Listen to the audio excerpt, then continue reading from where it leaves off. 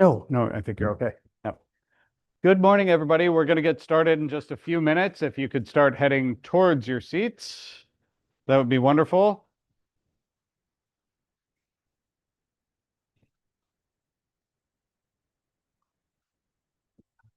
Yeah, but in a couple minutes. So we'll get started at 10 o'clock. If you could start heading towards your seats, we'll get started in a few moments. Thank you.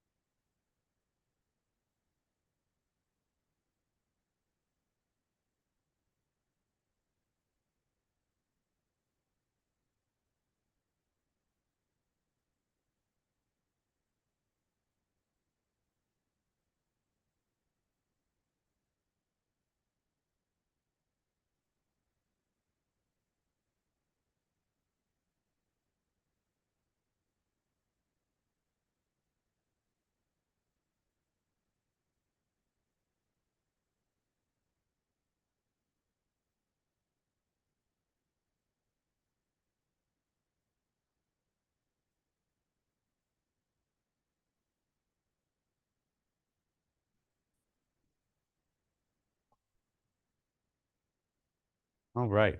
As everyone's getting settled, just a few quick building logistics. I'll repeat them again. My name's Sam McGill. I'm a facilitator here with Sacramento State University.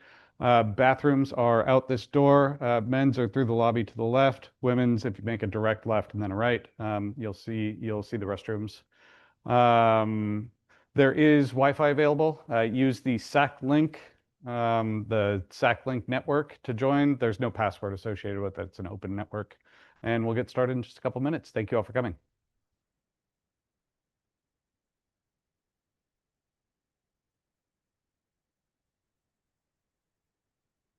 I didn't mean to entirely kill the conversation. That was impressive.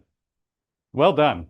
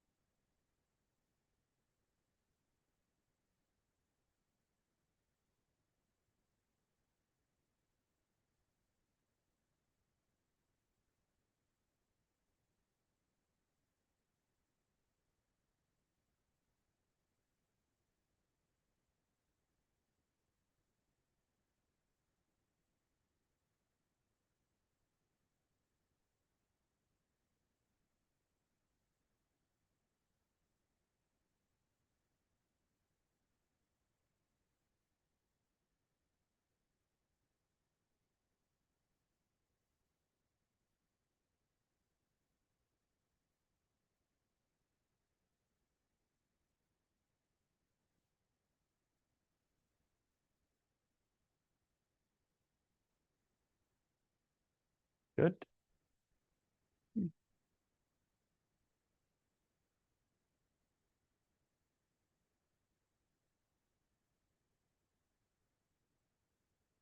All right, let's go ahead and get started. Before I run through a few quick meeting guidelines, I want to introduce Estefania from Linguistica, one of our wonderful interpretation staff here today, who will run through instructions for any Spanish language speakers joining us either in the room or virtually. Estefania? Thank you. Good morning, everyone. Estefania Avalos. I also have Claudia in the back. She will be my partner today in person.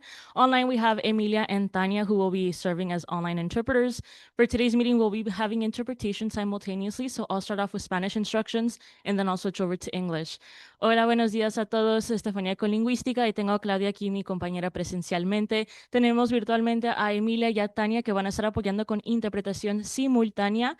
Así que vamos a dar unas instrucciones, primero en español y luego en inglés. Si es que nos está acompañando de parte de la comunidad con su computadora, va a tener que buscar el icono del mundo que está en la parte inferior de su pantalla, seleccione el mundo y va a seleccionar su idioma de preferencia, que en este caso la interpretación va a ser en español, y no olvide silenciar el audio original y dele clic a finalizado o listo para asignar la interpretación. Si es que nos está acompañando desde una tableta o un teléfono, va a tener que buscar los tres puntitos que están en la parte inferior también de su pantalla, va a seleccionar interpretación o a veces también sale como más, selecciona interpretación, su idioma de preferencia español y no olvide también silenciar el audio original para que puedan solamente escuchar la voz de la intérprete. Y si es que está aquí en persona, por favor búsquenos, se levante la mano y le podemos dar un dispositivo y con mucho gusto podemos ofrecerles ese servicio.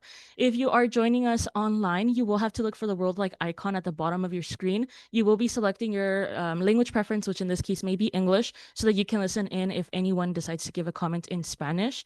Don't forget to click done or finalize to activate that function for those who are in person. If you see anyone during any time of the meeting that may seem like they're struggling or can't comprehend the English, please let us know. We will be keeping an eye out for anyone who walks in, but we're always encouraging people to welcome them, invite them to participate. And during today's meeting, we get really excited, but us as interpreters sometimes have to speak 2 times or 3 times faster. So if you see us signaling this motion, that means please slow down just a little bit. If we can't hear you or you're too far from the mic, we will ask you to please raise your voice. So you'll probably see us signaling this. You might not see the interpreter signaling that, but we will be their voice and ears for the rest of the meeting. So thank you so much. Gracias. Wonderful. Thank you, Estefania and Claudia, as well as your interpretation staff online. Really appreciate you being here today. One quick note for panel members, there's a menu on the table there. If you'd like us to order lunch in for you, please just circle what you would like and I'll put that order in before our lunch break. For others joining us here today, we will have a lunch break at, I believe, 12:10. There's a pretty nice Mexican restaurant right on the corner, Vallejo's. Welcome you to join there. And there's a few different options in the area if you'd like anything. Big note, if you're parked in the lot immediately adjacent to this building, please move your car immediately. You will be ticketed. That is for employees only. Make sure to park either in the ample metered street parking or in the parking garage located at 500R, about 2 blocks away. All right. So with that, let me go ahead and jump into it. Again, I'm Sam McGill. I'm a facilitator with the Sacramento State University College of Continuing Education. It's my pleasure to be here at this second meeting of the State Water Resources Control Board Agricultural Expert Panel. I want to run through a couple of meeting guidelines and your agenda before I introduce your first speaker. The big one that I want for everybody in the room here, please take your cell phones out right now and put those on silent if possible. You're welcome to take any calls from the lobby or outside throughout the day. Please keep yourselves comfortable, but do keep those cell phones on mute. For those individuals joining us virtually, please note that you are unable to mute and unmute yourself throughout the discussion. We will have public comment at the end of today's session, and I'll walk through the meeting guidelines for public comment a little bit later, so we can just get to our content for the day. You're welcome to submit any comments or questions using either the chat function or Q&A. We'll make every effort to answer those if we can in real time. If we can't, they will be recorded in the very detailed summary that's going to be coming out following this meeting. So any input you provide us will be recorded. Don't worry about that. Feel free to use that if you can't wait until public comment at the end of the day. Then I would just ask when it does come to that public comment period for those joining us online, I'll give you cues throughout the discussion. If you're unable to remain on mute, though, when you're asked to, you may be asked to leave the virtual feed. So just a heads up there. The final bullet on the screen here doesn't apply today. Public comment will be held for all items requiring panel approval. We don't have any of those today. This is primarily informational, as you'll see in just a moment. So let me take a look at our agenda. For those of us that joined the first meeting on Friday, we spent some time going through some logistical and housekeeping items for the panel, including the approval of our chair, Dr. Daniel Geisler from UC Davis, as well as the charter. We don't have any items for approval today. We're going to just jump straight into a series of presentations, starting with an overview of Indigenous land stewardship practices and food systems.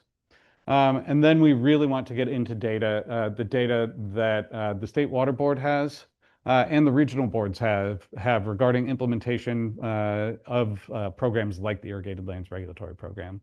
So we have folks from the State Water Board and from regions 5, 3, and 9 that will deliver presentations today. As I said, we'll break for lunch around 12:10, and then we'll come back to hear directly from the Irrigated Lands Regulatory Program coalitions themselves for a variety of the regions around the state. The next item is to hear the perspective and data from the non-governmental community groups and environmental justice programs on the data that they've collected. So it's going to be very data heavy.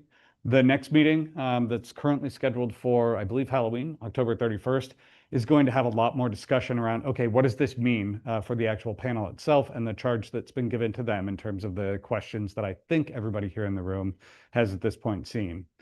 So we appreciate you bearing with us. Should have a ton of really great information today. And with that, I want to hand it over to Karen Mogus from the State Water Board. Karen was appointed as the Chief Deputy Director at the State Water Board in April 2024 and oversees the Division of Water Quality and Division of Financial Assistance, among many other responsibilities. She previously served as Deputy Director for the Division of Water Quality, where her responsibilities included statewide water quality planning and establishing consistency among the 9 regional water quality control boards. Karen's a graduate in biological sciences from the University of California at Davis. It's my pleasure to turn it over to her. I'll just note for all of our presenters, this mic stand is being a little bit difficult. Please do make sure to speak directly into the mic, though, so that all of our online participants can hear. With that, hand it over to Karen. I'm making opening remarks at every one of these. I hope I don't get introduced. We can cut it out. Time. People get tired of hearing it. Who's this lady? So welcome to day 2 of our kickoff meeting of our expert panel. I'm going to fight with this thing, I think. Jeez, it's really. See if I can get it. Yeah, that's better. Welcome to day 2 of our kickoff meeting of the expert panel. I'm really glad to see another great group of folks here and happy that we were able to compile a great agenda for today. And thank you all for coming back. You haven't run screaming from the room yet, so really appreciate that. As I mentioned last Friday, the state and regional boards have a really challenging assignment: protect water quality while also supporting a viable ag industry in the state of California. That's a big job, and we're looking to our expert panel here to help us make that happen. Again, a lot has happened since our first expert panel back in 2014, and we have made a lot of progress, but we have a lot more to do. We have convened this second expert panel to help us review the data collected and the new research findings that have come out since 2014, identify any data gaps that we may have, and to recommend data and metrics needed moving forward. So you guys have a big job too. Last week, you heard an overview of the Irrigated Lands Regulatory Program and the actions that led to convening this panel. You heard presentations from the agricultural community, the non-governmental organizations, and community members.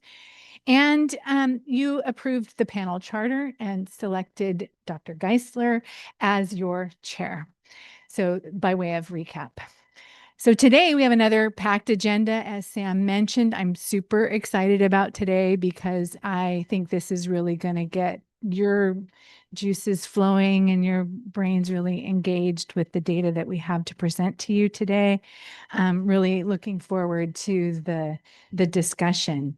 We are, as Sam mentioned, we're starting with a presentation on Indigenous land stewardship and food systems. We're going to look at some data analyses from the state and regional boards, as well as the ag coalitions and the NGOs. So we have quite a wide swath of analyses to really dig into today. And then after the presentations, what I'm most looking forward to is hearing the questions you all have and digging into, why did we do this? How did we do that? What were the assumptions you were making? And really getting into that discussion and hearing from you some direction on what you need in order to do the job that we've tasked you with. So that we can then go back to our office this afternoon and start working on it. So we have what you need next for the next meeting. We have all that as well as additional time for public comment. And so I just want to reiterate what I said last week. We have a very short amount of time to get a whole lot of work done.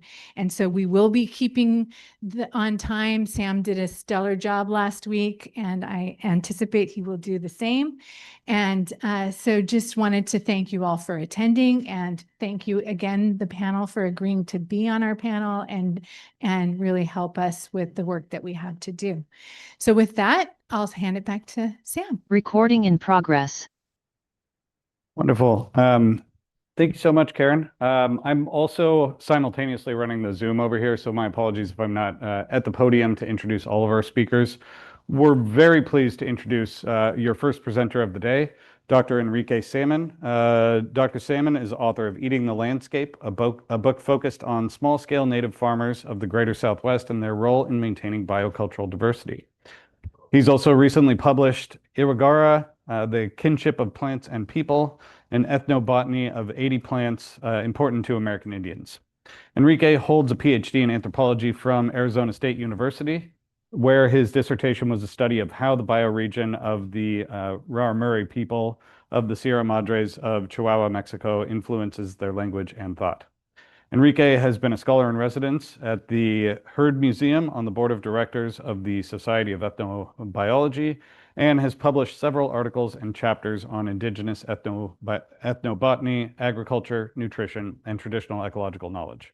He teaches American Indian Studies in the Department of Ethnic Studies at Cal State University East Bay, and is also the campus tribal liaison and NAGPRA coordinator. So with that, I'd like to go ahead and hand it over to Dr. Salmon for any other introductory remarks before we jump into the presentation. Dr. Salmon. Thank you for that introduction. And I've been asked to... And we're having trouble hearing you. I don't know.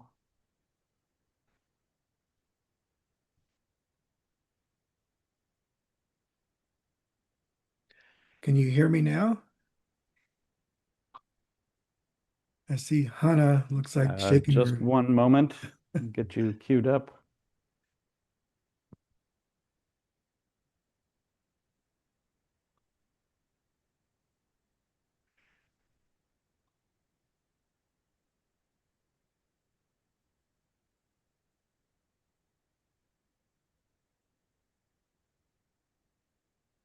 Yeah, it looks like they can hear me online. All right. Dr. Salmon, are you able to hear us? I can hear you fine. And we're still not getting any audio from your end. I'm not sure. Because they can hear me I just get a online. nod Okay. from some of our panelists joining online. Are you able to hear me okay? Dr. Montezar, can you just speak and make sure that our audio is working? Hi, Sam. Okay. My apologies for the technical difficulties. We will turn back to the presentation in just a moment.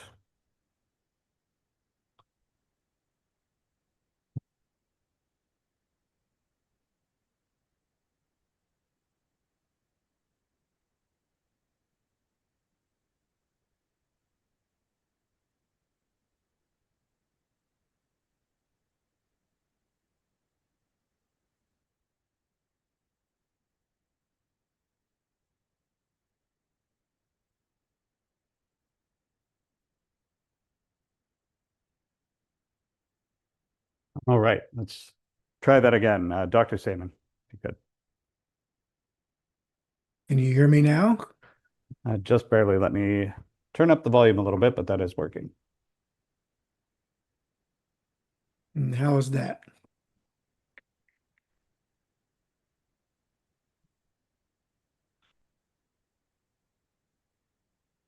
I turned on. There we go. Thank you.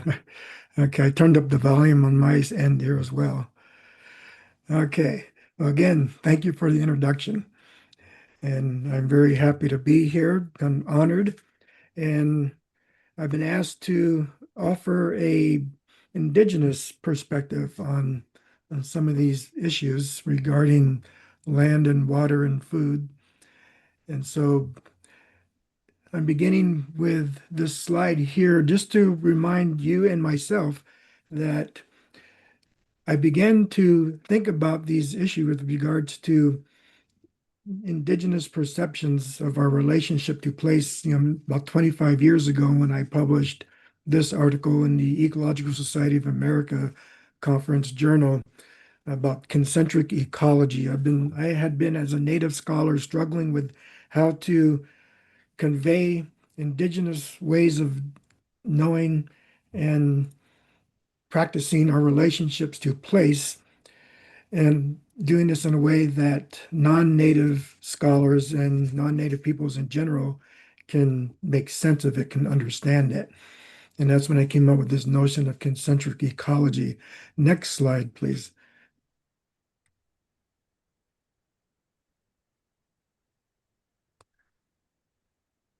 Can we move it to the, oh, there we go. And this has led to other work here in California, especially. I'm not native Californian. I am an indigenous person. I'm Radomuri. And most of my work has been in Northwest Mexico and in the American Southwest.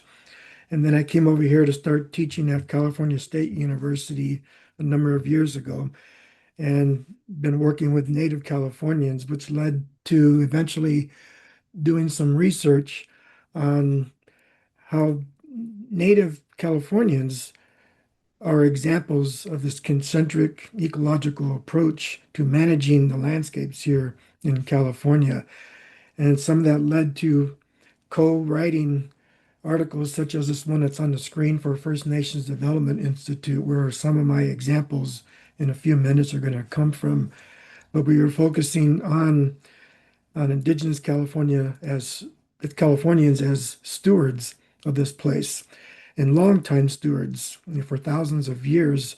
And although Indigenous peoples do not use this idea of concentric ecology among ourselves, have been practitioners of what I decided was a concentric approach to a relationship to place. Next slide.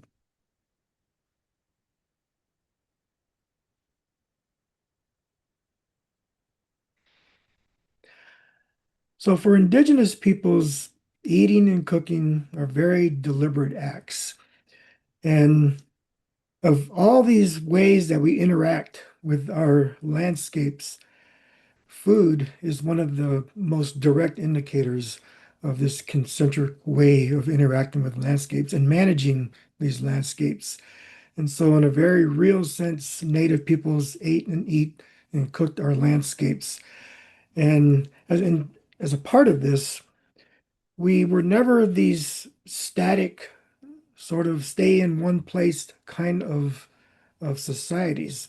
We were constantly engaged in trade networks with other native peoples. And there's all sorts of archaeological evidence, for example, of turquoise from southern Mexico being found up in northern New Mexico, of medicinal plants such as echinacea that grows only in the Great Plains being found over here in California, and vice versa. There is a native tobacco that only was grown here in California, but was found being used for ceremony on the Great Plains.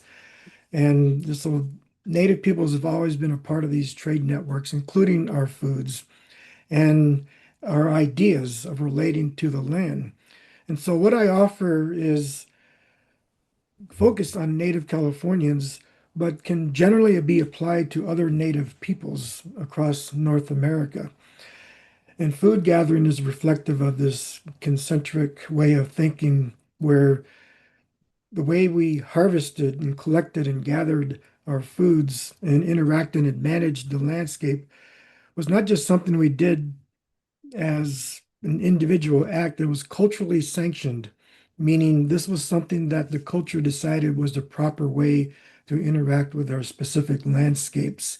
And all of this knowledge is very specifically located. In other words, all indigenous knowledge is geographically local. And so being a native Californian and the way we interact with the landscapes here in different parts of California aren't always going to apply in other places around the country. So I joke with my students, it's really tough to be a traditional Apache in Vermont because the landscape is so different. And so here in California, the food choices, for example, like with acorn gathering, where only what is needed is taken and whether collection is done in such a way to ensure future harvest, that kind of gathering might not work in other parts of the country, but is very specific here to California. And the same could be applied for the way Native Californians have fished for salmon and all these other examples of managing and interacting with the landscape. So next slide, please.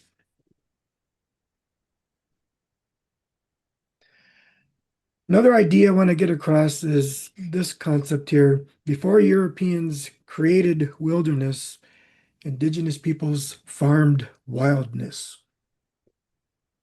The notion of wild and wilderness are European concepts. For native peoples, there's no word in our languages. All my years of doing this kind of research, I've never come across a native language that has a concept for wild or wilderness. And this is a reflection of how for indigenous peoples, everything is a relative. We are related to everything, and we exist on the same level of importance to the natural world as the plants and the animals and the insects and the land, and especially the water. So next slide, please. So getting back to this notion of concentric ecology, in indigenous ways of thinking, everything is a relative, similar to our human relatives. The plants, the animals, everything around us, we are directly related to, and we share spirit, we share energy, we share breath. We can even think about it as soul with everything around us. My people refer to this concept as iwigara. And so as I thought about how to convey this idea, I was thinking about how everything is, for Native peoples, is focused on everything being a relative, our kin, and it's a kinship with everything we have around us. And that's when I came up with the notion of concentric ecology. And these interactions that we have with our landscapes, or like this young Hopi farmer here has with the land there and the corn behind him up in northern Arizona is a concentric ecological relationship. It enhances and preserves the social structure and the ecosystem. The social structure meaning the human and the plant and land social structure, because it's all part of our larger community, our larger ecosystem. And our interactions are the commerce of social and ecosystem functioning. Without humans, human recognition of their role in the complexities of life in a place, the life suffers and loses its sustainability. So, in other words, we as humans believe we are just as important in the workings of the ecosystem as everything else around it. A Western approach to ecology focuses on everything but the people. And an indigenous approach to ecology starts with the people and our relationships to everything around us. And this has been something that has been reflected for 40,000 plus years of indigenous peoples living and managing these landscapes across North America. And encoded in all of these thousands of years of interacting with the landscapes and our local foods, I think this is something I offer to my classes, might be a way to help modern humans mitigate the ongoing and increasing impacts of climate change, for example. In our languages, in our stories, in our songs, and in the examples of the foods that we have hybridized over thousands of years, there's probably a lot of ways that modern ecological practices can learn from native ecological practices. We're already seeing examples of this here in California with fire management. So next slide, please. Where is this knowledge stored? As you know that native peoples never really wrote things down. We never wrote books and published things online and so on regarding these relationships. Where do we find this stuff? Where do we reproduce this ecological knowledge? It's in our stories, in our narratives. It's in watching the practices on the land. It's in our ceremony. It's in our ritual. If you know where to look, then you can see in the ceremony, in the songs sung in the ceremony, encoded this ecological knowledge. Some of this knowledge is gendered.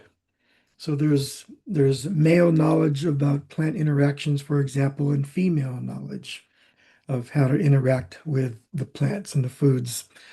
And sometimes it's culturally sanctioned privileged knowledge. In other words, you have to be initiated to learn the knowledge within the culture.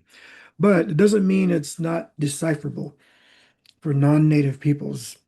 And more indigenous peoples have learned that we have to share this knowledge in order for all of us to manage these landscapes as it gets tougher and tougher to live on our planet. Next slide, please. Something along with this idea that I alluded to earlier, and this is something that still a lot of Western trained ecologists have difficulty accepting, is if for thousands of years, and again, in California is a great example, indigenous peoples have been managing these landscapes in a sustainable fashion. That means that we have to start to think about how native peoples are a keystone species in these ecosystems. And if you're not familiar with that concept, a keystone species would be, for example, in the Sonoran Desert, those big, tall saguaro cacti. Here in California, a keystone species would be the redwoods. In other words, if you remove one of these species from an ecosystem, it has a negative impact on the interactions of that ecosystem. When John Muir first came into Yosemite Valley, he saw a whole different landscape in the second half of the 1800s than we see today. There were fewer trees, more meadows, but a lot more diversity. Pomo and Miwok and Yokut people have been managing that landscape in such a way that with more metals, fewer trees, but more diversity, it worked better for the people living in that landscape as well as for the animals and plants and insects in Yosemite Valley. But then when native peoples have been removed, today there's a lot more trees, but they are more of the same species of tree. There's fewer metals. And it's those metals, especially around the edges of the metals, is where the diversity happens, especially the plant and animal and insect diversity. And so there's a lot less biodiversity in Yosemite Valley. It might look great for taking a picture and sending home to your family out in the East Coast, but it's not as diverse and properly operating ecosystem as what it was when native peoples were managing that landscape. And so there's all sorts of examples of how native peoples have managed oak groves in a sustainable way across California, managed the mesquite groves out in the Mojave Desert. For example, I just gave you with with Yosemite Valley.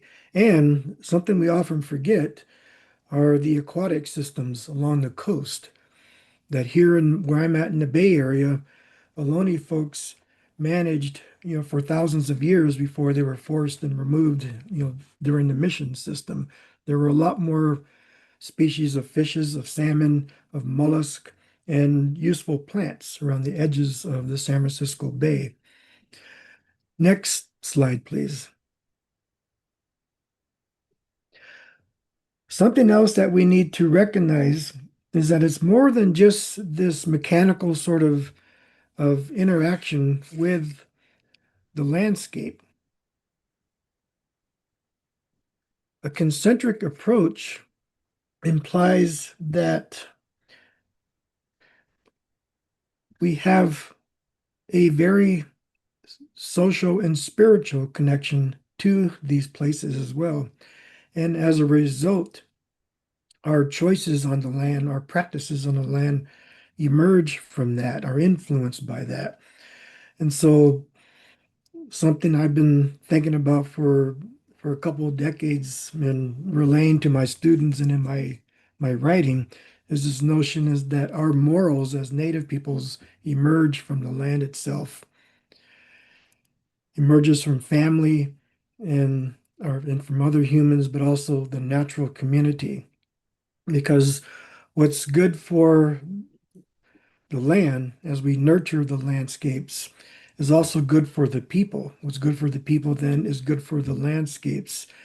It's not an accident that in 25 of the most biodiverse regions of the world,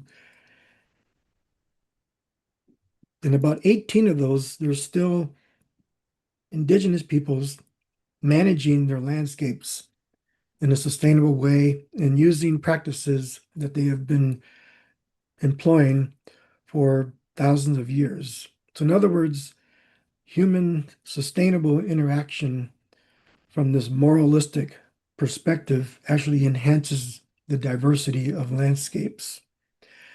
We see more recently when in places like the Great Plains, when a family has moved into a place and has been there for more than 5 generations, the diversity of that land increases because people over time realize that if I manage the landscape sustainably, it's not just good for myself, for my local economy, but it's also good for the land as well.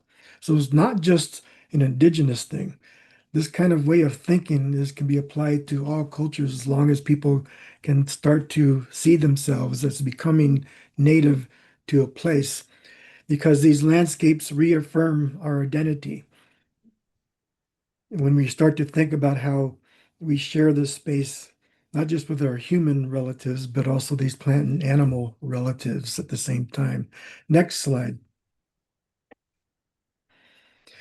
So here in California, as I've been offering already, what's been happening for thousands of years before Europeans arrived is basically a sophisticated form of gardening.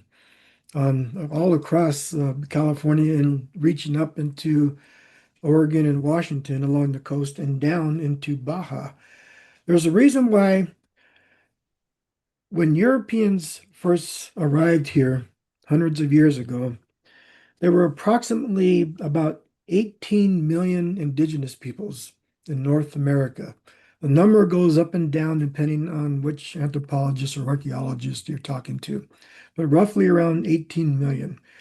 A third of those indigenous peoples, a third of that 18 million lived where? Along the West Coast. Because this place is a cornucopia. It's a perfect place to live and for an indigenous person. We have this incredible mix of grasslands and woodlands and wetlands and chaparral and the conifer forests, all of these offering incredible diversity of foods and medicines and things for making tools and for making basketry and so on, housing, etc., tule boats, and the list goes on. And Native peoples figured out different methods here in the California, especially along the coast, of managing these landscapes in a sustainable way, using examples such as pruning, coppicing, and as I alluded to already, low intensity fire regimes. And if you're not familiar with what I mean by pruning and coppicing, I'll give you two examples. So for pruning, just imagine uh, an area on a hillside, and say in the Bay Area, or if you're up there in the Sacramento region, where there's a grove of oak trees, and it's 500 years ago, and local native peoples are coming to collect the acorns. They would collect the acorns on the ground. Something that would happen is that afterwards they would start to knock the dead wood from the trees. That's a form of pruning that would eventually shape up the tree for the next growing season.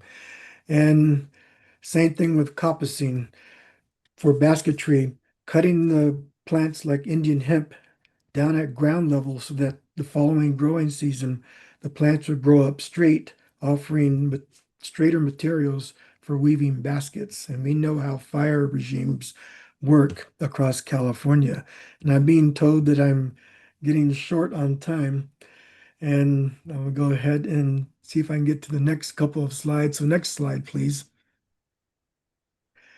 And so all of these actions on the landscape, these ways of gardening on the landscape are, and where they're still happening in little portions across California, are examples of refugia. In other words, places where these actions could still be seen and are still practiced and that we can learn from, where we can see where people are saving seeds, where we can see examples of low impact irrigation, like on the Bishop Paiute for some of their edible tubers, maintaining the soil, and places where diversity of species is being encouraged, and at the same time where microhabitats are being created.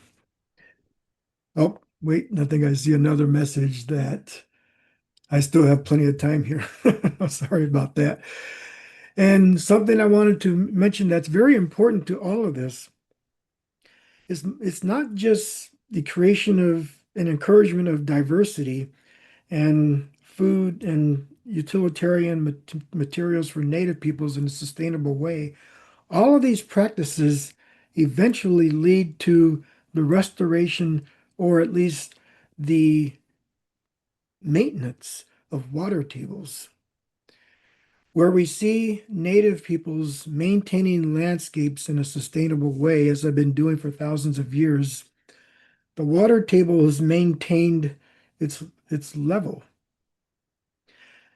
When we've seen where the water table has been depleted over time because of over harvesting of trees, of woodlands, of forestry, mismanagement, or where there's been improper use of the land for agriculture and the water table has dropped. Something we've noticed, when I say we, I mean researchers, when native peoples are permitted to return to certain landscapes and return to their sustainable land management practices, water tables come back up closer to the surface. And it's not a surprise. It's not an accident. Because all these examples I've been offering so far,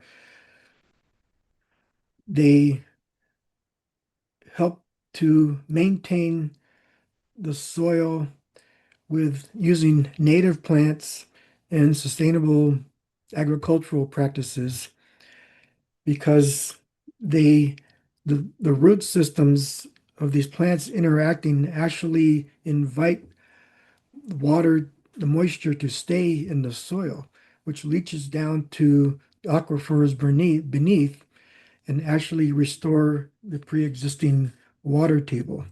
Another example is in places where native peoples have actually created low-level kinds of water runoff management just by building systems of stone walls that maybe might just be a foot high and strategically located places where there's been a depletion of the water and overharvesting of trees, for example. And within a few years, just by using these little tiny stone walls, it actually brings back the water table in certain places. And so again, these examples of these refugia are something we need to pay attention to as researchers on the landscape to find ways to do things like creating microhabitat, encouraging diversity, and restoring water tables. Next slide, please.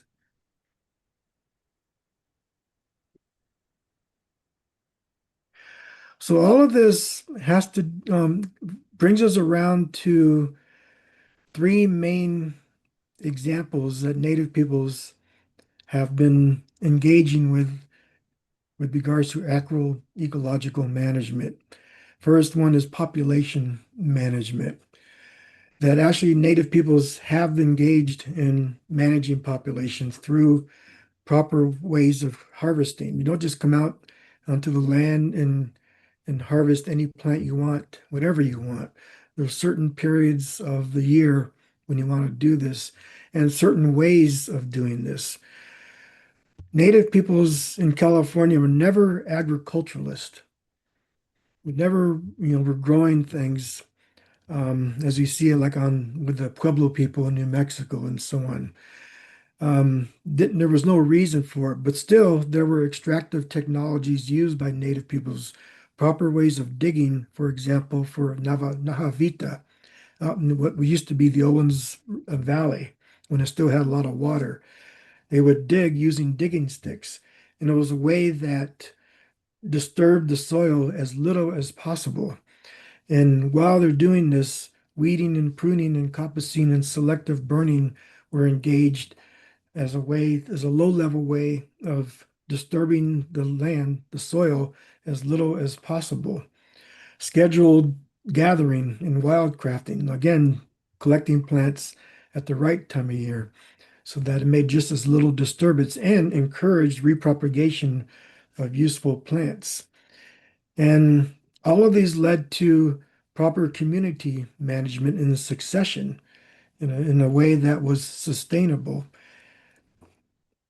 And then all of these activities involved the rotation of the harvesting locales. So in other words, they wouldn't just harvest the same place every year. They would change the places where they would come and harvest.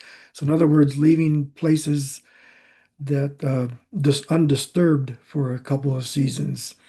And sometimes controlling access to some of these places so that they would not be over harvested and over managed. And all of this was based on moral sanctions, I guess you would say, taboos encouraged and practiced by the different tribes across California. Next slide, please. And so some current examples right now, I think, might include the Yohadihewintun Nation, who have been stewarding their homeland there for up in the Capay Valley near Brooks for 40,000 acres of this.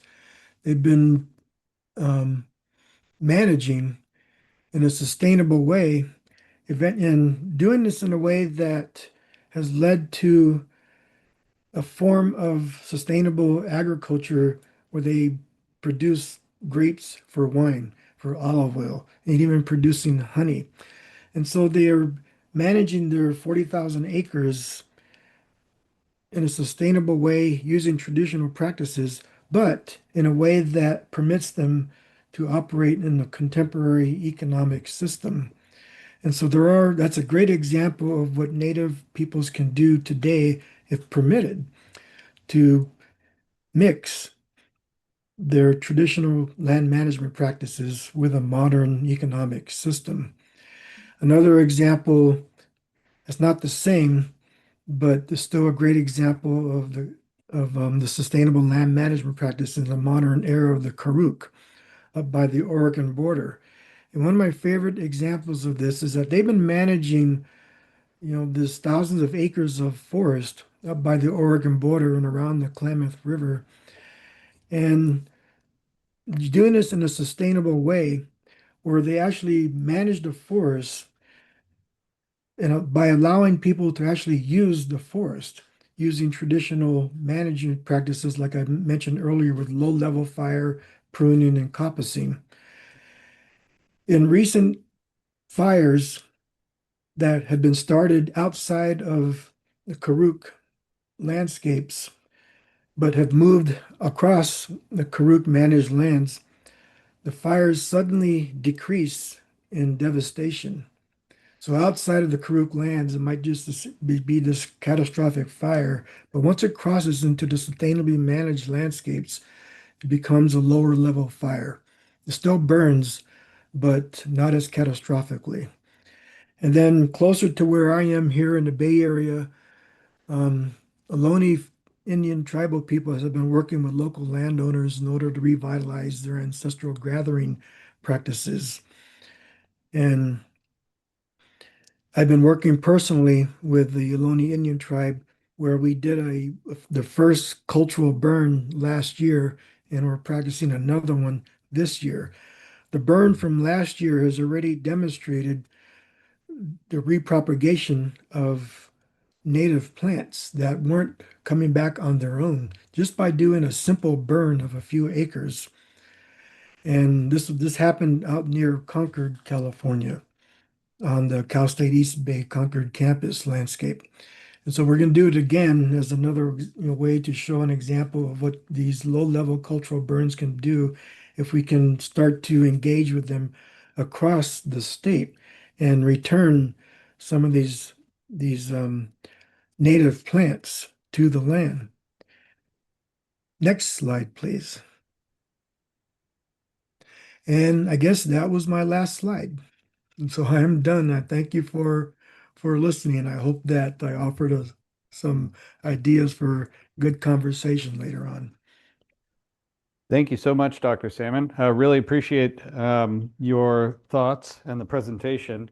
At this point, we do have a few minutes, and I certainly welcome our panel members, Michael Kahn from UC A&R, Ngodo Atume from UC A&R, Richard Smith, also from A&R, and Dr. Daniel Geisler here in the room from UC Davis, to ask any questions of you. Really just clarifying questions, not looking for a lot of dialogue at this time, but if there's anything that popped up during the presentation that you had questions about, I would just encourage you to use one of the microphones on the table there. You just have to flip the switch up and we can go from there. But any questions from our panelists here in the room?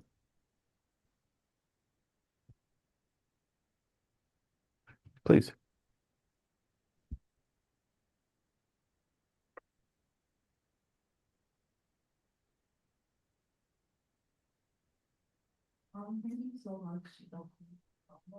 Can you hear me? I can't hear you. Oh. Hello now. I barely, just a little bit.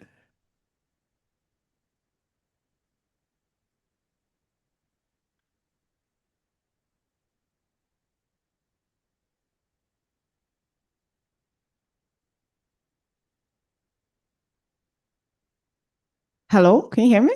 Yes, there you go. Okay, great. My name is Godo Atsume. I'm with UCNR. Thank you so much for your presentation.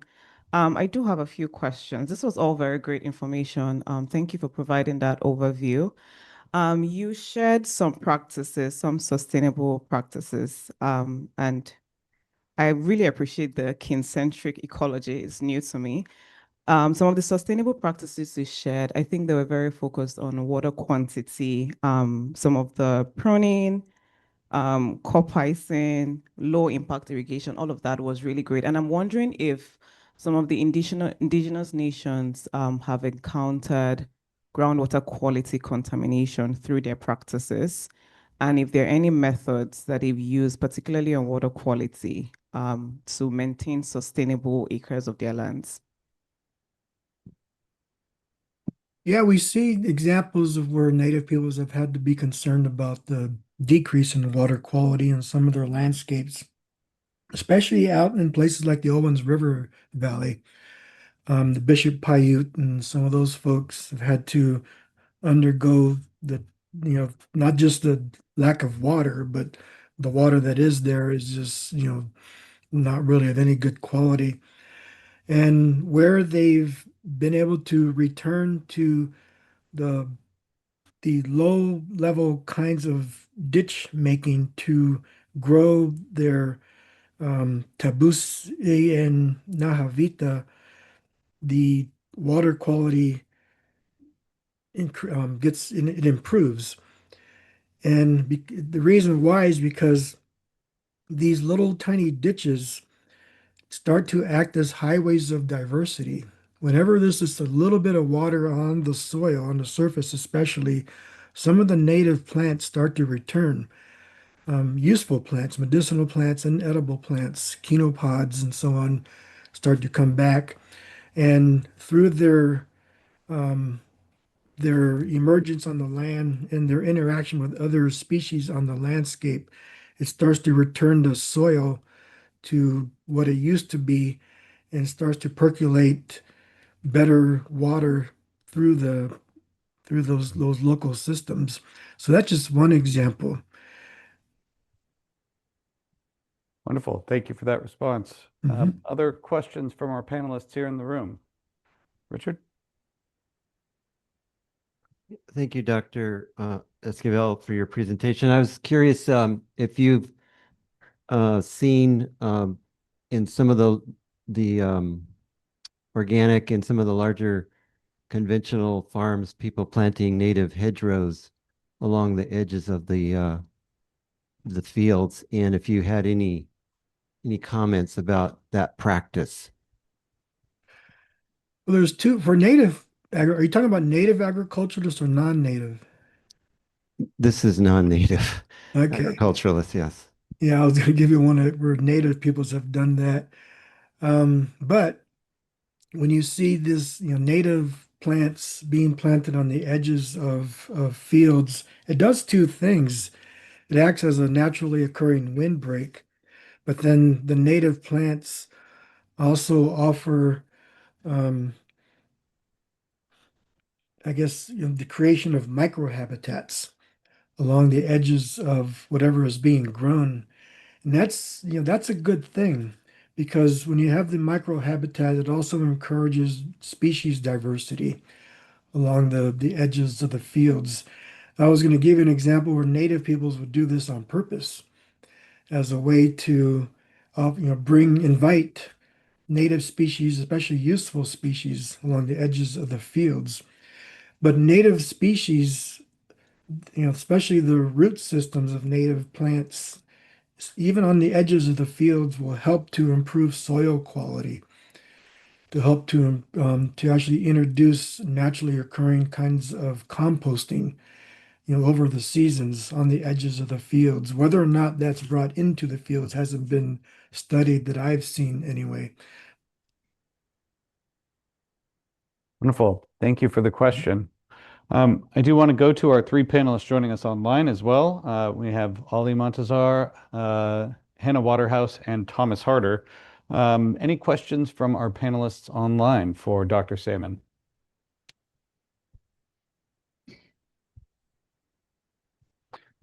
Hannah, please. Salmon, that was really enlightening to hear and really appreciate the perspective. I was just curious to learn more about Seca Hills, and it sounds like they're practicing traditional agriculture as well as, you said, production agriculture. And I just wanted to hear more about that, how they came to be and what that looks like. Yeah, they were formerly known as the Rumsey Rancheria, and for the longest time, were not really doing much with their allotted landscapes there, but then um, started to with growing, or excuse me, introducing honeybees so that they could raise and sell honey. And then next came the olive trees, and then eventually the grapes for producing wine. And they was doing this little by little, acre by acre. All the while they've been raising some native plants as well, although they haven't been marketing those as much. They've focusing on the parts of their what they're raising that is actually um, attractive to the local markets. And you can actually go online and buy some of their olive oil and their wine and even their honey and some other things. And so they've done this very slowly, getting approval from the tribal council and turn it into a pretty very successful economic program for the rancheria. And if I remember right, they have the casino that's separate from their agricultural practices. And that's the part that I focused on and paying attention with regards to my own research.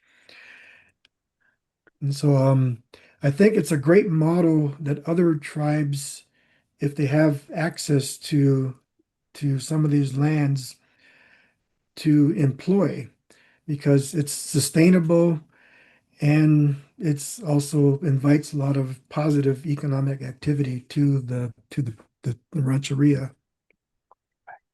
Thank you. All right. So at this time, we do need to go ahead and move to our next series of speakers here. Of course, every time I need this, it seems to stop.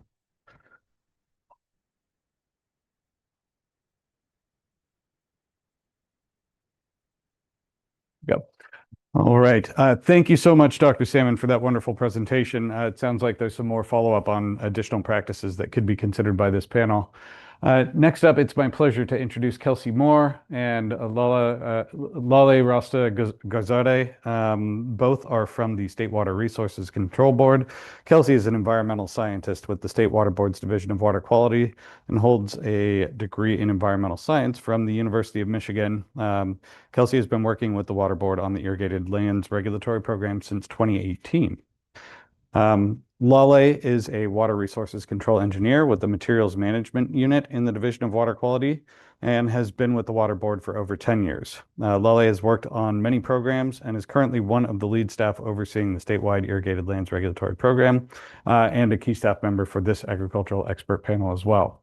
So please welcome Kelsey and Lale. They are here to talk about the Irrigated Lands Regulatory Program nitrogen data. Thank you.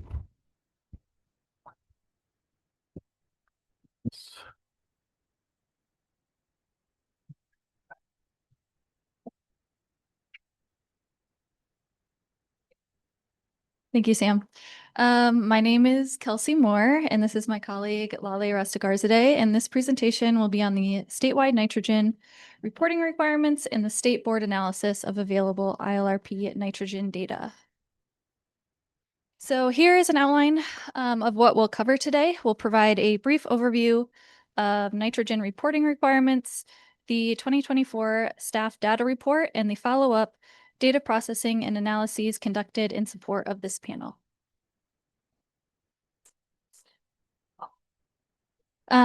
So the 2018 East San Joaquin Water Quality Order, or ESJ order, set forth the first precedential requirements for all irrigated lands regulatory programs throughout the state.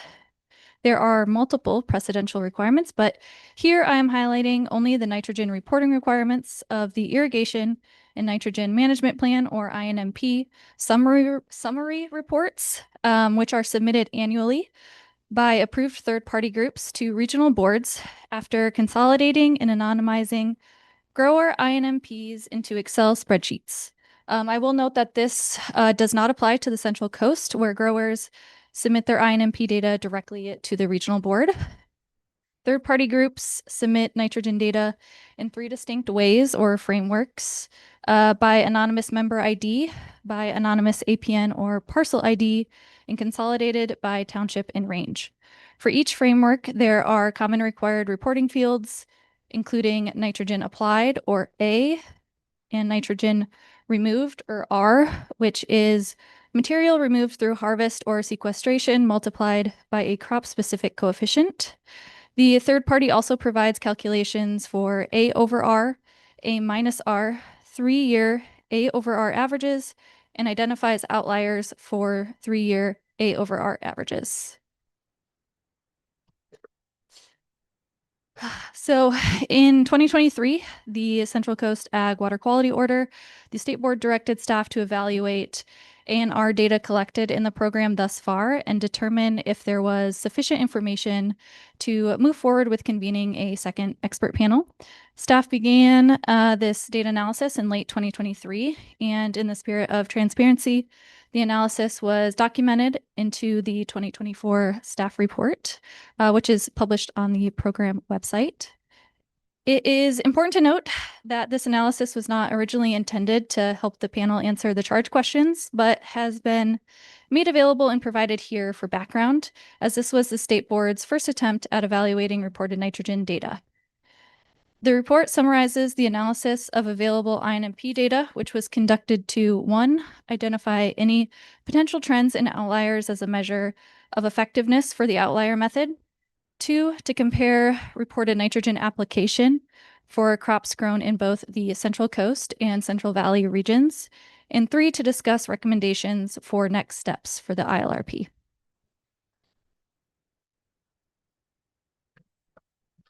At the time of review, only the Central Valley had INMP data available.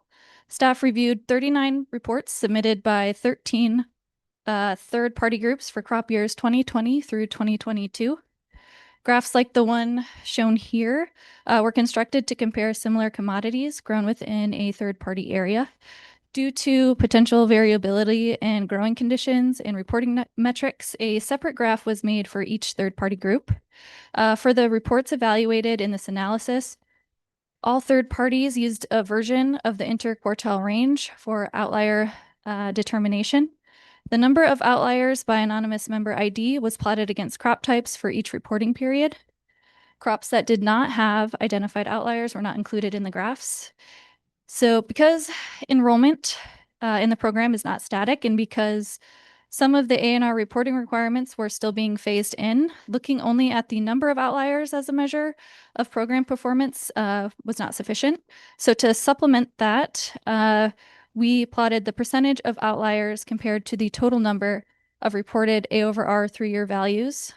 Some crops may appear to show an increase in the number of outliers, but the percentage of outliers may decrease due to more growers reporting.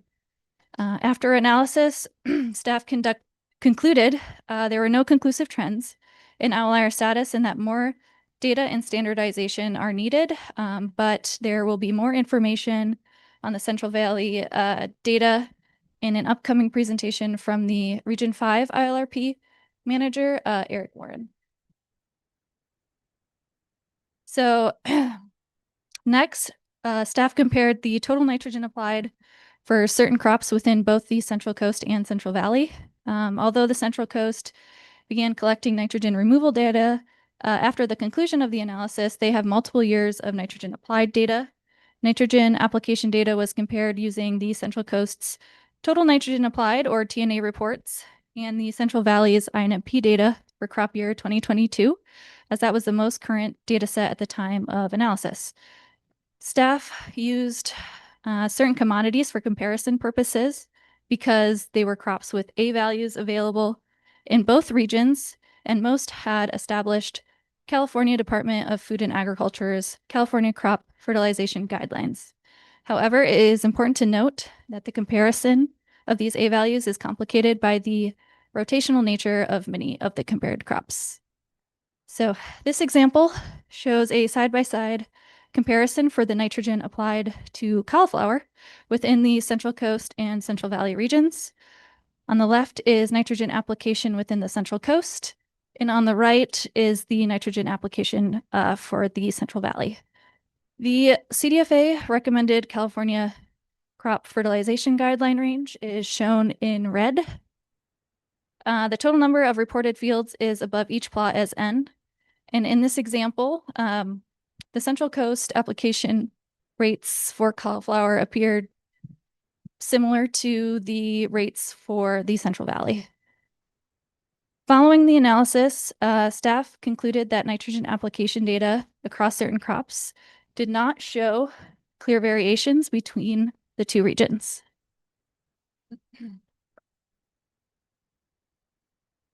Sorry. So although analysis noted limitations, convening this panel is critical for program development, and staff proposed moving forward with convening the second panel to get recommendations as early as feasible while there is still room for flexibility. And I will now hand it off to Lale. Thank you, Kelsey.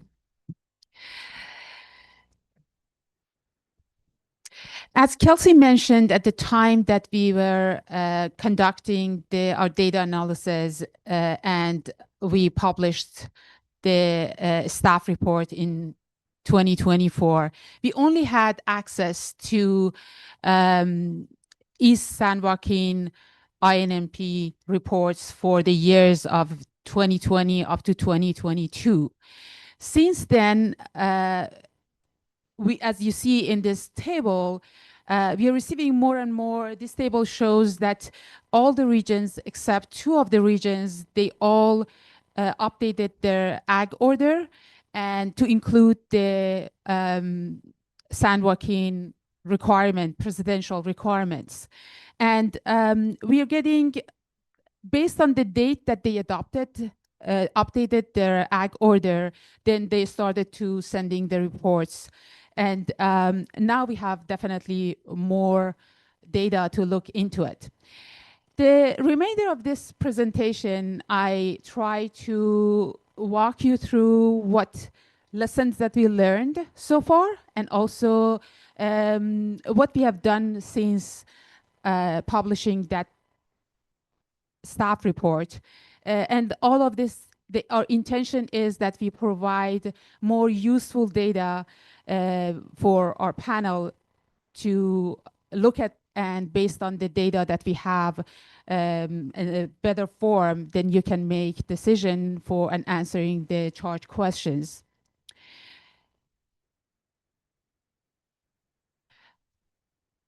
Okay. As we were reviewing those data, we found that there are a lot of inconsistency that make it very difficult to aggregate data and make analysis.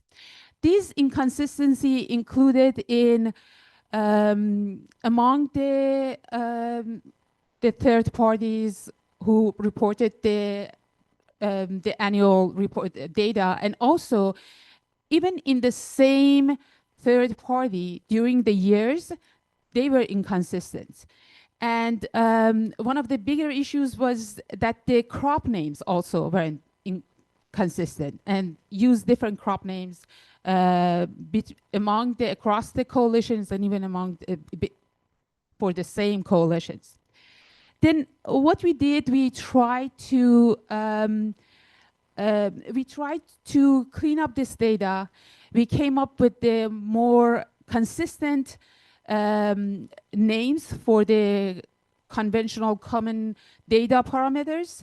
And also we did some consistency between the crop names. Then now we collated all the data, and in the format that is, we can collate them, join them, all the data, and also it's more useful for the use for an analysis.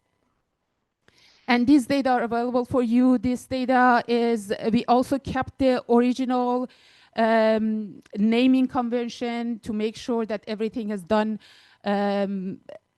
correctly, transferred all the data. And also, our team tried to make a tool, analysis tool, that help you, our panel, to have a better tool to analyze the data. And through the Power BI, we are in the process of completing this tool, and we will work with our regional board counterparts to make sure that all the data, the integrity of data and transformation of the data, and when this tool is available, we will provide it for our panel, and also eventually when it's completed, we will have it on our website for the public access. The last point is towards our esteemed panel members, that we would like to let you know that we are committed, we are willing, and we are available to assist you as much as possible. Then please let Sam knows that if you need any type of data analysis or information, we do our best that we provide those analysis for you as much as possible, as available we are. And definitely we are all here to help that you make well-informed recommendation for our program. Thank you very much. Great. Thank you, Lale and Kelsey. So just a very quick bite at the apple there. There's a lot of data that you'll all be working your way through in the coming months. We wanted to make sure to start out with that kind of broader perspective from the state level before we move on to some of the regional perspectives. Next, we're joined by Mary Hamilton. Mary is a Central Coast an Environmental Program Manager with the Central Coast Water Quality Control Board, and Elaine Saul, the Irrigated Lands Regulatory Program Manager for the Central Coast Water Quality Control Board. And Mary and Elaine, if you'd like to come up to the podium, I believe the clicker is still here.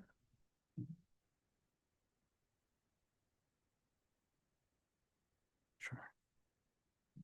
Good morning, y'all. I'm just going to introduce myself. I'm Mary Hamilton, but the person with the most information that you're going to be hearing from today is Elaine Saul, our Irrigated Lands Program Manager. So she'll be speaking for us, but I also wanted to introduce myself and let you know I'm available for questions as well if you'd like. Thank you, Elaine, for presenting for us. Great. Thank you, Elaine. And you're welcome to use the clicker there. Just make sure it works. There you go. Great. Thank you. Thank you. As Mary mentioned, my name is Elaine Saul, and I've had the privilege of working in the Irrigated Lands Program for over 20 years now. I've been around since Ag Order 1.0, 2.0, 3.0, and now 4.0. And I work with a very talented and committed team of scientists, engineers, and geologists. For today, I'm going to focus on, of course, our data and the implementation of our agricultural orders. A little overview first before we dive into some of the data. And of course, our mission at the Central Coast Regional Water Board is to preserve and enhance the water quality on the Central Coast region. There's 8 counties within the Central Coast region, 7.2 million acres, 17,000 miles of surface water, 4,000 square miles of groundwater basins, and approximately 86% of our water supply is derived directly from groundwater. And speaking of groundwater, some of the data that we do collect as part of our agricultural order is data on our on-farm domestic wells. And some of the information that you see here on this slide is the nitrate contamination that we are seeing from irrigated agricultural activities on the Central Coast region. You'll see that there's a high percent of wells that are impacted by nitrate. Approximately 44% in Monterey County, just in the year 2024 alone, are impacted and are above the MCL of 10 milligrams per liter. There is currently no evidence of improving groundwater quality conditions in many of our irrigated agricultural areas, and nitrate loading continues to be excessive. And I'll expand on some of our nitrate loading information further in the presentation. So an overview, I had mentioned Ag Order 1.0, 2.0, 3.0, and 4.0. This is an overview of what we generally focused on in those agriculture orders throughout the years. Ag Order 1.0, we focused primarily on management practices and collecting surface water monitoring data. We realized we needed to improve that. We needed to then focus on groundwater as well as collecting total nitrogen applied information as we move to Ag Order 2.0. 3.0 is very similar, almost identical to Ag Order 2.0. And then 4.0 is where we introduced the INMP summary information as part of the ESJ precedential requirements, added surface water protection limits to protect surface water, added groundwater protection targets and limits, again, to protect groundwater quality from the excessive nitrogen loading. The groundwater protection targets that we focused on in Ag Order 4.0 were based on AFIR, or fertilizer nitrogen application targets and limits, which gets at one of the primary drivers of nitrogen loading, which is the over-application of synthetic fertilizers. Additionally, one of the other groundwater protection target and limits that we included in Ag Order 4.0 was the A-R, or the nitrogen discharge targets and loadings.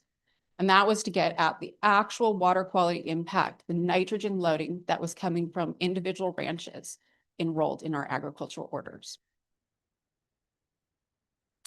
Also, to mention, just again to highlight again, we have been regulating agriculture in the Central Coast region for over 20 years now. And we're ready for these groundwater protection targets and limits. They're necessary.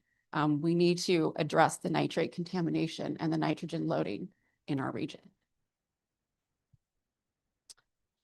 Some more statistics and enrollment information about our region. We have approximately 3,800 ranches that are enrolled. Ranches on the Central Coast region would be synonymous perhaps to a field in Region 5 in the Central Valley. We have over 400,000 irrigated acres enrolled. Our average acres per ranch is approximately 105 acres.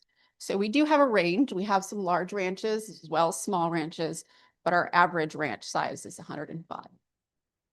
Some of our crop types, you'll notice by the bar chart, we have primarily row crops. So these will be a lot of our vegetables and a lot of our strawberry crops. So vegetable crops such as lettuce, cauliflower, broccoli, spinach. And then of course, we also have a significant portion in vineyards. The pie chart there is our third-party program membership status. So we do coordinate significantly with our third party, again, synonymous with the coalition in Region 5. But our third-party program, Central Coast Water Quality Preservation, Inc. And we have approximately 95% of all members or all growers are enrolled as members in the third-party program. So now on to the questions that are posed before the expert panel and some of the data that we do have available. So related to some of the nitrogen related limit questions, questions 1 through 4. Region 3, we do have a significant amount of data that we've collected at the crop level and at the ranch level. And we've been collecting this data since Ag Order 2.0, since 2012. We have management practice information, we have nitrogen application information, and we also have nitrogen removal information, a significant amount. And just as State Water Board staff had indicated, Region 3 staff are available at any time for any data analysis, any questions on any of our data sets. We'd be more than happy. We also have information related to our adopted fertilizer nitrogen application targets and limits. We did adopt these targets and limits in our agriculture order in March of 2021. We also have information on our adopted nitrogen discharge targets and limits, our A-R, also adopted in March of 2021. We have created an irrigated lands program, or an ILP dashboard. This dashboard contains significant amount of information from enrollment to management practice information, surface water quality, groundwater quality, nitrogen application information, nitrogen removal information. And it's all available. It's all available on our website. Some of the charts and graphs I'll show here in a moment. But again, we've analyzed the data. We have plenty of data available, and we are making this data transparent to all interested parties. Please don't read this. This is the exact same points that I provided, but this is all of our references, all the data that we do have available. So as you go and work on these questions 1 through 4, here's some references for you to dive into. Expanding a little bit more on some of our nitrogen discharge data. So our nitrogen discharge targets based on A-R. This is an example based on lettuce. And the takeaway generally that I want you to see here from this bar chart is that there's significant nitrogen loading just in year 2024 alone. The bar chart on the left is lettuce, or the A-R, that's actually grower reported information. So based off of all of the grower reported nitrogen application and nitrogen removal information, we've calculated that they are loading 347 pounds of nitrogen per ranch acre per year. Over on the right-hand side, that is the estimated version. So that is the estimated based on harvest literature values. So it's nitrogen application information that a grower reported to us. And then we used literature harvest values for those crop types to determine an estimated. And so you'll see here that irregardless of if we're using an estimated A-R or the actual grower reported, there's significant nitrogen loading occurring in ranches that grow lettuce. And on the Central Coast region, when we adopted Agriculture Order 4.0, we identified 50 pounds per ranch acre per year as the groundwater protection value, the value that we need to meet to ensure that in some point in the future, in a reasonable time frame, that we can achieve 10 milligrams per liter in our aquifers.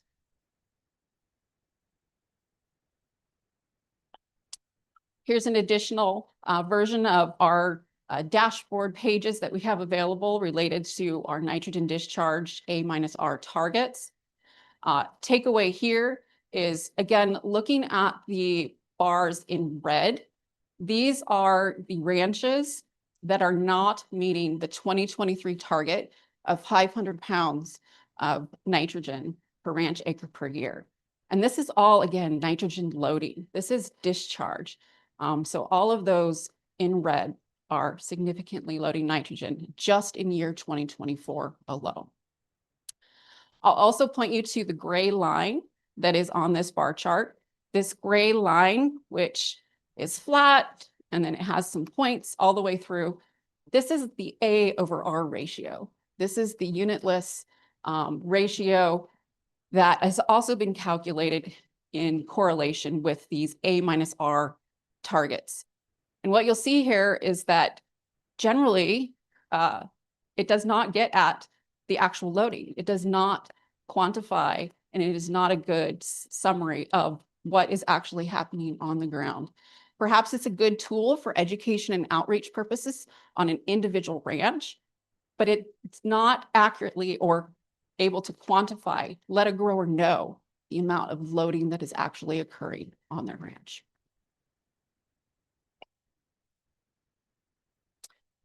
Moving on to questions 5A through 5D. These are the INMP summary information questions. So again, we have a lot of data that we've collected since the start of Ag Order 2.0. And I would like to highlight, some of the things here. Again, State Water Board staff did mention this, that in Region 3, we do not have anonymous data.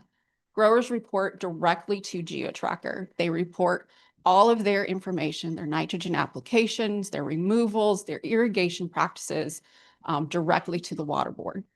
In many cases, our third-party program, Central Coast Preservation Inc., is collecting that data and then batch uploading it directly to us. So we have had total nitrogen applied reporting requirements since since 2014. However, we did revise those reporting requirements in 2021. So we do have a significant data set of total nitrogen applied information dating back to 2014.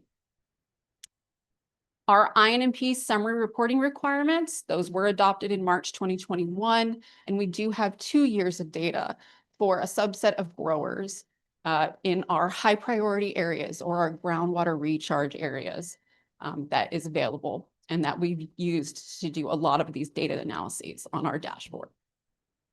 We have a multitude of guides and instructions to growers on how to submit this information. We have YouTube tutorials, and we also have all of our ILP dashboard information. So again, I'm going to flash up all those resources. They'll be available for you to review as you're going through answering these questions.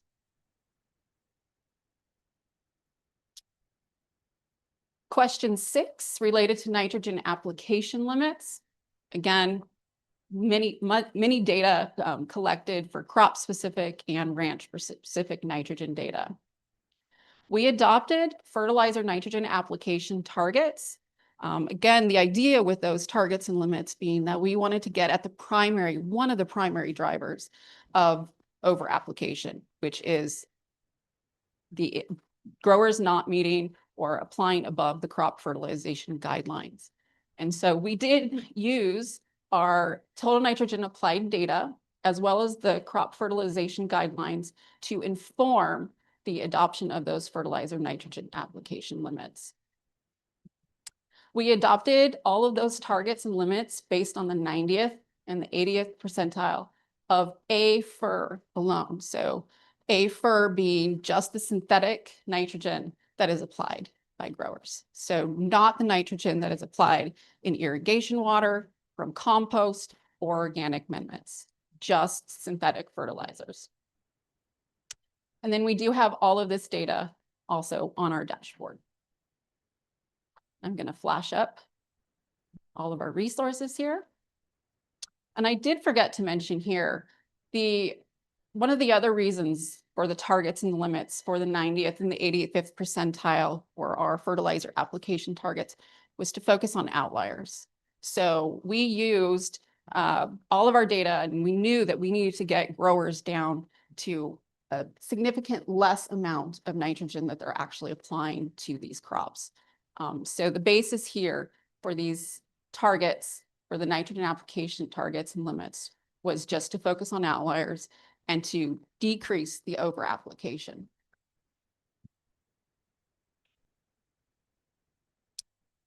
And here's an example of that. We've been collecting total nitrogen applied data, as I mentioned, since 2014. And we have not noticed a significant change in applications just with the collection of that data. This bar chart here, oh, sorry, is that me or you? That's me. Go ahead, sorry. This bar chart here, pretty much the takeaway of this bar chart, this histogram here, is again focusing on those red chart areas. And that is the areas where growers are applying nitrogen application amounts over the recommended amount from the crop fertilization guidelines for lettuce. So we do have a significant amount of over application just in relation to crop fertilization guidelines for lettuce. We have a lot of progress, a lot of areas where growers can work to decrease their over application.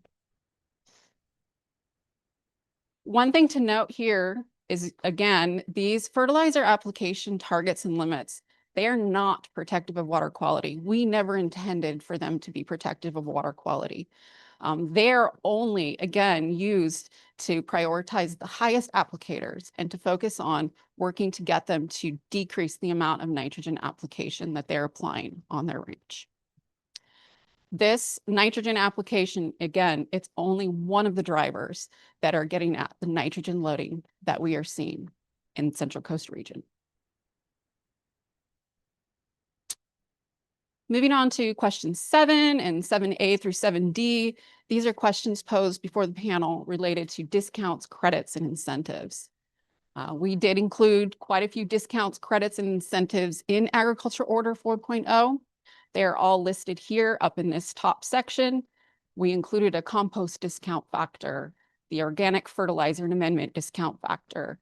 We included credits related to nitrogen scavenging and cover crops, high carbon amendments, treatment systems, and any other nitrogen removals that weren't already quantified in all of the different parameters that we included in our compliance formulas, our A-R formulas. We also included some incentives, such as the volume of water applied, estimated only from crop evapotranspiration. And that also leads into compliance pathways 2 and 3, which I did mention. Those are the compliance pathways that are, again, based on A-R. We did not include A-EAR, or the amount of nitrogen that is applied in irrigation water, in those compliance pathways. And the idea there was to get at and to allow pump and fertilize practice from growers so that they're able to use the nitrogen in the irrigation water and they would not be penalized for it. Because again, in Region 3, we have a significant nitrate contamination problem. And a lot of the nitrogen in our groundwater is at such high levels that those growers would not be able to come into compliance if we didn't have these compliance pathways 2 and 3. Again, some additional information here from our agricultural order related to where you can find information for those specific discounts, credits, and incentives. And we coordinated with a few of you on the panel related to these discounts, credits, and incentives. And so a lot of work has already gone into this, science-based approaches related to these discounts, credits, and incentives. Moving on to question 8, small and diversified farms. We do have quite a few small as well as diversified farms in the Central Coast region. I will say at this time, these small and diversified farms, they are complying. They are submitting their total nitrogen applied report information. They're able to coordinate with our third-party program and submit this information and batch upload it directly to the Water Board. Question 9, exemption and exceptions. We did include some of these in our agricultural order, primarily to help with growers that can quantify the discharge. So a lot of our greenhouse and nursery growers, they may not get at or be able to report nitrogen removed, especially at container production, but they may be able to capture that discharge and report that discharge. And so we wanted to have an exemption or exception from growers to report actual nitrogen removal. And there's another exemption that we included in there, such as quantifiably demonstrate that the ranch is achieving our final nitrogen discharge limit. So as a reminder, our final nitrogen discharge limit that we included in Ag Order 4.0 was 50 pounds per ranch acre per year. And so if a grower can demonstrate that they're meeting that 50 pounds of ranch acre per year, then they would not be required to report removal. And at this time, some of our vineyards are already able to achieve that exemption because they apply such little nitrogen. So in closing, just want to again highlight here that nitrogen loading from irrigated ag activities on Region 3 is ongoing and severe. This is something that we can't delay. We have significant groundwater nitrate contamination from this loading. Again, it's ongoing and severe. The longer we wait to address the nitrogen loading, the longer it will take for us to clean up these aquifers, potentially hundreds of years before some of these aquifers can realize 10 milligrams per liter. Region 3 data is available to answer all the expert panel questions. Again, happy to answer any questions, do any data analysis that the panel may need to get at Region 3 data. Our rationale for groundwater protection targets and limits is well documented in the agricultural order. And I've just highlighted again here our idea and the approach for fertilizer nitrogen application targets was to focus on outliers and reduce the high applicators. Our nitrogen discharge targets and limits based on A-R. Again, this is where we protect water quality. It's to reduce the nitrogen loading from our ranches. And lastly, our rationale for nitrogen-related discounts and credits is also well documented. And I will ask for some flexibility when it comes to addressing region-specific water quality issues and irrigated agriculture activities. Region 3 does look significantly different, and our farmers operate significantly different than those in Region 5 and perhaps other regions. We have different cropping patterns, different crop types, different intensities. Many of our crop types or our crops are grown multiple times on a ranch within the same year. And so the amount of loading that occurs from an individual ranch can be much more significant, perhaps, than a permanent perennial crop, such as Region 5 has quite a few of. And with that, that is my presentation. Really do appreciate your time. Wonderful. Thanks so much, Elaine. And panel members, there will be an opportunity for some questions following a couple more regional presentations.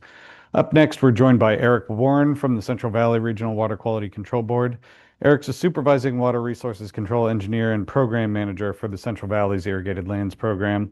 Eric joined the board in 2013 and focuses primarily on groundwater issues in the Central Valley.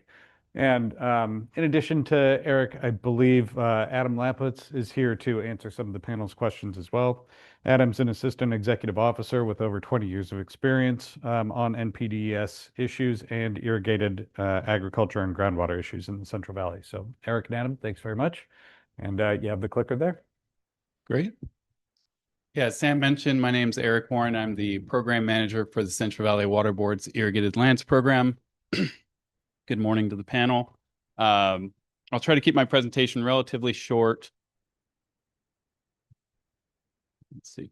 Yeah, I'll try to keep my presentation relatively short, but really wanted to share some of the unique aspects about our region, go over some of the data we've collected so far, and talk through program implementation, some of what's been going good, what's been difficult. So I'll start with a little bit of background about our region. We have about 5,400,000 acres currently enrolled in our program. We regulate those growers through 7 geographic and 1 commodity-specific general WDRs. The commodity-specific is for rice.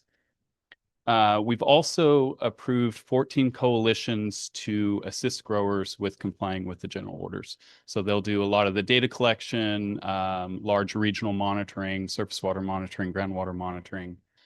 And we also have a separate WDR for growers that wish to be regulated individually.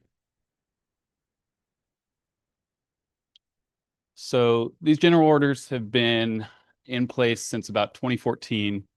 And I just wanted to note that since then, we have had a reduction of about 100,000 acres enrolled. That's mainly due to some industry pressures, things like commodity pricing, increased input and labor costs, regulatory costs, and water availability. I wanted to note this just to emphasize that outside of our program, there are a lot of economic factors at play that ultimately dictate the amount of acreage that gets planted in a given year, and also the different types of crops that are grown. So drilling down a little bit to our crop type distribution, the main reports that come in are predominated by 5 major crops. Those are almonds, pistachios, walnuts, processing tomatoes, and wine grapes. But I also wanted to note that this other slice of the pie here represents a large number of crops. We have close to 200 unique crops grown in total in the region. There's a wide spread.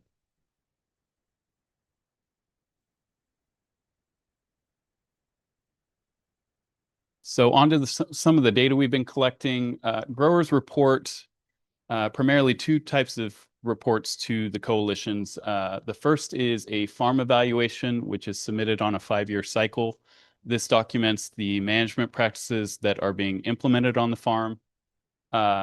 This is also supplemented annually by management practice implementation reports, which collect similar information specific to groundwater quality management plan areas.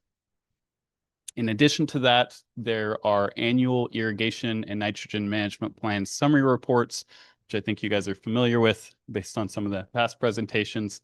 The coalitions collect this information from growers, they QA/QC it, and they submit it to the regional board in 3 separate formats. The first is by anonymous member ID, the second by anonymous APN ID, and the third is aggregated data by township. So I've included a couple box plots here just to go over some of the metrics we track and some of the data reported. So the first I'll touch on is the difference between nitrogen applied and nitrogen removed. This is known as A-R and is also a rough proxy for the amount of nitrogen available for leaching. So what we've seen is since 2019, we've had a 30% reduction in our median A-R values, which has been really encouraging. That represents a reduction from about 59 pounds an acre down to 41 pounds an acre. And also at the same time, we've had a reduction in some of our more extreme values, which are shown here on kind of those upper horizontal lines.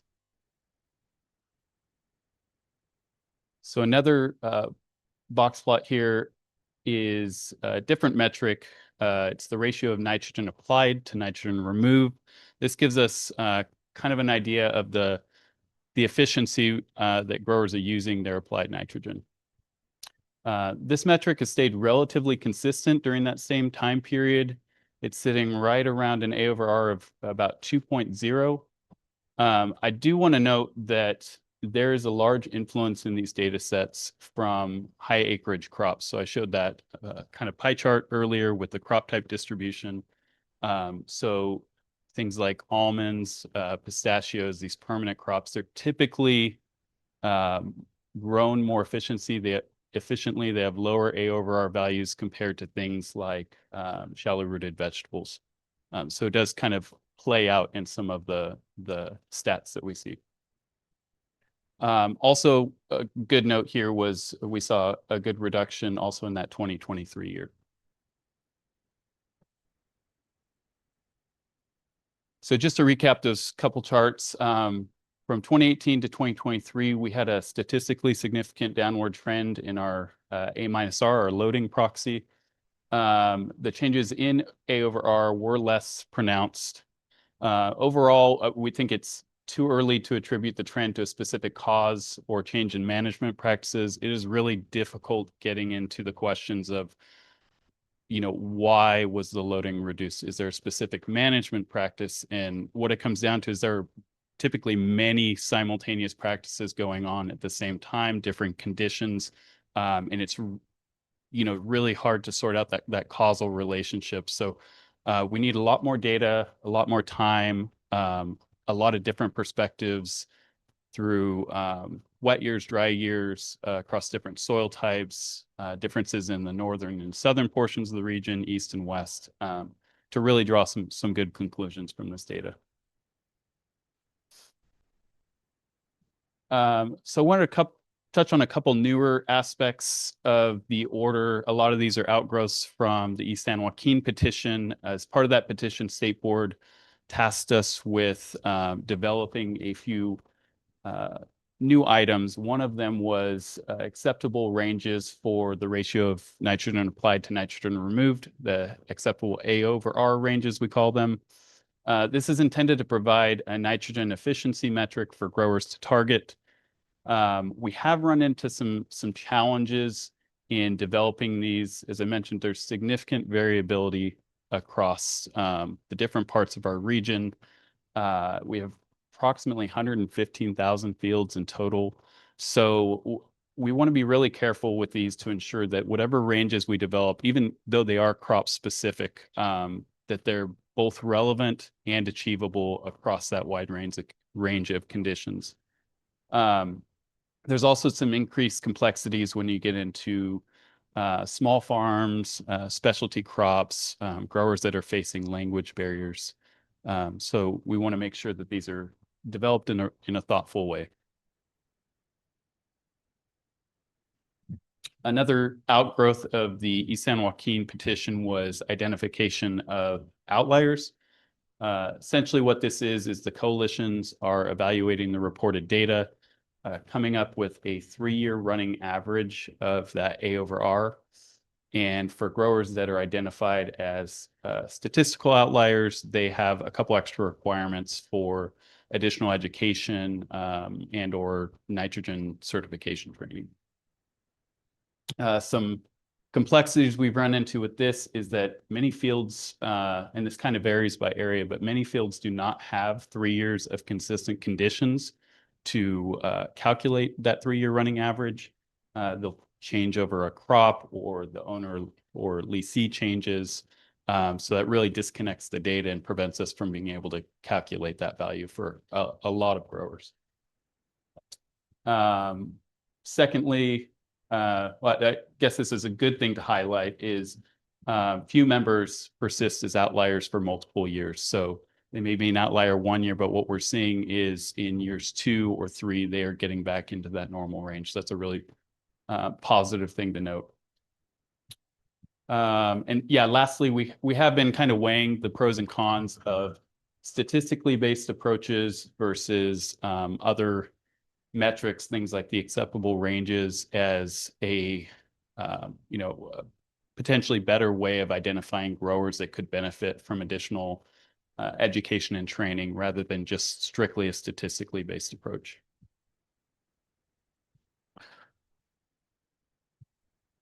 So lastly, I'm sure the agricultural representatives will talk in more detail about this, but one of the last tasks was to come up with an estimated loading that's necessary to ensure receiving water limits are met for each township. So the coalition groups invested a ton of time and money to develop a model-based approach for coming up with this estimate using CV SWAT and also the NP-SAT platforms. I will note that we're kind of early in this process. It does include a lot of assumptions for other nitrogen sources outside the irrigated lands program, one of the big ones being dairies. And a lot of that information still needs to be verified to really improve our our estimates. And we're looking forward to closing that gap and hoping to refine these targets over time. So I'll leave with just a few key takeaways. The main one was, as I mentioned, we are making measurable progress, even in the absence of enforceable numeric limits. We had that 30% reduction in loading, and we're hoping to see that trend continue. And really the need for a lot more data and time to get the perspectives on the interactions between some of these management practices and loading outcomes, differences between the soil climate interactions in some of the different parts of our region. But overall, we do see really significant value in the existing irrigation and nitrogen management planning process, the grower education that's occurring, the data collection, in our iterative non-point source approach. And that's all I have. Thank you. Great. Thanks so much, Eric. We have one final presentation before we break for questions from our panel and then lunch. Next up, we are joined by a team from the San Diego Regional Water Quality Control Board led by Amy Grove. And for the San Diego folks, I'm not sure if you're able to unmute. Feel free to go on camera as well so folks here in the room can see you. And just give me a heads up when you would like me to advance the slides. Thank you so much. You can advance to the first slide, please. Oh, back one, if possible. I'm sorry, it may have your title slide may have been dropped off. Sorry. That's okay. It's just our names, no big deal. No, we'll say our names. It's okay. Good morning, and thank you for the opportunity for the San Diego Water Board to present at today's meeting. My name is Kaylee Popovich, and joining me across the table today is Cole Rodriguez. Together, we are the Irrigated Lands and Agriculture Program team at the San Diego Water Board. Our goal today is to provide some background information regarding the San Diego region's agricultural industry, to dive deeper into the challenges we as a region face with implementing the ESJ order as it is currently written, and to request assistance from the panel in identifying alternative options to meet the intent of the ESJ reporting requirements. And you can just stay on this slide. Our presentation today is broken down into 4 main parts. First, we'll provide a brief overview of the state of agriculture in Region 9. Then we will focus on panel questions 8 and 9 and provide insight into why and how our region is struggling to implement the ESJ reporting requirements. Finally, we'll provide our closing thoughts and the specific question we hope the panel members will help answer at the close of this process. Next slide, please. Region 9 has 2 third-party monitoring groups to assist growers in implementing the requirements of our regional general order for agricultural operations. The first monitoring group is the Upper Santa Margarita Irrigated Lands Group, which exclusively represents growers in the Santa Margarita watershed. The second monitoring group is the San Diego Region Irrigated Lands Group, which represents approximately 1,100 growers from 10 out of 11 of the watersheds that comprise Region 9, constituting a large majority of our region's enrolled agricultural operations. Because the San Diego Irrigated Lands Group represents such a large percentage of our growing operations, we felt that data derived from their most recent reports would provide the best representation of what agriculture looks like in the San Diego region. Throughout the rest of this presentation, we will use the term diversified operations, which refers to the operations where multiple different crop types and/or methods of growing are utilized at a single growing operation. The diversified operations include the following: nurseries, greenhouses, cut flower growers, and the term multiple. Growers who fall into the multiple category have identified that they grow a variety of crops using a variety of methods, all within the same property. For example, a grower in this category may be growing avocados in an orchard, above ground planters for vegetables, and a greenhouse on site for temperature sensitive smaller plants. These types of operations are common, and because of the variability within this subset of operations, it made the most sense to present this data in a single category. Please note that although orchards, row crops, and vineyards are not included in the diversified category, it is not guaranteed that A over R or A minus R calculations will be straightforward for these operations due to the diversity that exists even within these categories themselves. By that, I simply mean that while we do have single crop orchards consisting mainly of avocados, pistachios, or oranges, we also have orchards that grow a variety of citrus fruits within the same orchard. Next slide, please. With the distinction of diversified operations made, we can move into why Region 9 needs additional information and assistance from the expert panel in implementing the reporting requirements of the ESJ order. From the table displayed, we see that the Carlsbad and San Dieguito watersheds are containing a majority of irrigated acreage, which consists of diversified operations. From the totals listed on this slide, of the approximately 50,000 total acres in the watersheds monitored by the San Diego Irrigated Lands Group, around 15,700 acres are represented by diversified growers. This diversified acreage should be considered when understanding the agricultural identity of Region 9. Next slide.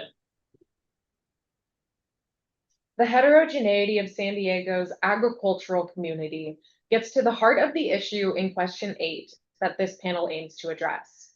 This question centers around the impact of small diversified farms versus larger farms, and what criteria could be used to identify the operations with reduced water quality impacts. Soil type, hydrogeology, irrigation practices, topographic conditions, and fertilizing practices all play a role in the potential for water quality impacts from agricultural operations. Many growers fallow different portions of their operations and rotate crops throughout the growing seasons to both maintain the long-term integrity of the soil and strategically maximize crop yields. For instance, it is common for a San Diego grower to have 2 acres of land on a hillside over which 10 different crops are grown in one season and have portions of the operation fallowed, or new crops planted in another season within the same year. Next slide, please. The San Diego Irrigated Land Group's 2025 quarterly membership report stated that 50% of the acreage farmed by their growers is devoted to orchards. 8% are vineyards, 2% are row crops, and 40% are growers who use other methods. The pie chart on the right shows the specific breakdown of the other category. The key statistic to focus on here is that 75% of growers use a combination of 2 or more unique growing methods for a variety of crops. Next slide. Focusing on our orchard growers, we can see that the majority of these growers are in small operations of 0 to 10 acres, or 58% of all orchards enrolled with the San Diego Irrigated Lands Group. Next slide. Circling back, in total, 30% of growers in Region 9 use more than one method to grow their crops. The diversity of growing operations in our region both speaks to the resiliency and ingenuity of San Diego growers, and also presents several challenges for implementing the ESJ order as it is written, and with the information currently available. Next slide. While orchards represent the highest percentage of acreage of growing conditions, small growers make up the greatest constituency of the San Diego Irrigated Lands Group membership. 564 growers, representing over half of growers in the entire region, farm on less than 10 acres of land. Next slide. Of those 564, 202 growers reported using multiple growing methods or growing multiple crops within the same parcel. This represents about 20% of growers in the entire region. If the San Diego Water Board were to implement the ESJ order, staff anticipate that 20% of all growers in the region would not be able to comply. Next slide, please. Parcels of land used for growing operations are rarely perfect rectangles in Region 9, and small operations often grow more than one type of crop in the same row. For many of these operations, all farm upkeep is often done in a more specialized manner due to the diversity of crops grown in a relatively small area. This brings us to addressing panel question number 9. Question 9 refers to a footnote in the Central Coast Ag Order discussing the exemptions from the ESJ's precedential nitrogen management requirements and grants the regional boards the discretion to allow extra time or different methods to be utilized by growers who meet any of the exceptions. The 3 exceptions named are rice growers in the Central Valley region, growers who never apply nitrogen, and growers who can demonstrate that any applied nitrogen does not percolate below the root zone. The question asks if there is enough data to support any other exceptions to the requirements in the ESJ order, and San Diego Water Board staff would like to explore other potential exemptions that might support compliance with the ESJ order. Next slide. For many growers in Region 9, the hard-packed substrate and nutrient-deficient soil that makes up Southern California's geologic environment means that not applying fertilizer is not an option. Lack of naturally fertile soil is a major reason why nurseries and containerized growing are a predominant growing method in the San Diego region. San Diego Water Board staff see challenges with being able to implement the ESJ order's nitrogen reporting requirements without R values or alternative methods.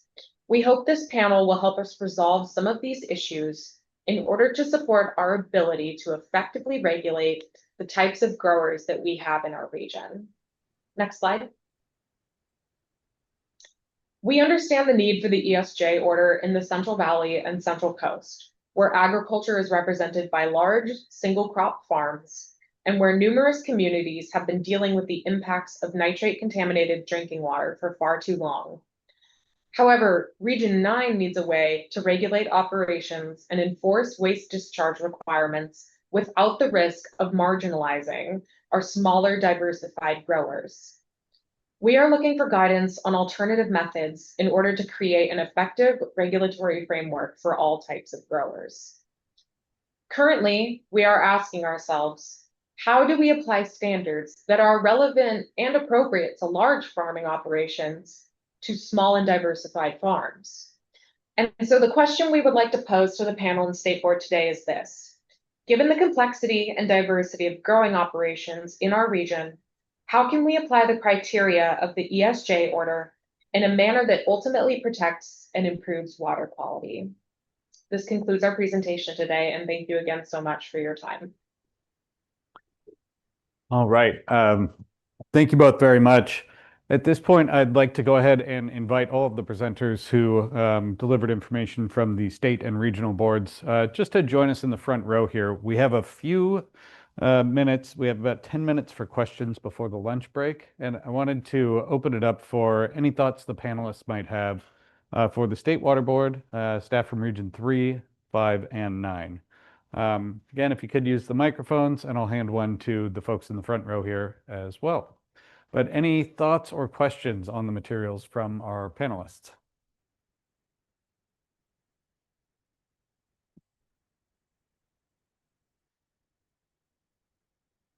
There you go. It should be working. Yep. I have a question for Elaine for Region 3. You mentioned that you focus on outliers. So what was your outreach to them, or how did you try to improve nitrogen loads or nitrogen application? Yes, thank you for that question. So in Region 3, our outlier approach is primarily based on the fertilizer nitrogen application targets. And so we do, of course, collect that information directly from growers, and then we provide out a yearly, what we call a semi-annual ranch report to the growers that provides their total nitrogen applied in comparison to the targets, as well as in comparison to other growers that grow that same crop type in their groundwater basin. So that's one of the ways that we are providing feedback to the growers. We also have our third-party program that is working on follow-up related to growers that are not meeting the fertilizer nitrogen application targets.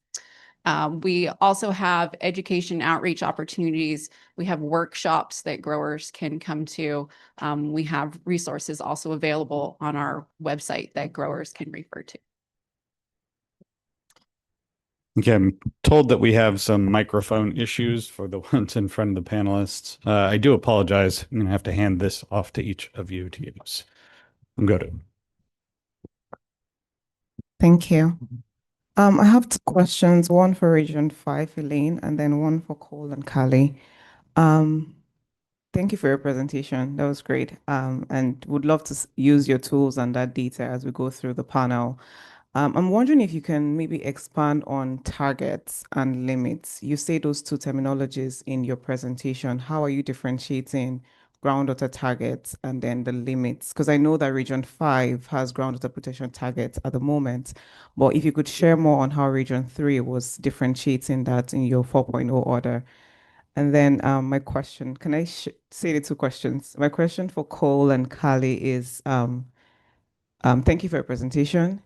When you mentioned the nurseries, I'm wondering if you have some information or data on the amount of nitrogen applied on those nurseries, and also on the small diversified farms. And if there's data on nitrogen applied and how much is being removed at the moment in that region. So I'll go first in regards to the definition of targets versus limits as it relates to our Region 3 agricultural order. So targets, we see those as essentially non-enforceable. So it's something that a grower is going to work towards meeting. We also use targets in a manner in our agricultural order that if a grower was a member of the third-party program and their alternative compliance pathway approach, they would generally be subject to targets instead of limits, limits being enforceable. And then again, primarily for growers that are not part of a third-party program would be subject to limits. In many of our target and limit approaches, so our fertilizer application targets and limits, as well as our nitrogen discharge targets and limits, it's a step down approach. In many cases, targets starting first and ending with a final limit that is enforceable and protective of water quality. Great. Thank you for that. I'm not sure if others had any responses from some of the other regions either. Otherwise, we do have 2 hands up from our panelists online. Yeah, we have for region their question for region 9. We have a response. So. Yes. Please. Thank you for your question. Our order currently does not require any reporting of applied or residual nitrogen, and that is because we are still at the point of trying to understand how we can calculate these AR ratios or A-R ratios without the crop-specific coefficients for our very, very diverse nurseries where numerous different species of different plants are being grown, some of them in ground, some of them above ground, some of them in greenhouse, some of them in rows. We are not at that point yet. We are hoping to include that in our new order, our tentative order that we are considering adopting, but we're not at that point yet.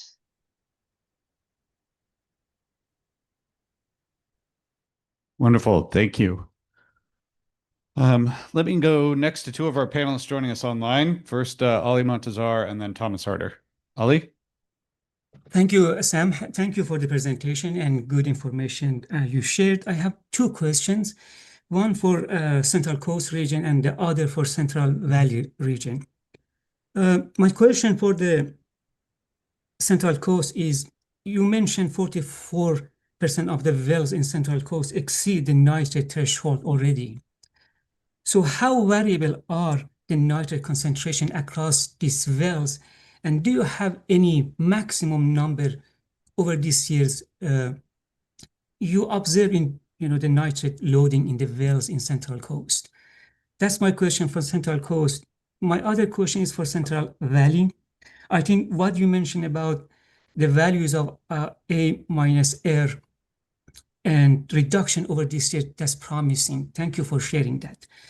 So do you have any analysis or data shows so it impacts the quality of the water or groundwater resources? So how it impacts that values the nitrate concentration in the wells or groundwater in the region? So any good news or positive impacts? I appreciate it. So from Region 3, I believe your question was related to, do we have additional data related to maximum nitrate concentrations across the entire region, not just for Monterey County? Is that correct? That's correct. And how variable are they? How variable? So we have data all throughout the Central Coast region in our primary agricultural areas. So we have on-farm domestic well data. We also have primary irrigation well data all throughout those areas. And of course, the data is variable. And this data is all available on our Irrigated Lands Program dashboard. We have this data all the way back on our dashboard, I believe, to 2017. And we continue to add information as the sample years commence. So our third-party program, Central Coast Preservation Inc., is just finishing up with this year's sampling and have a batch uploaded year 2025 data, which will soon be available on our Irrigated Lands Program dashboard. So you can look at all the variability, you can look at groundwater basins, you can look at particular counties, you can look at groundwater phase areas, which is something that is incorporated into our agricultural order. You can look at many different things and filter the data in many different ways. Wonderful. Thank you, Eric. Great. Hopefully I can remember your question. I think you were saying, with respect to these load reductions, are we seeing that signature in groundwater yet? The short answer is no. We do have a groundwater quality trend monitoring network across the region. Actually, all the coalitions collaborate, or most of the coalitions collaborate on that groundwater monitoring. I believe it's called the Central Valley Groundwater Monitoring Collaborative. I got the acronym right, CVGMC. So they are collecting that data and really doing a deep dive into what are we seeing as far as local trends, regional trends, and hopefully connecting those dots. But it really is complex. We've got varying depths of water table, varying travel times throughout the valley. Even when that signature gets to groundwater from this data that I'm showing, which in a lot of cases is going to be many years, the well that's being sampled, it's pulling up a composite of that water, much older water from other farms many years ago. So it's really complicated to see that signature show up right off the bat. It's going to take a long time. Thank you. Great, thank you both. Next up, Thomas Harder. Thomas. Yeah, thank you. And I apologize, I can't be on camera tonight. I'm in Germany and it is very late. I had a question for Region 3, for Region 9. Two questions for Region 9, San Diego region. One is these 1,100 growers and 50,000 acres of farming, are they, I'm not familiar with the San Diego region agricultural setup. Are they mostly clustered in a few places, or are they sort of more scattered about? And what do you know about water quality issues associated with those? Groundwater quality issues specifically. So the growers in our region, specifically from that 1,100 number, they're concentrated in kind of patterns, but it is spread across our whole region. So we are going to be seeing some more growers concentrated around specific maybe bodies of water or other agricultural regions, but we do have a pretty widespread makeup as a whole across our region. And in terms of your second question regarding water quality issues we see, we don't see as many well exceedances for drinking water and domestic wells on farmland. What we do see is, in particular in one of our watersheds, that an advanced restoration plan is currently being drafted for. We do see nutrient exceedances for nitrogen in particular, and even some phosphorus, I believe. We see those exceedances in the receiving waters. Thank you. And then I had a question for all regions and for the State Water Board, or two questions actually. The first question is, in terms of reporting A and R, are there differences between the regions? And I know it sounds like Region 9 doesn't do any of that yet, but between Central Coast and Central Valley, are there foundational differences in the way A and R is reported, or are they mostly or entirely consistent? And then my second question is, that's a probing question, which is, and this is and of course an issue that I've been familiar with for as long as many of you have worked on this. I've worked on this, which is we rely heavily on self-reporting for this. Have the regions or the State Water Board considered any ways of sort of independently verifying reported numbers, or having any protocol for some form of validation, at least at the large scale, not at the individual scale necessarily, but at the large scale, for the validity of these numbers? I guess I can take a stab at the first question. I'd say the biggest difference in Region 5, we have had the luxury of a lot of study of the crop removal coefficients, much of the work that Dr. Geisler's done. So, at this point, we have pretty good coefficients for enough crops to cover, I think, 99% of our acreage at this point. So one of the open questions, I think, has been how widely applicable these coefficients are Should there be adjustments in other regions? You know, do wine grapes perform or remove the same quantities in one area versus another? So I'd say that's the biggest one that comes to mind as far as differences in these A&R values. But if there's anything to add. When it comes to differences for the A&R reporting, I think there are some significant differences between Region 3 and Region 5 that I'm aware of. For Region 3, again, we do require direct reporting of A&R information. It's not anonymized. Our third-party program does work with growers, in some cases on an individual basis, to help them report the A&R information.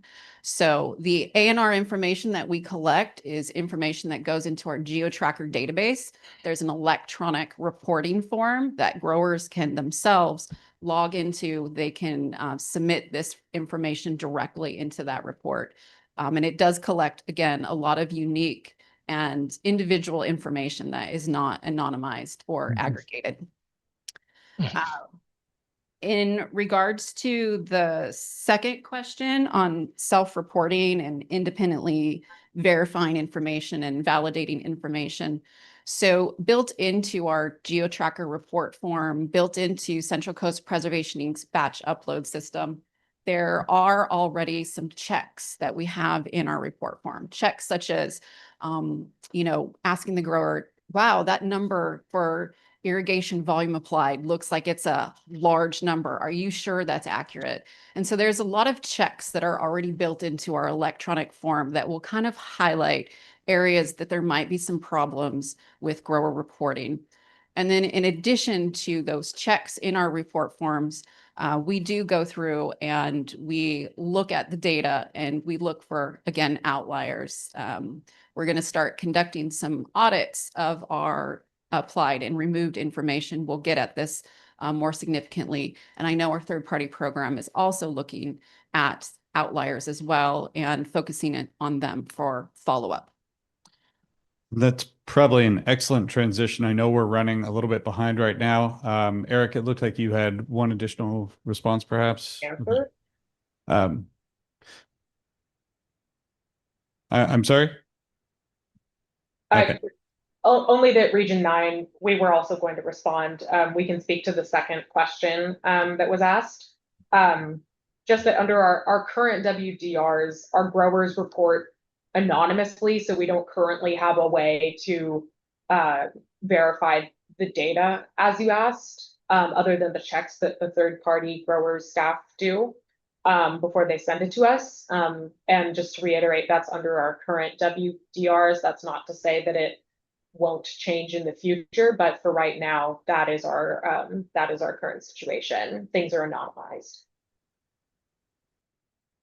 Great, thank you for that. All right, I know that we're just barely scratching the surface here. I see a hand up from Michael. We are running late for lunch right now, but I wanted to make sure Michael had the opportunity to speak. Michael? Well, this is a very quick question.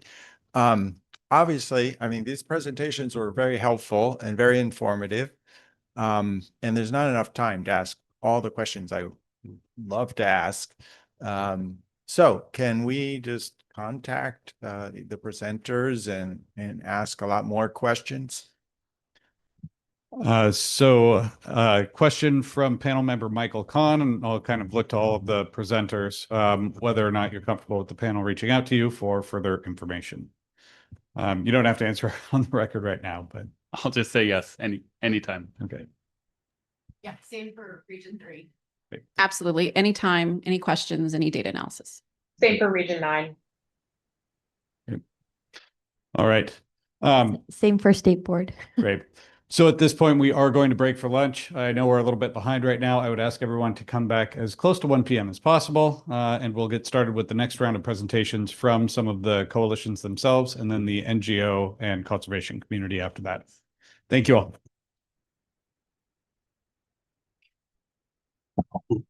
Recording stopped.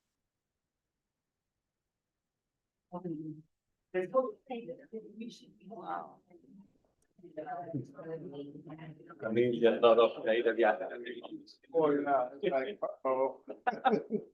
That's the same impression, yeah. A humble question, but I probably have to read it first, all right? I'm assuming they'll be able to share it. Yeah. But guys are, it's like they're actually meeting, they might start meeting with the region three and trying to target of 50. But yet, areas high straight level. Yeah. That I think we are, that's another thing, there are other factors outside of our program. Yeah. Especially where we are seeing some.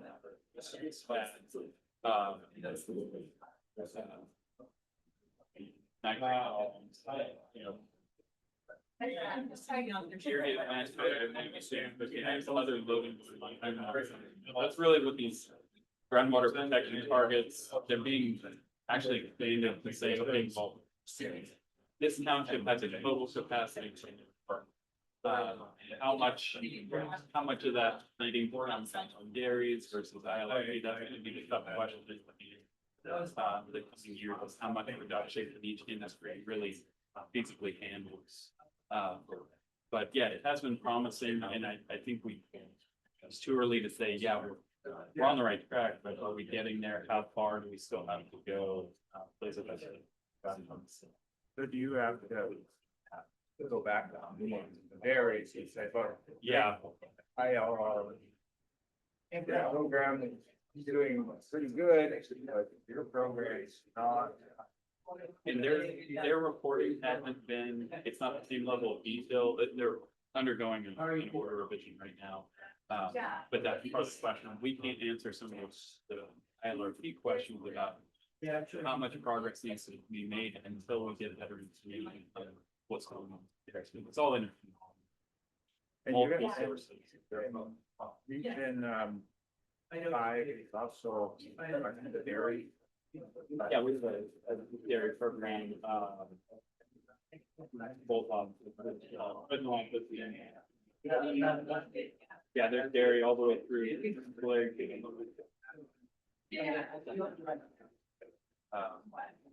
And so yeah, it's just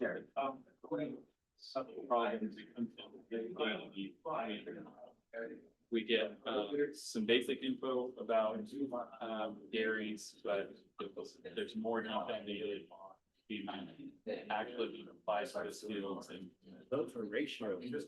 it relies on some basic assumptions on you have this much planted of, you know, that you're going to remove this much. For our program, you're actually more detailed sources of, you know, how much came from irrigation water, how much fertilizer application.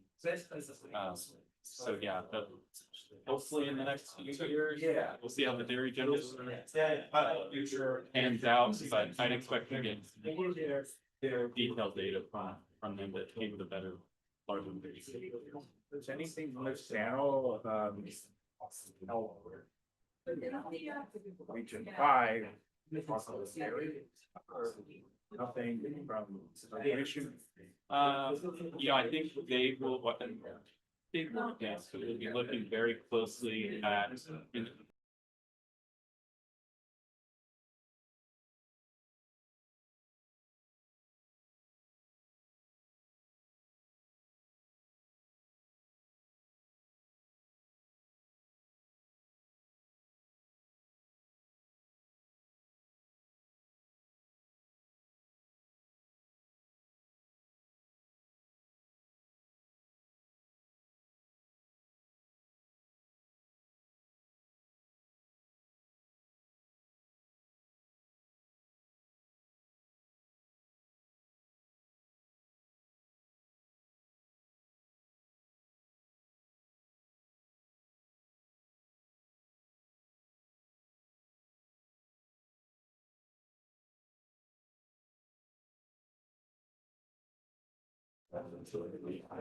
The dairy started, you know, turning the A, that's right, they are, that's right.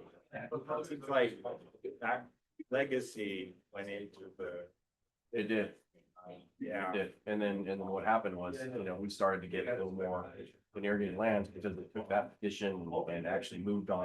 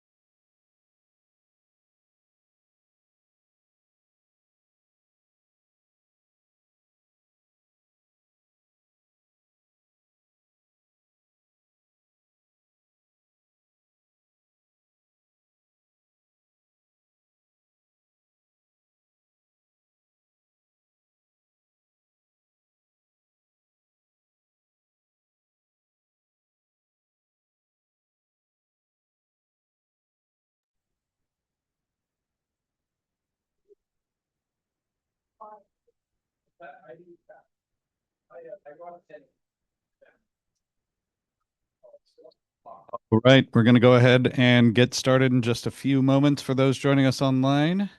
We're still waiting for the panel and the rest of the members of the public to assemble, so you have a couple of minutes, but just wanted to give you a heads up.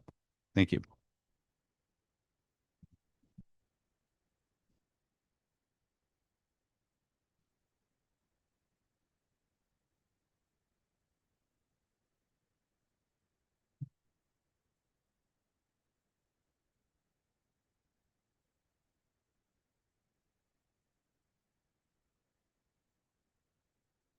Recording in progress. So just a quick reminder for those joining us online, we will get started momentarily. For those joining us in the room, we're going to get started in about 2 minutes here.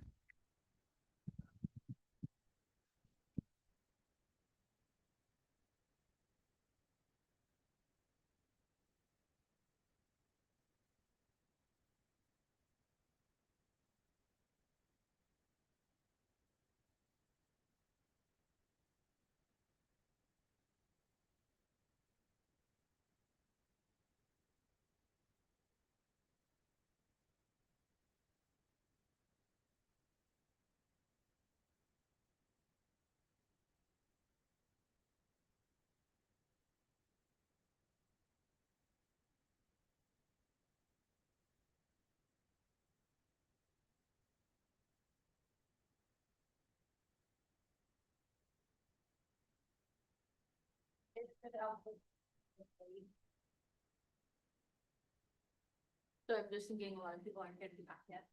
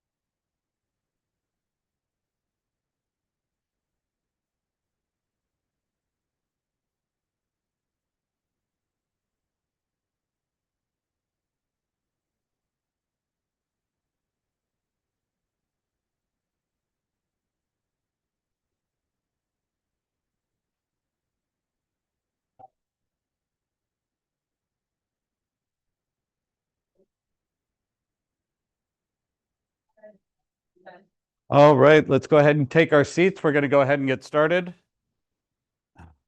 I know there's a few folks still filtering in from lunch. I just want to be respectful of everyone's time.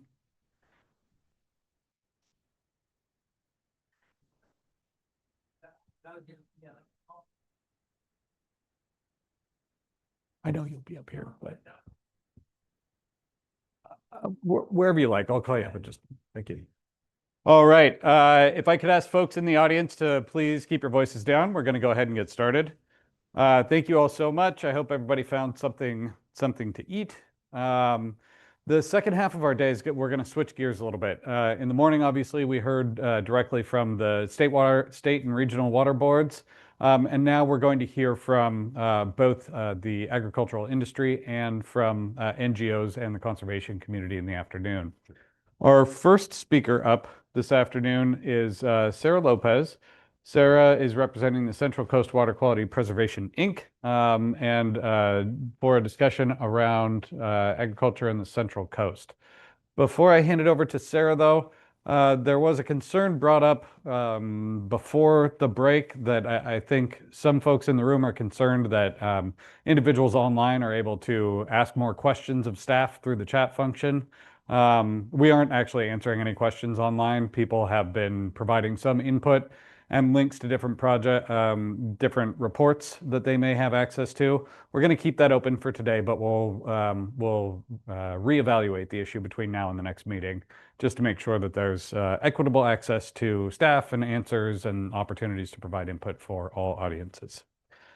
So with that, let me go ahead and hand it over to Sarah Lopez. Sarah, really appreciate you being here today. And I think that's it. Oh. And you have a clicker there if you want it.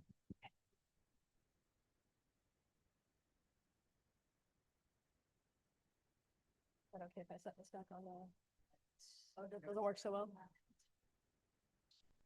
Okay. Can everyone hear me okay? Okay.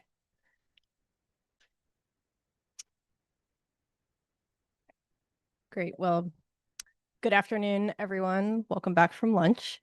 My name is Sarah Lopez. I'm the Executive Director of Central Coast Water Quality Preservation, Inc. We go by Preservation, Inc. locally.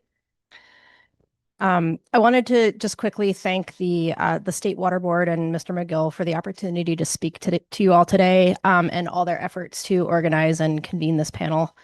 I also wanted to thank the panel members for your willingness to serve on this panel. I know it's a huge time commitment and a big ask, but we're so grateful to have your collective expertise here. Finally, I wanted to just thank all of the previous presenters and commenters, both from today and on Friday.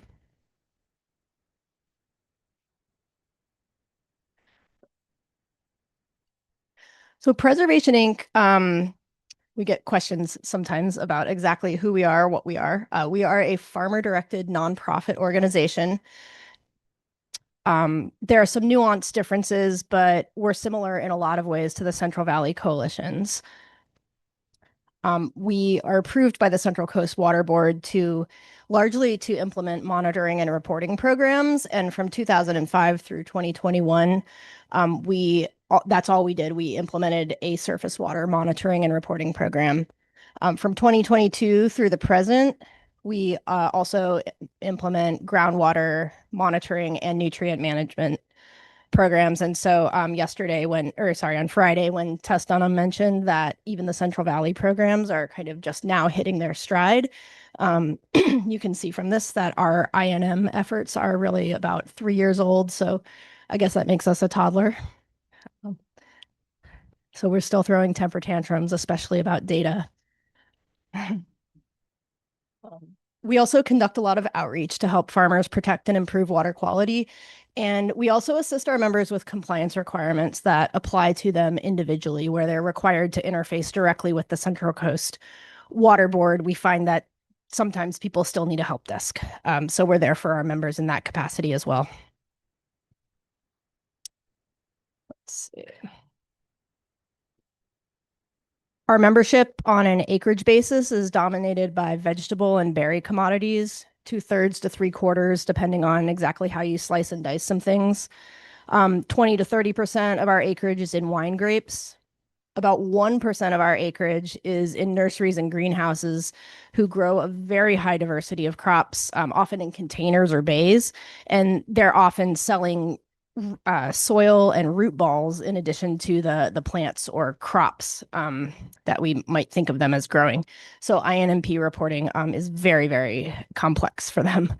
By operation size, most of our members, so most of the people who need to comply with this regulation, are small and tiny farms. 29% of our members farm 10 acres or less, and 34% farm 11 to 50 acres. That said, large operations do farm a large amount of acreage in our region. There's just a lot less of those larger operations.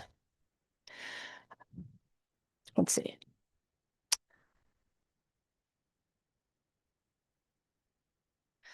So we've got about 4,000 ranches reporting either TNA or INMP. The Central Coast Water Board created a fillable web form on the GeoTracker platform, which has historically been the only way that a Central Coast grower could submit a TNA report.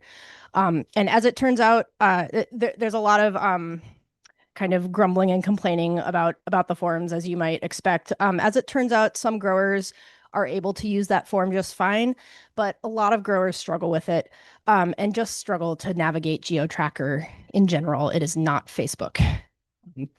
So just to try and ease some of the pain points, beginning in 2022, we developed a survey-style Google form that we call our Easy Form.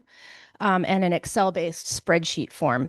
And these forms collect the exact same data as the GeoTracker form, and we pass the grower-reported data straight through to the water board after quality assurance. So we don't change the data at all except to format it for GeoTracker upload. We also have a lot of growers who are elderly, who have or maybe don't have a college education and so have trouble navigating computers, and in particular the GeoTracker system, or they don't speak one of the languages that GeoTracker supports.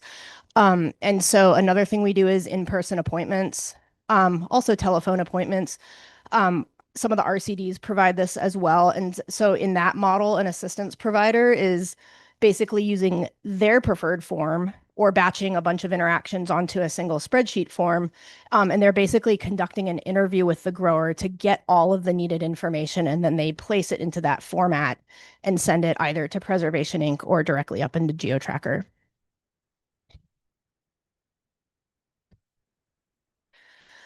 Elaine Saul spoke earlier today about the shift from TNA to INMP reporting, so I'll just quickly draw your attention to the table on this slide. About 84% of the acreage currently reporting INMP in 2023 and 2024 is vegetables, but that represents only about 18% of the vegetable acres in our region. So we're looking forward to having INMP data phase in from about 1,500 more ranches next year.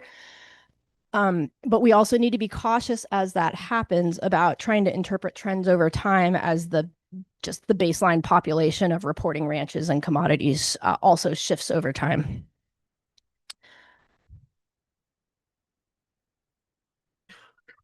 So right now, a year of data from all this reporting generates over 10,000 line item crop records.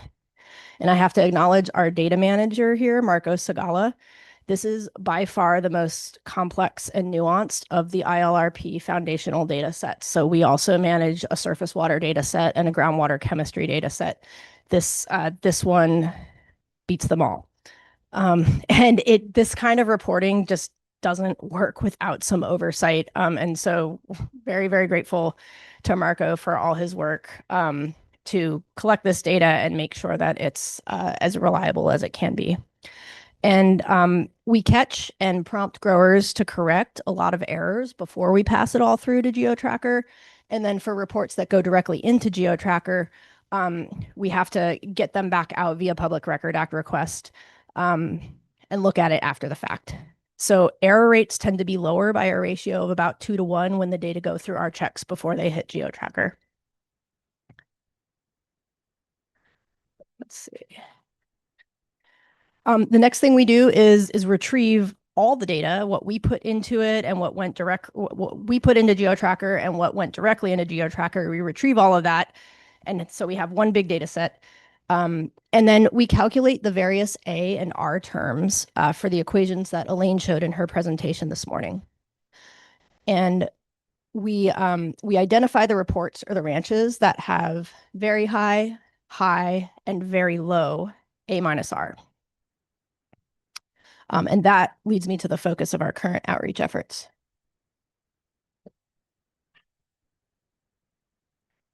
Let's see.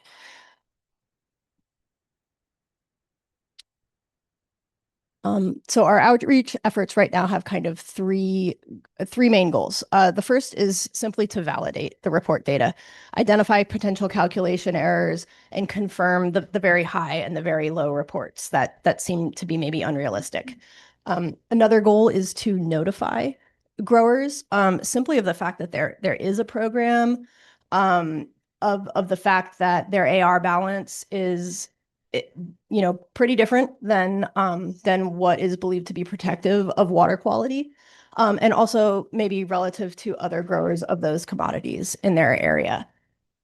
And so notification is really important. It's an important part of the program. And I think as we go on, it's also important to enforcement efforts because it's a lot more effective and also fair when you're enforcing on a group of dischargers to make sure that that they're aware of the fact that there's a problem, that there's some targets, and then where they stand in relation to those targets and the fact that they are expected to be working on this issue. And we generally find that it takes at least three rounds of contact attempts using a variety of different media before our entire population of growers, actually before like 90% of our entire population of growers really understands that there's like a new program with a new requirement. So notification is really, really important. And then we're also, our big goal here really is to learn and discuss. So why are the high reports high and the low reports low? Are there common challenges? Are there successful management strategies? And so this is also really important to our ability to understand these issues. It is really not as simple as just calling the grower up and saying, hey, you're over applying, cut it out. It's a lot more complicated than that. And we're doing all of this at the ranch level. Also, we're not prioritizing or picking and choosing. We're just taking everybody who's at the high end of the spectrum and the unrealistically low end of the spectrum, and we call every single one. So a few things we learned so far. Calculation errors play a significant role in the very high and in the very low reports.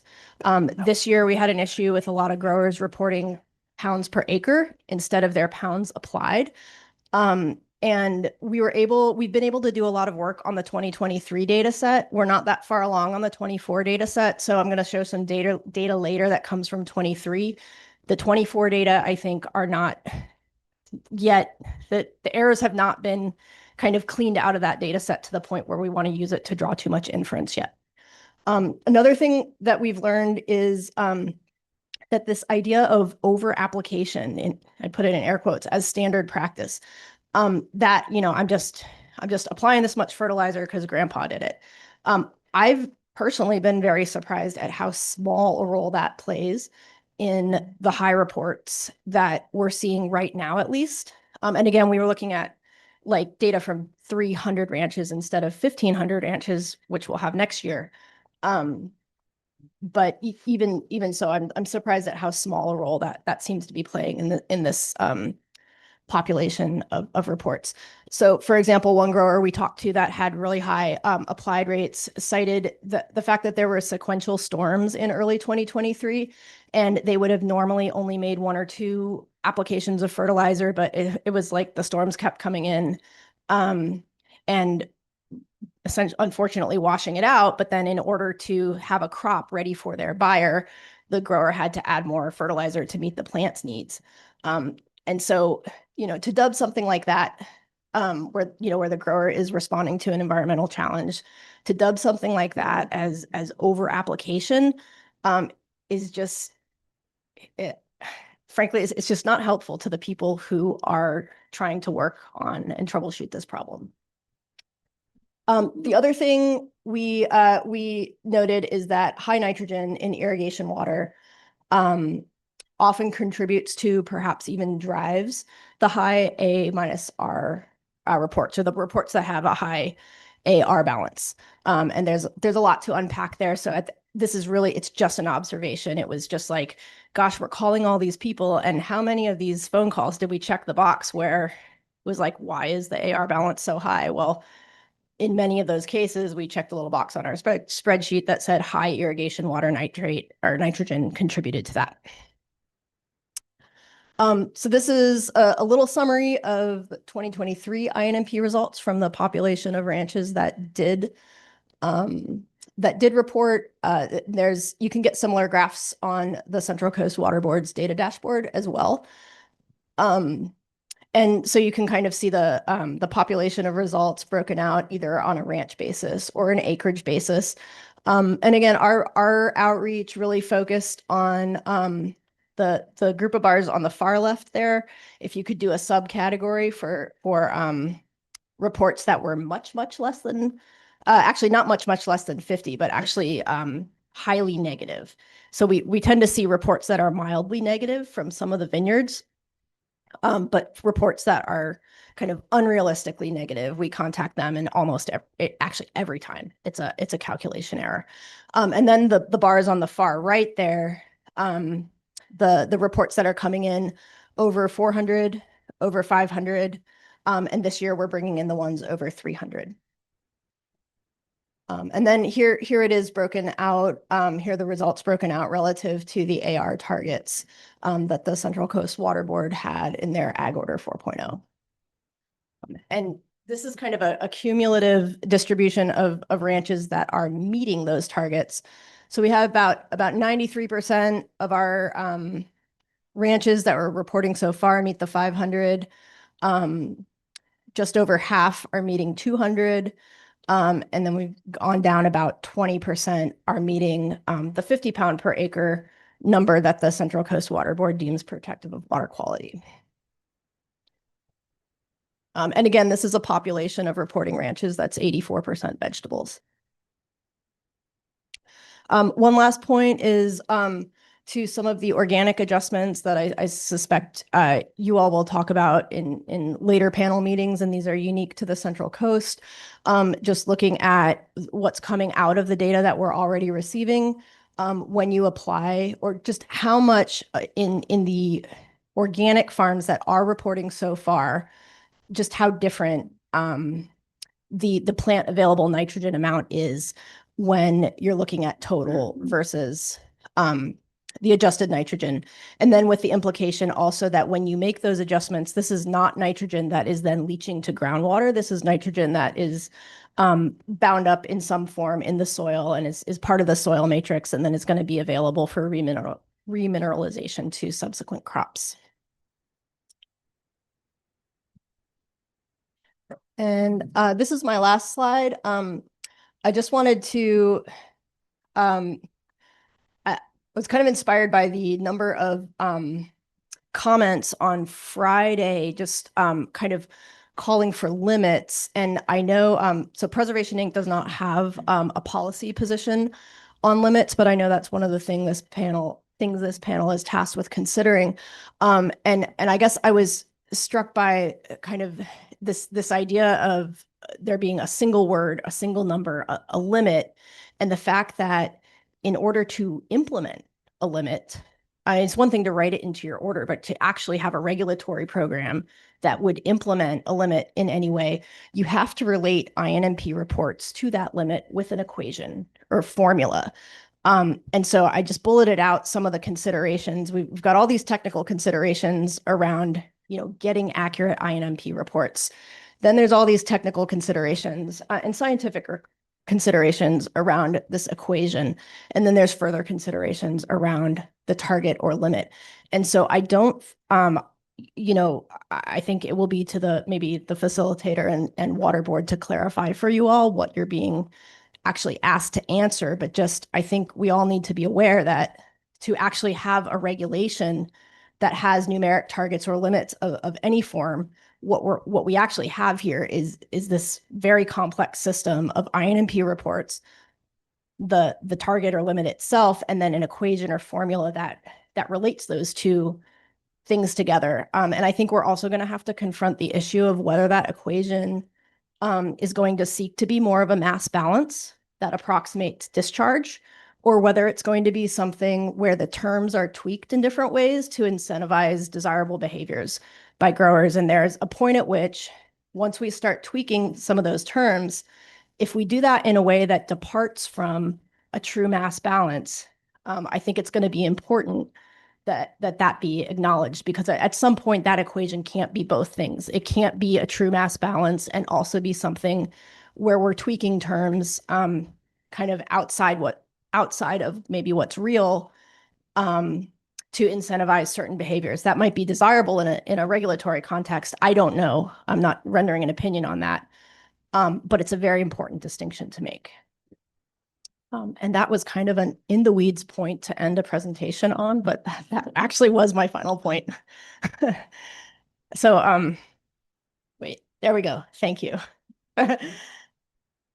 Great. Thanks so much, Sarah. Really appreciate it. And as with the earlier set of presentations, we're hoping to have some time for Q&A after we get through a couple more of these.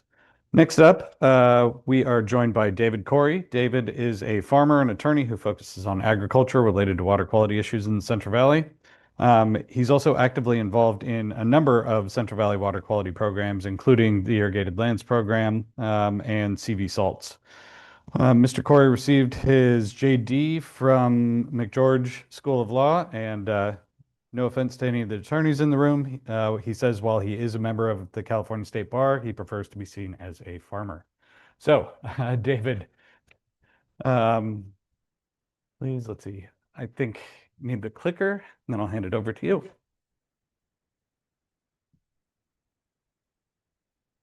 There you go. All right, thank you. Thank you. All right, welcome. Let's see if I've got this thing working. Okay. Yeah, my name's David Corey. Appreciate being here. Just wanted to let you know a little bit about myself and what I intended to present today. Really looking at a broad overview of the Irrigated Lands Program within the Central Valley.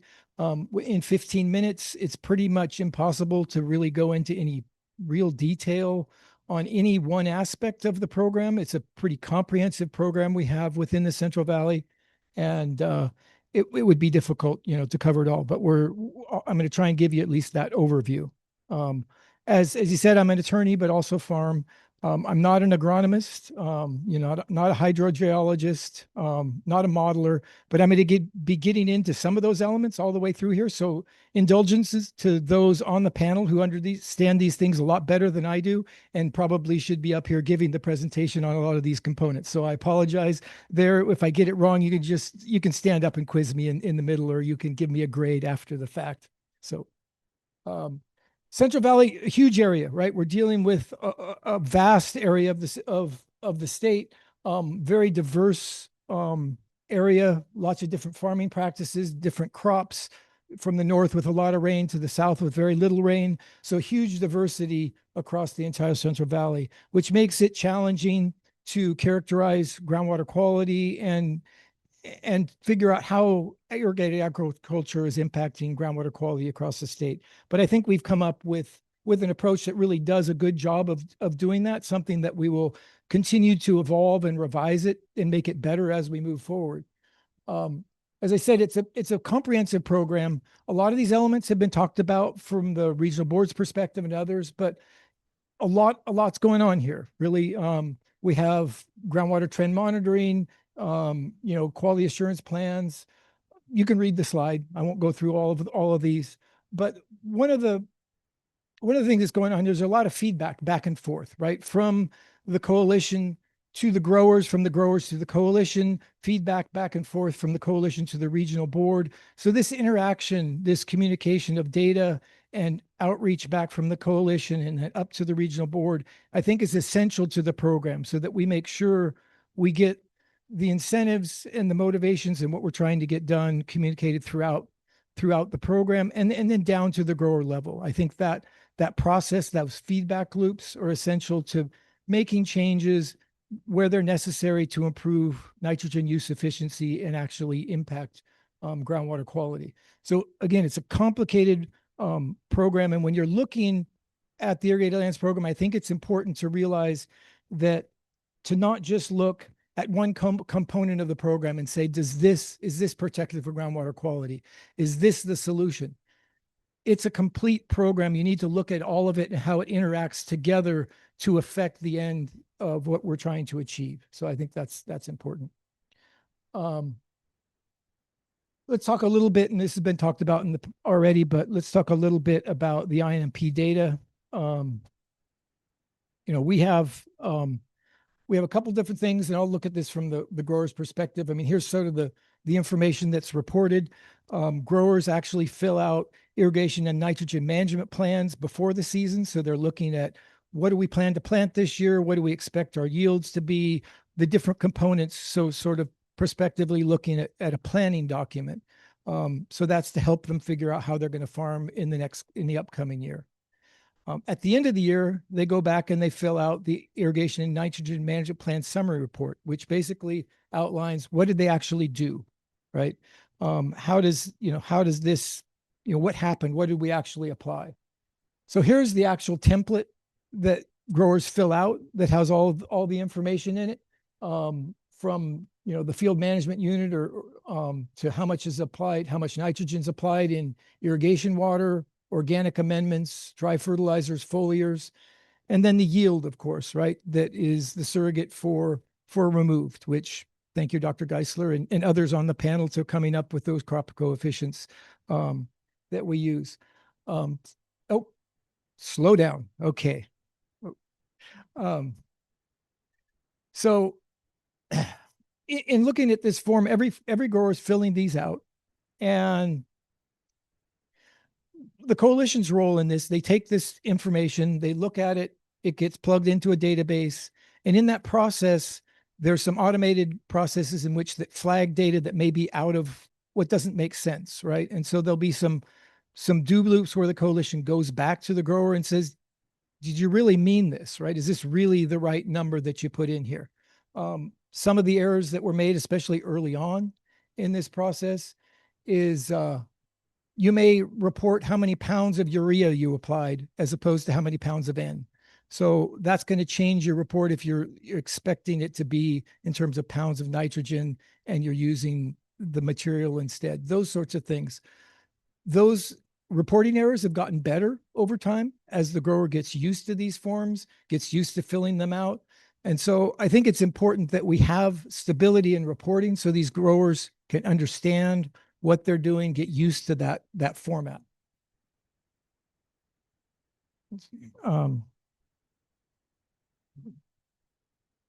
They also have information on, irrigation efficiency practices and nitrogen efficiency practices as well that's reported to the coalitions. This is some of the reports, an example of the reports that have been reported, discussed earlier on from the regional board's presentation, but all of this information gets accumulated and reported to the regional board in summaries based on the member ID by the APN. So you have an individual, you can tie it to an individual, although it's anonymized, but it's to an individual grower, to a specific location, an APN, or township-wise by crop. So there's ways you can look at this, analyze this data on these different levels. The basic, what does the coalition do with this information once we get it? There's two different things that we do. One, we look at it in a nitrogen use efficiency standpoint, so an A over R. We've done that in terms of outliers in the past. We'll be starting to do that in terms of acceptable ranges moving forward. So a nitrogen use efficiency, but also a mass balance side of it. One of the, I think, aspects of the program that I'm most proud of, and I certainly didn't create this myself. A lot of people in this room were instrumental in developing this program, but we've developed formulas, values, and targets. So we've came up with a groundwater protection formula, which uses Central Valley SWAT, CB SWAT, as a model that looks at the root zone to estimate the amount of nitrate that leaches below the root zone. So it's some of you, I know on the panel, understand CB SWAT. You know, as I said, I'm not a modeler, or a hydrologist, but I think I've spent enough time dealing with this that I might at this point be able to play one on TV at least. So I'm, you know, if I get it wrong, I apologize to Ken Miller in the background, but who's certainly involved in this and others. But CB SWAT, you know, we're looking at how much nitrogen moves past the root zone, and it's looking at some of the physical characteristics, right? So we have a soil profiles across the entire Central Valley, and we have the climate that's in there, the crop type, the unapplied, all of that's factored into a, you know, physical based model that figures out as best we can what actually leaches below the root zone. The idea that we're using this physically based model that has the detail and the granularity related to the soil types, I think is really important to get good estimates of nitrogen loading. And I think it's also really helpful when you're reporting to a grower and you come to them, and you'll see this later on, when you come to them and you say, you're outside of whatever range you should be in terms of your nitrogen application rates. You can tell them, look, this is based on the soil type you're farming on, in the hydrology you're farming in, with the climate you have. And it's not some generic concept. It's really tied to the particular area that you farm. So having it be that specific, I think is very helpful, not only to make it accurate, but to be able to communicate that to the grower when you need to. So the formula, again, calculates the amount of nitrogen estimated to go past the root zone. From there, we calculate what we call values, which is that number, what comes past the bottom of the root zone. That's fed into another model where we come up with groundwater protection targets on a township level to say what would need to be applied to be protective of groundwater quality. This is a little bit more of a slide just looking at CV SWAT, the robust nature of the program, rigorous model, you know, it's been adapted for the Central Valley. And, you know, again, I think it's state of the art in what we've done, and leverages a lot of the work that individuals on this panel have done in the past. So I won't go through all of this, but you probably understand those as well as or better than I do. Here I'm going to flip through a lot of these because I shouldn't have had animation in here. On the some of the outputs of CV SWAT, we come out with nitrogen and water budgets, and we actually end up, and these are reported every year for every township. So we'll end up with comprehensive, you know, nitrogen and water balances and those water budgets that can be reported on a township level with all of this information.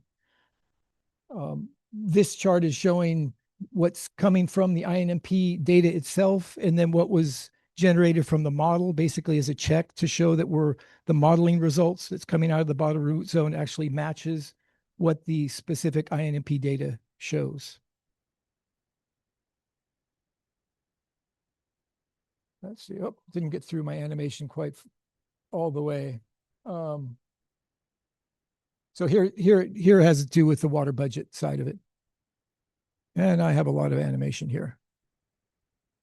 Okay. Here's a section that I think Dr. Harder should present on this one, because I'm starting to get into CVNP-SAT, fairly outside of my expertise, but I have spent a lot of time talking about it and learning about it. And what we've done is take the CV SWAT and integrate it into CVNP-SAT to take those loads that are coming from the irrigated agriculture past the root zone. It feeds into the hydrologic conditions, estimated sources of other nitrate loading, and goes into that CVNP-SAT to figure out what is the groundwater conditions and the water quality underneath the aquifer across the Central Valley on a township level. Really an amazing merging of those two models to come up with some really good results, I think, in terms of a good way to estimate impacts to groundwater quality. So what do we do with this once we get it from the coalitions? There's significant education and outreach that takes place throughout the coalitions, looking at annual meetings, but we also have more specific trainings depending upon, I'll move on to this, depending upon some of the results from our INMP data. This is a sample of some of the work that we do. That some of these reports similar to this get sent out to every grower in the Central Valley that look at what's the distribution of nitrogen use efficiencies for your crop and where are you? So a grower like this would get a report like this that says, hey, you're outside of the range of what's appropriate. So they can see where most growers are. They can see where they are. The result of this is they understand they need to become more efficient. And part of the process of this is there's more education and outreach, more to-dos for that grower that is ended up as an outlier. So we'll be using this coming up. We'll have acceptable ranges, and we'll also be looking at this, our groundwater protection values and the targets. And we can use similar methodologies to outreach to the growers if they're not meeting those metrics related to acceptable ranges or the groundwater targets.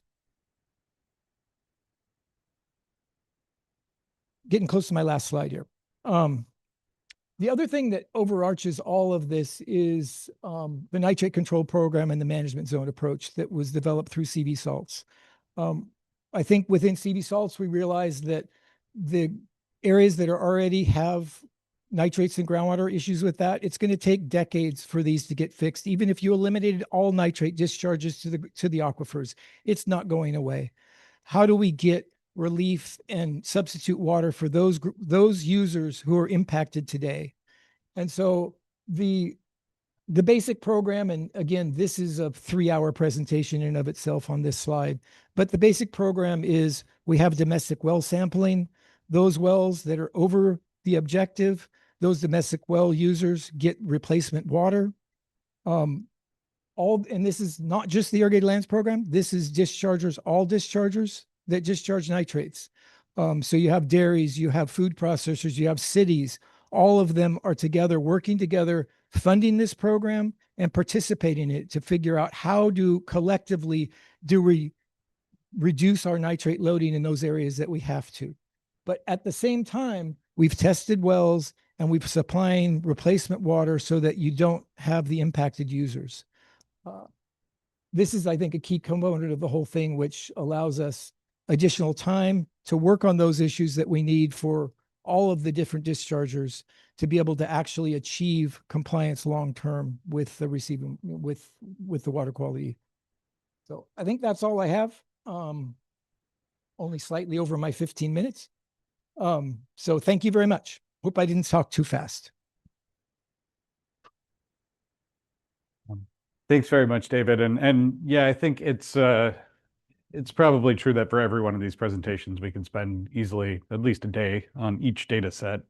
But we're just trying to give you kind of a general overview of what some of the information says from a variety of sources.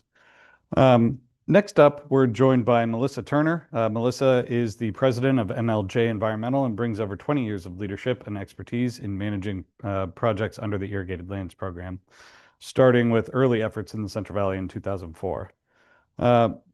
Let's see. MLJ Environmental has worked with various regions on compliance for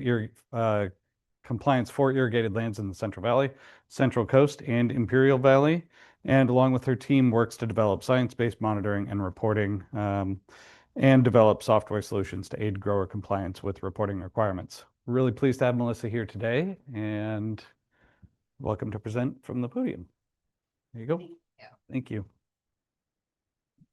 I will repeat what everyone else says. There's a lot to cover, so I'm hopefully stick within 20 minutes. I'm going to try to do that. Appreciate the opportunity to speak to you all. A lot of what I'm going to present really adds to the great information that has already been presented to you. I think it's going to reiterate some of the things, and what I want to bring to it is a perspective from Region 7, which is the Colorado River Basin. There are 4 coalitions that I'll be speaking about. And so you can see that red box is where the Colorado River Basin region is. And my presentation will do kind of an overview, just give you some context, some history about that region, and then pinpoint some specific challenges. Some of them overlap with all of the regions that I think it's really good that I'm on the heels of these other great presenters. So it'll kind of bring home some of those talking points. And then we'll kind of circle back to, as best we can, your questions and maybe how this information might help you with some context. All right, a little bit of a timeline. So if Sarah's the toddler in Central Valley, maybe David's the teenager, and then we are definitely the infants. So if you look at this time scale here, you've got the Central Valley ILRP starting in 2004 with NMPs before they were the INMPs beginning in 2012. So even before the presidential order requirements. And then you see where Colorado River Basin started their conditional waiver, which started in 2014. So once the presidential requirements were added, the regional board in Colorado River Basin went through the individual, developed the individual orders for Palo Verde. They had the Outfall Coalition, and then BARD, which has their coalition. So they were adopted in 2019, and then that was followed by Coachella and then Imperial. So those are our 4 coalitions in this region, and they act more like Central Valley in terms of third parties compared to what Central Coast and Preservation Inc. does. So when the presidential requirements were implemented to the orders, they do follow the same reporting format that David talked through about the anonymous member reporting and parcel reporting, and then aggregate it to the township.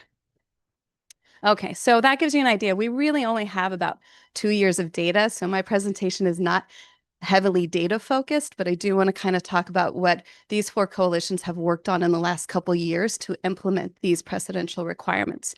So for some context, here's a little bit of an overview of our 4 coalitions. Imperial, which includes the Imperial Irrigation District.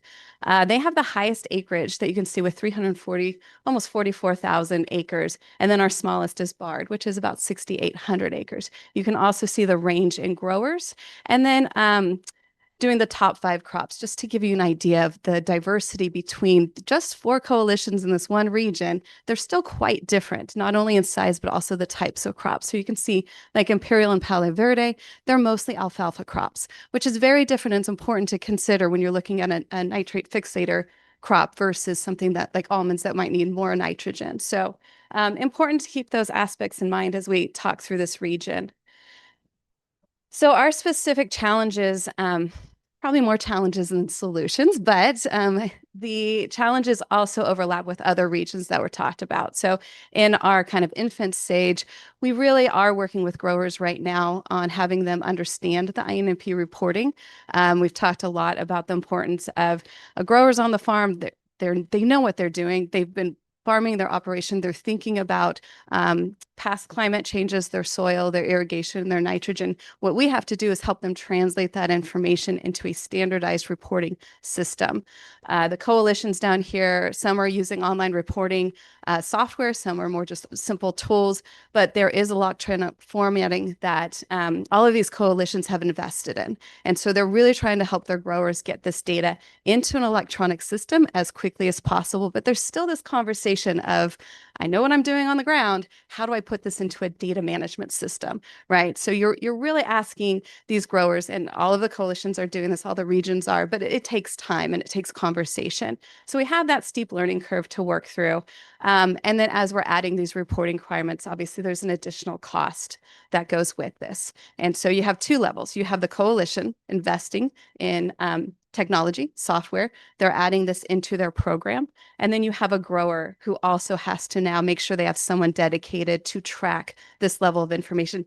And it might be information they know and they're knowledgeable about, but it's putting it on paper so it can be reported at the end of the year, which, takes them time to accustom their practices to. So there are more costs associated with this. This does have an impact. We've talked about economical impacts, I think, throughout California and agriculture. This is one part of it. But when you talk about a grower and operation, they're managing all of that. They're managing increases in labor costs. They're managing increases in regulation, et cetera.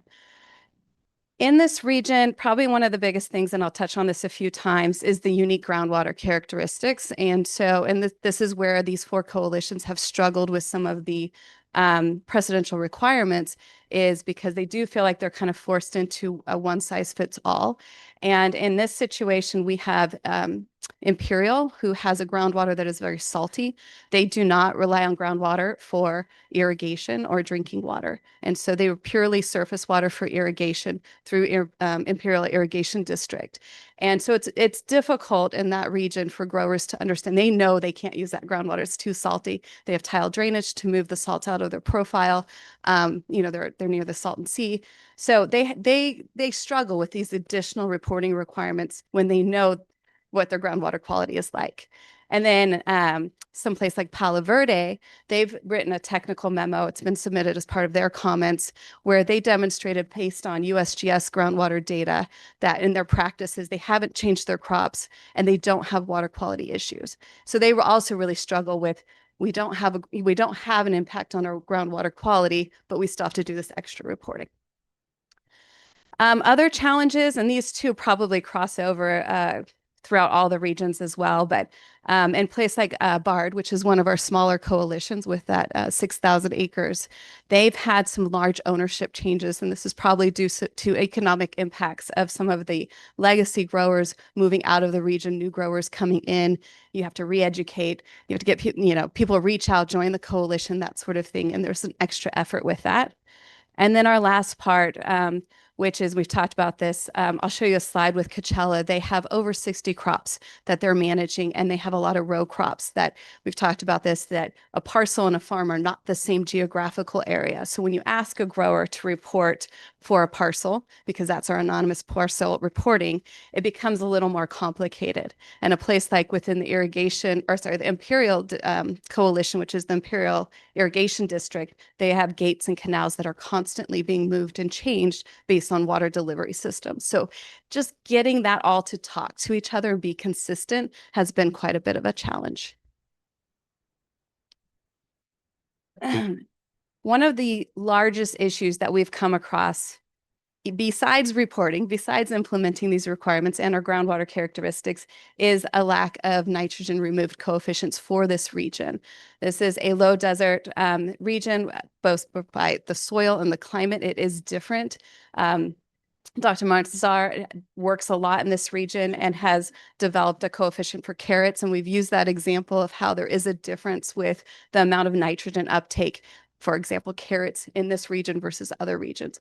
And we think this is really important to consider when you're looking at coefficients. And we've talked about the importance of A minus R and A over R for understanding what the nitrogen removed is. And if we don't have good coefficients, we may be interpreting the data with incorrect information and making the wrong conclusion. So that's an important part, that they currently only have 3 coefficients developed in that region. Everything else is developed outside of the Colorado River Basin region. And then one other note, and this isn't groundwater, but this is surface water. So I mentioned like Imperial, they rely on surface water for irrigation, which then has the potential, that irrigation water is moving down through the soil profile. However, their water moves through Mexico before it comes back into California. So they have an extra difficulty of working with international water quality and trying to know what is coming into their system from another country. All right, so some of the strategies and solutions, and this is where third parties, and these 4 third parties in particular, have been really great of getting these regulations up in front of growers and having this education and outreach, which I know everyone else has also highlighted the importance of. So they do annual grower meetings. They conduct one-on-one support with coalitions between growers and coalition staff. They use farm bureaus, RCDs. There's really a coming together to try to have these conversations about, this is what you do on the farm. This is how you translate it into the software and reporting your data. There's pre-recorded videos, tutorials, and fact sheets. So there's a lot of work that is happening in our last couple of years to ensure growers are understanding what to report. We've talked about the difficulties of I think David said the example of reporting for urea instead of saying how much nitrogen specifically. That makes a huge impact on the data received. I didn't mention it, but I will say and repeat what others said, the third parties here do a QA/QC of the data before it's submitted to the regional board. And this is essentially how they submit their data. Having these online reporting systems allow them to do this sort of summary. So you have your statistical summaries, and then we're able to do these distribution curves of the data provided. So here's an example from Imperial and Carrots. And you can see you get A over R, A minus R, your parcels, acreage, mean, standard deviation, min max, right? So you get your understanding of your population of applied and removed. This is contingent on having removed and also having high quality data. One thing we can speak a little more about are practices. I'm using Imperial here again as an example. They've been collecting management practices for longer, even before the precedential requirements were added. And that was part of their TMDL compliance, working with the Colorado River Basin Regional Board. And so in this graph here, we've color coded the practices. The blue are the irrigation efficiencies, and the orange here are nitrogen efficiency practices. And the blue dotted line at the very top is the acreage enrolled in the coalition. So if you look kind of as an example, for your irrigation efficiency, you have multiple practices implemented. One of them is concrete line channels, which is part of the irrigation district that does that. But you're in a desert region, you don't want to lose any of your surface water, and they rely solely on surface water, right? So they're already making sure their water is going to their crops as efficiently as possible. It's very important for their productions and operations. And then when we get to nitrogen efficiency, you can also see a large amount of the acres are doing a multitude of practices, and including split fertilizer applications. Almost all of the acreage is doing that. And we already know that's a very efficient practice to ensure the crop is getting nitrogen at the right time. And then there's 3 other testing places in here for soil testing, tissue petiole testing, and irrigation water testing, which again, the grower now is making sure throughout the growing season, they have an understanding when the crop needs their nitrogen and apply it accordingly.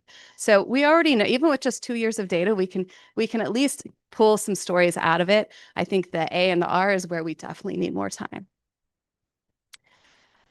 This is a busy slide, but the main takeaway is I wanted to illustrate that with, and I don't have all the data for BARD, but when we look at farm sizes, we can look at Palo Verde, Coachella, and Imperial, and they're just categorized into classes. And others have talked about the small farm complications and extra burden that they have to deal with because they have less acreage. So a coalition like Coachella, which is in the middle, using as an example, 24% of their acreage falls in less than 20 acres. They also have the highest number of crops. So they have 63 crops within the region. They are kind of in the second to the bottom in terms of acreage in this region of 37,000-ish. And they have a huge range of their size of ranches and then this diversity of crops. So when we think about nitrogen removed, field studies, extra support, we really are dealing with the diverse across these coalitions and within the each coalition. Circling back to groundwater, and this is a hard presentation because it's Colorado River Basin, but each of these coalitions are pretty distinct. So I wanted to highlight a few key pieces about the groundwater in each of these areas. Coachella uses its groundwater. Most of this is done by the Coachella Valley Water District, and they are the lead in developing a salt and nutrient management plan. So David talked about CV salts. They're developing an SNMP for the Coachella Basin, and Ag is a participant in that. They're a stakeholder. We do know that the aquitard in this region helps protect the high quality of the groundwater.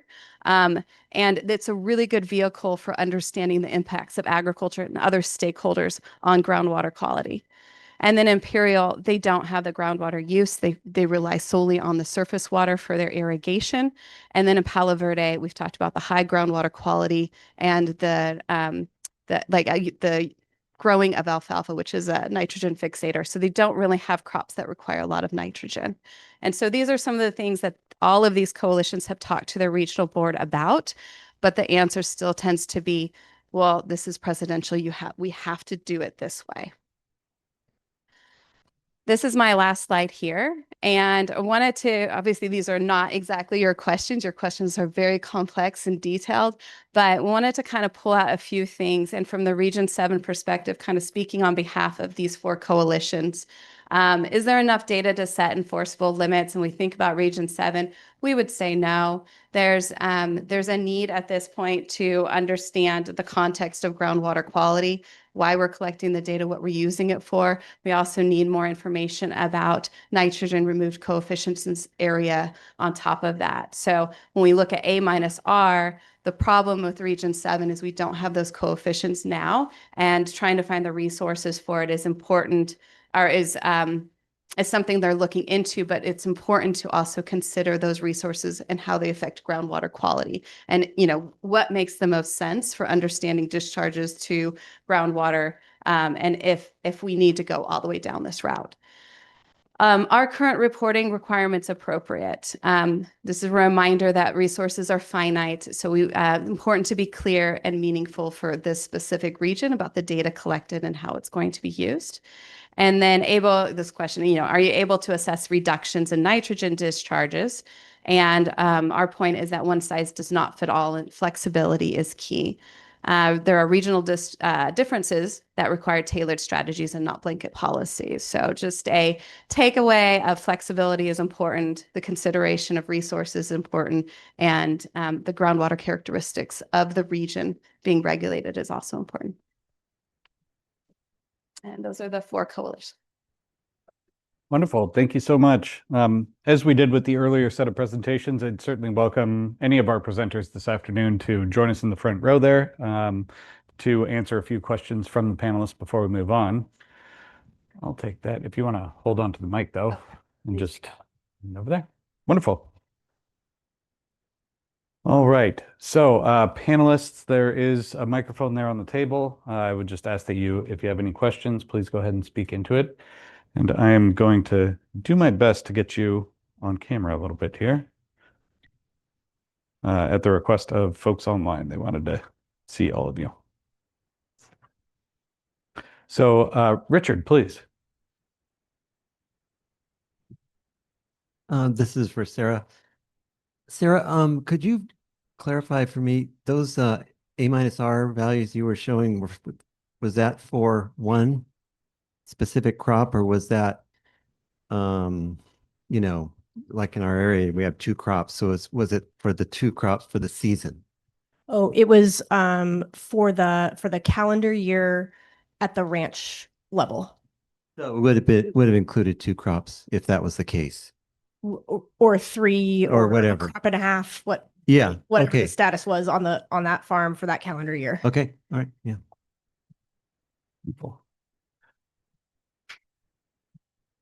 Just to follow up, Sarah, when you calculate that A-R and you said there were a number of really high ones, and that was due to the water, were you counting all the water applied or just the ET amount? We do it both ways. So when we get all of the data back out of GeoTracker, Marco, our data manager, basically calculates within Region 3, as you know, there's a lot of different forms of A and R right now. And so we basically calculate every single one and run all the different potential compliance equations. And so we've run it both ways with and without the crop ET adjusted A-EAR term, which is I think what you're asking about. And the bullet point on my slide that you're referring to doesn't change so it lessens. There are the effect of the irrigation water nitrogen on those very high AR reports lessens a good bit when you adjust for crop ET, but it doesn't kind of change the outcome of the research. It's because of because adjusting for crop ET changes the volume, but it doesn't change the concentration. And we just have some farms that are irrigating with very, very high concentration water. So even when you reduce the volume that's being accounted for, that it's that high nitrate concentration that continues to drive the A term up. So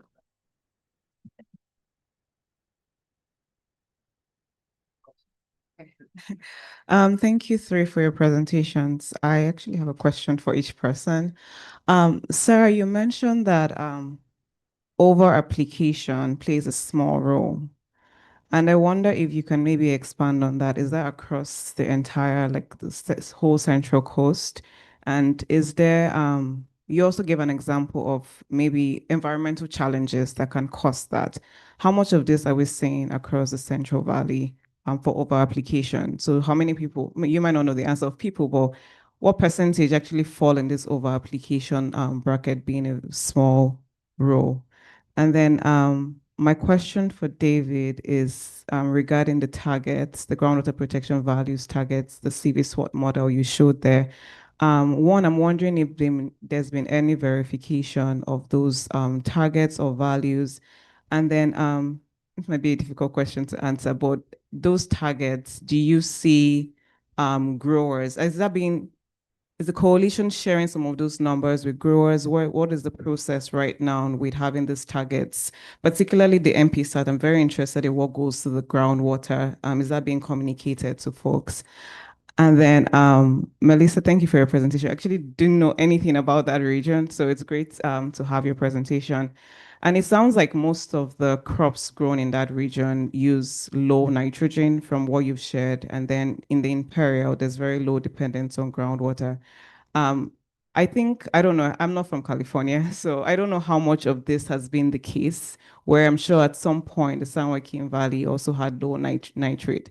And then over the years, it's gotten to this place. So do you think status quo, the way things are right now, we need to have some restrictions on how people are applying and using nitrogen? Do we have data on that? Or I just want to get a sense, since you're based in that region, on where crops grown application. And then you made the point of coefficients, which I think is very important to find out more, but maybe just more information on your region.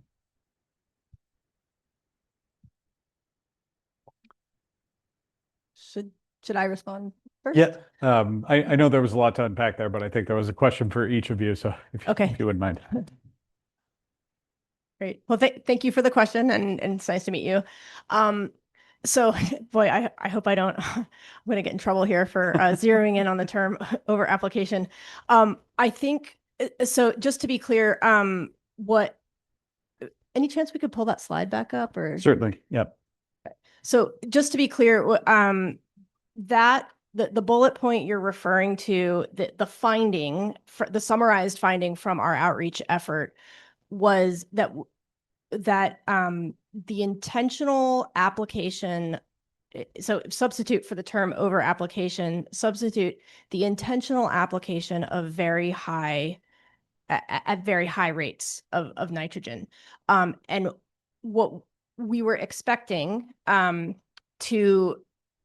we were expecting that we would, call these growers, and at least some percentage of them would say, oh, yes, my AR balance is high because my nitrogen applied is very high because that's just the way I do things, because that's just my standard practice.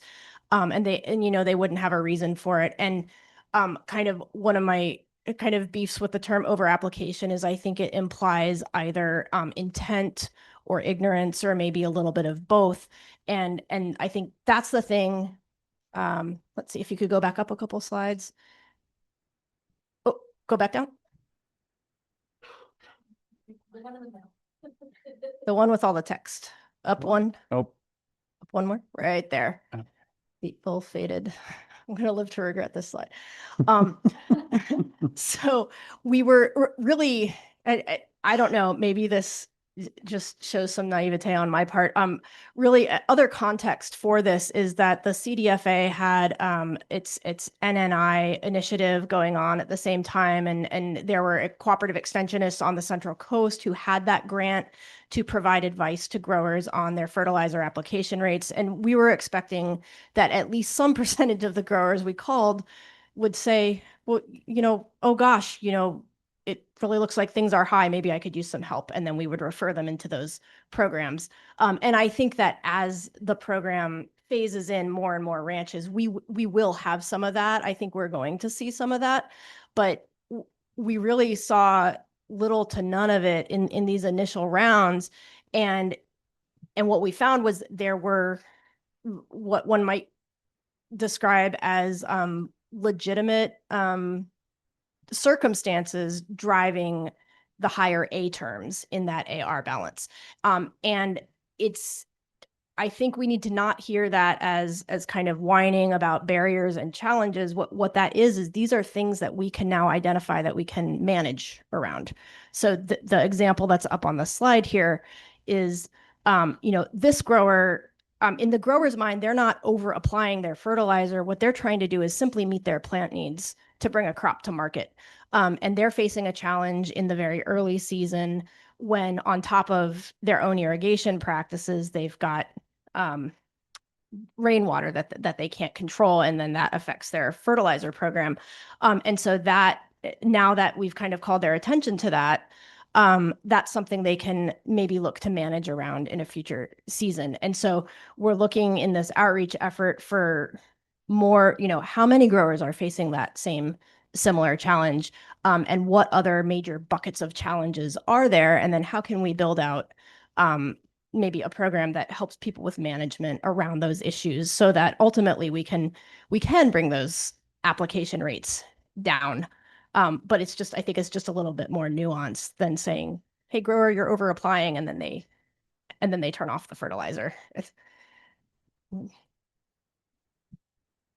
right. Well, I might have equally as difficult time answering your question for me with the Imperial Valley, which if I have it correctly, it's this question of if we're not seeing, and I want to clarify some things, but I think what you're asking is if in the Colorado River Basin region, if we're not seeing nitrates in the groundwater now, should we be concerned down later? Is there a time step difference?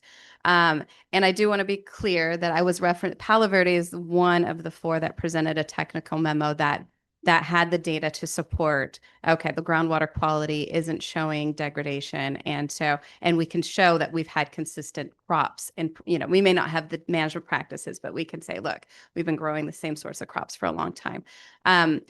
And then also, I don't know for sure, but I don't think there's that much difference in the timing of when agriculture was in the Colorado River Basin versus the Central Valley. I don't know if anyone knows that answer, but I don't know that there's a big time difference of when agriculture was maybe at the large scale in that region. And I should quantify, I'm not actually from that region. We were brought in because we help a lot in the Central Valley. We work with a lot of coalitions here with their data management. And so that was they really wanted to jump into this process efficiently to get their growers on board with reporting and use lessons learned from the Central Valley and bring them down to the Colorado River Basin region. So I'm not very helpful in answering your questions. I think the main point trying to get across is that each of these coalitions have different groundwater basins, and there's different things happening in there. So like Coachella, the importance of working with all those stakeholders to preserve their groundwater quality. And they have their Central Valley Water District, Coachella Valley Water District that is leading that and is really working hard to make sure that they've got a program in place with all dischargers to ensure that quality is protected. So it's more of just looking at even within one region, looking at these basins somewhat differently, and these coalitions have some flexibility. Okay, and just I remembered your first question. You might have to update me on the second question, but I didn't have my pen out when you first asked the questions. But I think the first question was relating to outreach, related to the groundwater protection values and targets. And so one of the things I think I glossed over probably more than I should have in the presentation was that these targets and values are on a township level, right? So we're looking at this in that township level. So we calculate the values and the targets for the entire township. We initially did a value so that we would compare to those targets for 2019. And then earlier this year, we completed the analysis to look at 2020, 2021, and 2022. So we really don't have a whole lot of years trying to look at a multi-year average to see which townships are above and below those targets.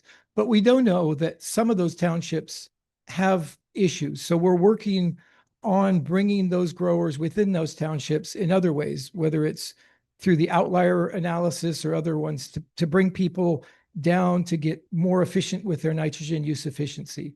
And where I see the values and the targets coming in is really trying to figure out where do we have, what's the glide path, right? Where do we have to get ultimately over time? We know right now where the big, where their problems are, and you participated in that, in the irrigated lands program. But we know in those areas, we need to start getting growers to be more efficient. So we're working on that across the area, and the values and the targets are something that we'll really be working in later. Do you remember your second question? Well, we do have within our values and targets, we have a work plan that looks at continuing to improve the generation of those values and the integration in those targets. And within that work plan, there is a validation side of it too. So we're looking to constantly improve our methodology to calculate the values and the targets. And that work plan does include validation. Yeah, thank you for the question, because I forgot that in my presentation. Daniel, and then we'll check in with our panelists online. Thank you. I have a question for David.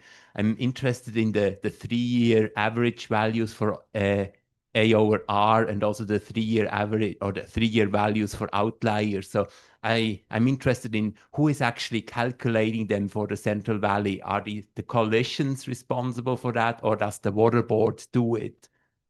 And Melissa does. Yeah, so the coalitions do that.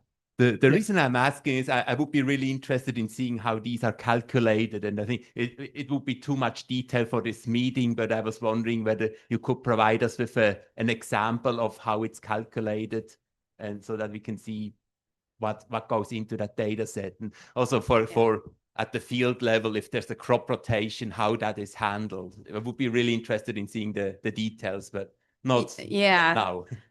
Just for content, so we work with the ESOMK, and they had the first requirements. And so we've been working with their data set since the NMPs were established. The 3-year running totals are, the formula is in the order, and then the statistical outlier, we use a med-couple statistical outlier, which is part of a work plan. So I know it's a little more reading, but there's definitely probably some resources that you guys have to read into some of those details. And it is done on it has to be the same grower for 3 years, the same crop on the same parcel. And I think that is some challenge, because obviously with rotating crops, you don't get that, whether it's rotating within the year or you're changing crops from year to year.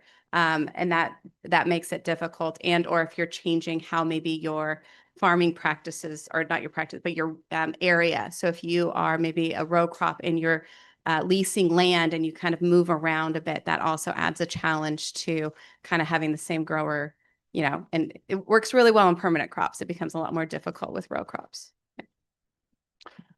All right. At this point, did you have something else to add, Dave? So just real quickly, I want to check in with Ollie Montazar, Hannah Waterhouse, and Thomas Harder online. Any questions for our presenters before we move on to the next agenda item?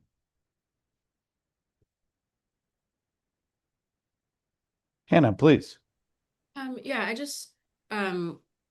I had one clarifying question for Sarah, which is, I know that Richard asked the question as well, but those are for, those A-R values are calculated for the entire year.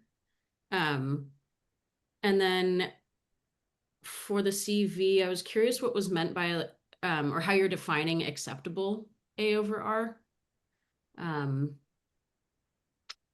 Yeah, those are my questions for now. So to answer the question directed at Sarah for the Central Coast, so yes, all of the A-R values that I talked about today were on a ranch basis for the calendar year 2023. So that's the crops are reported by line, crop by crop. And so if there's 2 lettuce crops grown in the year, for example, the grower has the option to report either 2 different line item lettuces, or to report kind of all of their lettuce for the year. It's on a mass basis, it's the same regardless.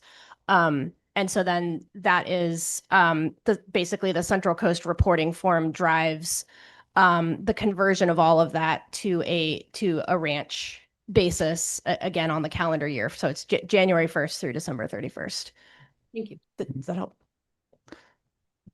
Thank you. Let's go next to Thomas online, and then last question from Ellie. Oh, Well, Hannah had I'm just sorry, there was one question. more. Yeah, one sorry question, for which that. I'll make it quick on that. Yep. The acceptable ranger report we just turned in earlier this year, I think it's still being reviewed by the regional board. It hasn't yet to be approved or disapproved, but it's basically looking at it's based on individual crops. So you're looking at the individual crop, so it'll be a different acceptable range or A over R for that crop. And we've looked at with all the INMP data across the Central Valley, we've looked at the range of what that data is and tried to set, based on that range that we have from our historic INMP summary data, we've set a threshold for what's acceptable. I forget what the exact percentage that we use, but it's based on that INMP summary data. Wonderful. And it's yet to be approved, so I don't know the answer yet. Okay. Let's go next to Thomas and then Ellie for the last question.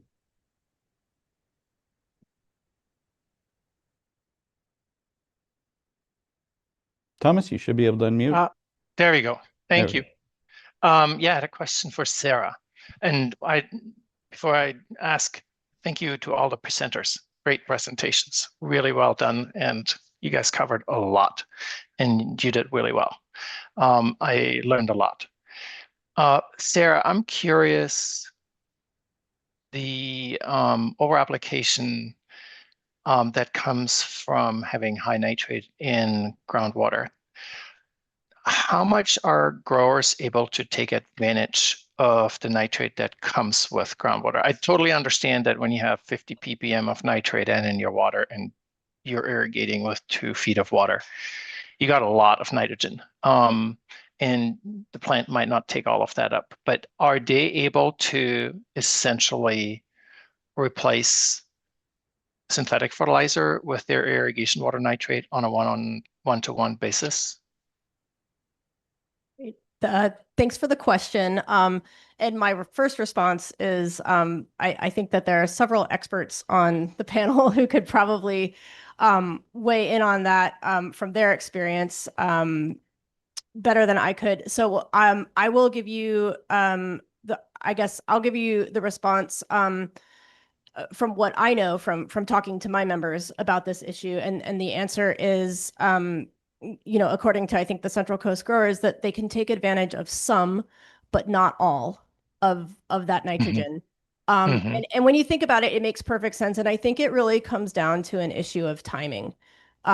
You look at like plant uptake curves, or look at just what does the plant need for nitrogen over the course of the crop relative to what is the plants in fields need for water over the course of that crop, and they're not in perfect alignment, Right. which means that and then I think there might be also some salt competition issues there, because typically water that's high in nitrogen is also high in other salts. And so, I guess bottom line, some of it, while it may all be technically bioavailable, the farmer is able to take advantage of some, but not all of it. Thank you. Thank you. All right. Final question before we move on to our next presentation, from question from Ali Montazar. Ali? Thank you, Sam. And I also thank all the speakers for the great information they provided us. I have one question for Melissa from the desert region. So as you know, Melissa, we are in the middle of a project developing the crop coefficient, nitrogen crop coefficient for the desert cropping system. So I'm expecting in 2027, we should have those information. So let's for a minute eliminate that, let's assume we have that information for the desert. So your team has years of experience in Central Valley. So I would like to hear, your insight. So if we eliminate the crop coefficient, what do you think will be the most important challenge of irrigated land regulatory program in the desert? Wow, such an easy question. Please. I think right now, okay, and you are talking in the future, and that's fair. If you take the removed, if there, you know, and Dr. Montazar is talking about some studies that he's funded to do right now, which we are looking forward to those results. But we get back to kind of this lack of flexibility of the reporting requirements and the use of those data and where it falls into. There's I think, and Region 9 in San Diego said very similar, like they're kind of stuck with these requirements and how to interpret them for the regulation. And so in terms of, and I'm not sure I'm exactly answering your question, Dr. Mansar, but I think we're trying to come in and say the data collected, make sure we know what we're doing with it. And when we tell growers to change their practice, they're going to say, what do I change it to and why? And how do I know now this is enough? And there's a huge concern of changing your practices, putting more money into something, maybe even reducing your yield, your harvested yield, because you're like, I'm doing the right thing. And then you still get someone coming back saying it's not enough. You have to do more, or it didn't protect groundwater, right? This in David's presentation, he had those illustrations, which I know you guys are all very aware of, the nitrogen above ground and groundwater. And there's a lot happening in between and it's complex. And when you're a grower and you want to know, I'm doing this right here, right now, I want to know that it's protecting groundwater. It's very difficult to say, yes, you check you are good to go. Everything's perfect. And I think it's all centering around this conversation. When you collect the data and you have these requirements or you have limits or you have targets, it's all with the same goal of we're doing it and we understand how, and we can communicate to growers about their practices, what they need to change, what's working and what's not, and how it's reflected in groundwater. And that's the $1 million question. It's not easy to answer. Thank you. I think I danced around that well enough. All right. Well, thank you. Thank you to all of our presenters today. Clearly, we could spend a lot more time and will in the coming months on all of the topics that you discussed throughout the day. We do need to keep moving, though. So at this point, I'd like to introduce Dr. Daniel Rath. Daniel is a soil scientist with the NRDC, focusing on sustainable agriculture management.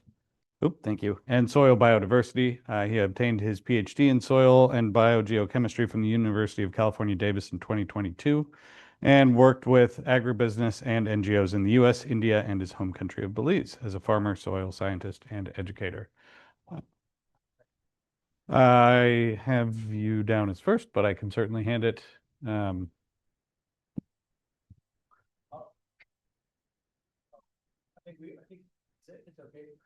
Totally fine to switch it around. Just give me a moment to cue it up. Thank you. Daniel will be presenting shortly. Next up, we'll have Jake D'Alessandro and Ira Stewart-Frey here to present a variety of things. Let me cue up those slides real quickly. Just a moment.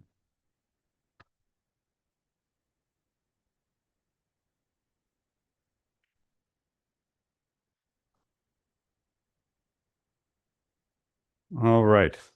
Sorry for that. There you go. And there you go.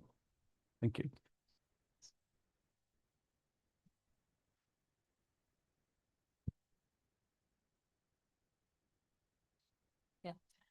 Good afternoon, everyone. My name is Dr. Ira Stewart-Frey from Santa Clara University, where I'm a professor in water resources. And I'm here with my colleague, Dr. Jake D'Alessandro, who is a water justice fellow at the California Rural Legal Assistance and also a member of the Water and Climate Justice Lab at Santa Clara University.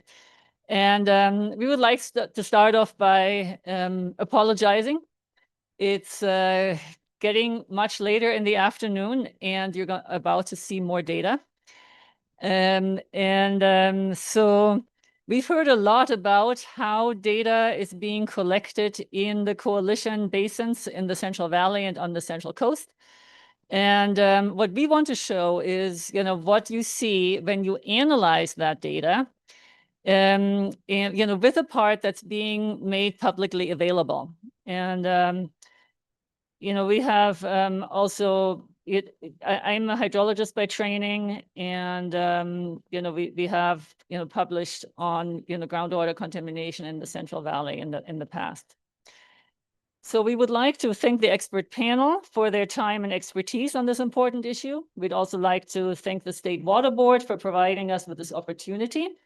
And also that you were highlighting that your focus will be on available data and scientific analysis. We seek to contribute to that conversation by analyzing what the collected data can tell us and about the magnitude of the issue and how to target it. Next slide, please. In terms of data sources, we used a variety of publicly available data.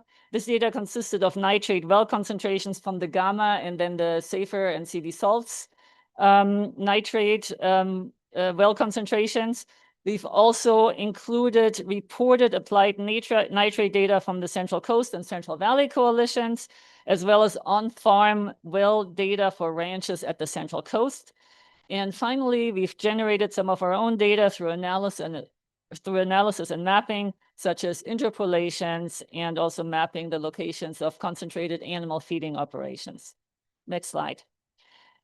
We employed methods of data analysis that are well established in the scientific literature, such as trend analysis, statistical analysis, and geospatial interpolation. And several of the figures we present are part of a manuscript that has been submitted to Water Resources Research and has passed the first round of scientific peer review. Next slide. There are several key takeaways from our analysis that I want to summarize up front.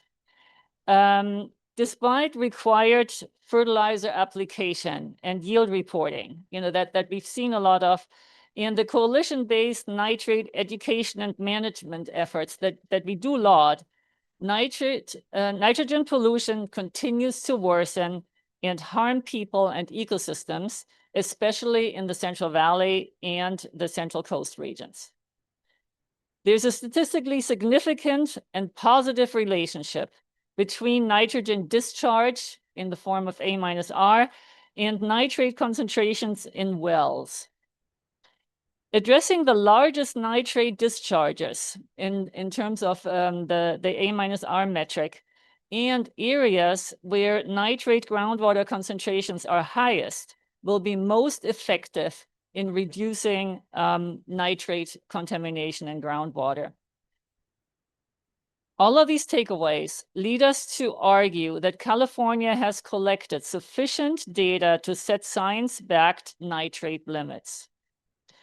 Our work in these key takeaways also lead us to recommend significant improvements for data quality control and transparency. Next slide. There is widespread evidence that nitrate has been a persistent and concerning problem for shallow groundwater in California, and particularly in the Central Valley and in the Central Coast. And we've heard much, and I think appropriate discussion about the differences of the various regions. But also there's lots of evidence that it's getting worse. This evidence is from scientific studies, which date back several decades, which you also heard about on Friday, and which also include the extensive 2012 nitrate report by Harder and Lund to the California State Water Resources Control Board. More recently, with the CV salts process, which we've also already heard about, consultants for the agricultural collaborations and the Priority 1 basins have generated interpolation maps that indicate nitrate levels above the MCL, or the maximum contaminant level, in red. On this slide here, you can see two examples for the Kings and for the Kaweah basins, which indicate plenty of red areas. In addition, we want to present some of the most recent evidence from our own work, which includes the most recent well nitrate concentrations available. And evidence for high nitrate contamination comes from shallow well concentrations in this analysis, from interpolation, from trends of these concentrations, and from examining patterns during different seasons and also drought status. A lot of our analysis is for the Modesto and Turlock CV salts Priority 1 basins, and you already saw the map with these basins in the earlier presentations. So here you can see interpolated nitrate concentrations in red above the MCL, average shallow well nitrate concentrations in different symbols, and disadvantaged communities in the hatched areas. What we found is that 41% of the shallow wells in the regions exceed the MCL, and that areas high in nitrate concentrations and vulnerable communities dependent on shallow wells overlap in many regions.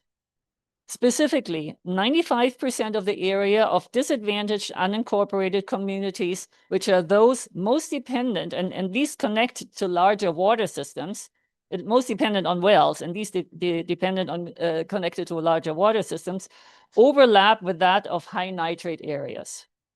Thus, the most vulnerable populations are disproportionately affected by high levels of nitrate contamination. Next slide, yeah. In terms of trends, here we're looking at those nitrate well tests in the Central Valley that are the most recent since January 2023 in shallow wells and are not part of the Water Board cleanup program. 972 wells fit that definition. We found widespread high nitrate concentrations. 430 or 44% of these wells tested near or above the MCL, and only 17 were in close proximity to a CAFO. Next slide. Taking a bit of a closer look, areas of particular concern where nitrate concentrations in wells are often well above the MCL are in the San Joaquin, Kings, and Tule basins. Next slide. Looking at trends in nitrate shallow well concentrations, I have to explain a caveat. And that is, in the Gamma and SAFER databases, there are rather few repeats of tests for any given well. So demonstrating scientific significance for trends in nitrate concentrations is often difficult or not possible. But if we take these instances where we can actually do that and take a look at the trends for the past 25 years, 27% of the wells for the Modesto and Turlock Priority 1 basins had significantly increasing long-term trends. And conversely, only half of that, or 14%, had significantly decreasing trends in nitrate concentrations. Next slide. As concerning as the available data is, the concentration of nitrate in wells is not static, but it is also fluctuating. You heard about our monthly resident well testing program on Friday that indicated that there can be significant variability. What is important to understand is that there are very low resampling rates of individual wells, often only once over a 20+ year period or once every few years. On average, across all wells, though, generally higher concentrations can be found early in the planting season, as well as the beginning of the rainy season. In addition, average nitrate, so that would be the left graph actually, average nitrate concentration is statistically significantly higher during drought years compared to non-drought years. That would be the right graph. So what do we take away from that? If you sample a well only during a low concentration season or during a non-drought season, you may very well underestimate this nitrate contamination at other times, with a significant risk to the residents drinking that water. In short, there may be seasons and drought times when more residents might be affected by nitrate concentrations that exceed the MCL than has previously been recognized.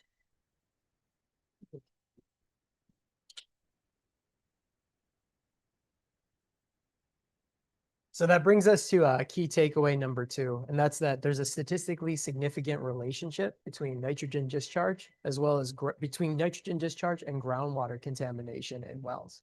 And to demonstrate that, we moved to the Central Coast. Elaine this morning showed how much great data that the Central Coast has, and the big player in this is those on-farm concentration wells that correspond to the nitrogen discharge rates that are available. Oh, sorry. So how did we demonstrate that statistical relationship? So we broke down all the wells, the ones that were above the MCL, and the ones that were below. And we found that wells that were above the MCL were on farms that had 2.5 times the amount of nitrogen discharge compared to wells that were below the MCL. This is supported by a statistical test, a Mann-Whitney test that compares the two independent samples. And that has a very, very, very low p-value of 0.0001. And I know this isn't a statistics class, but what that essentially means is that there's a greater than 99.99% chance that this is not because of randomness. So we know that there's a strong statistical positive relationship. But which wells are more likely to test above the MCL? So we looked at fields that had above 50 pounds per acre of nitrogen discharge and wells that were below 50 pounds per acre of nitrogen discharge.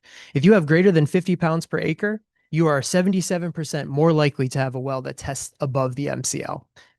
This is supported by a chi-squared test of independence and an odds ratio. And again, greater than 99.9% chance that the statistical relationship is not because of randomness. And that supports this key takeaway that the data shows that higher nitrogen discharge leads to higher groundwater contamination.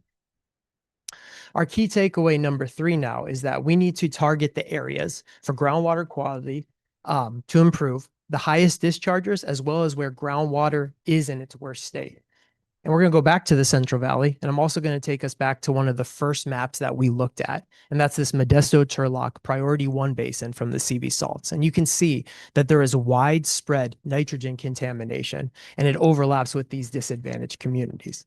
The most efficient way to reduce these groundwater contamination is to target these highest nitrogen dischargers. So we're going to look now at the whole Central Valley, all 13 coalition basins. And what we did using township and range data was took the total nitrogen discharge per coalition for 2023. We were able to do this for 12 of them.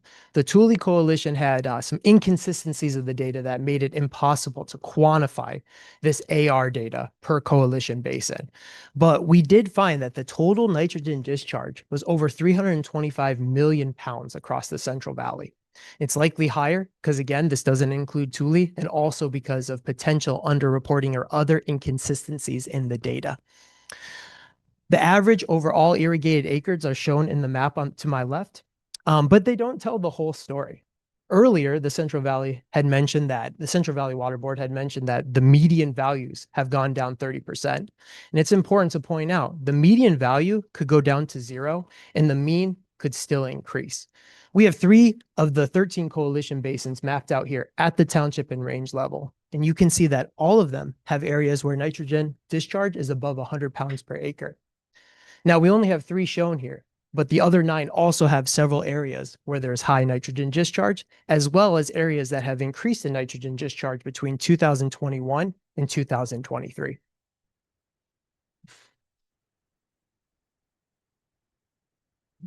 So in the next few slides, we will present what the data indicated for the Thule Basin Coalition. We can only use the Thule Basin Coalition for this particular analysis because more data was shared for Thule than for the other basins in some aspects. Field data was reported and released for every coalition. Aggregate acreage data at field level was collected for every coalition as well, but that information was removed before release, even though it does not violate privacy considerations. The only basin and only time where that information was not removed and shared with us was for the Thule Basin of 2023. Thus, we were able to analyze the true distribution of crops, fields, and specific anonymous grower information only for that basin and that time.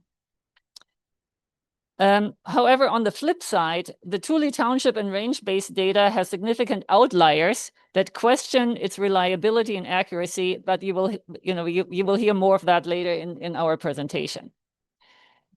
So looking at the breakdown of crops and nitrate applications for Thule from the self-reported data, and sorry, some of the format doesn't seem to have transformed all that nicely. We can see that citrus has some of the highest nitrate discharge rates in the basin and makes up a large share of the agricultural area. We can also see that pistachios and almonds appear to be incredible nitrate removers, as their mean A-R is -400 and -118 respectively, due to extreme outliers in the data. These findings call the workings of the self-reporting process into question and may indicate some issues of underreporting. Next slide. However, even if we take this data at its face value, the mere fact that we were provided with acreage data for Tule allowed us to calculate the relative contribution to surplus nitrate discharge from individual anonymous growers and investigate the promise of limiting the highest discharges. On the total nitrate discharge generated in the Tule Basin in 2023, the top 10% of dischargers by total discharge generated 43% of the A-R, or the surplus nitrate.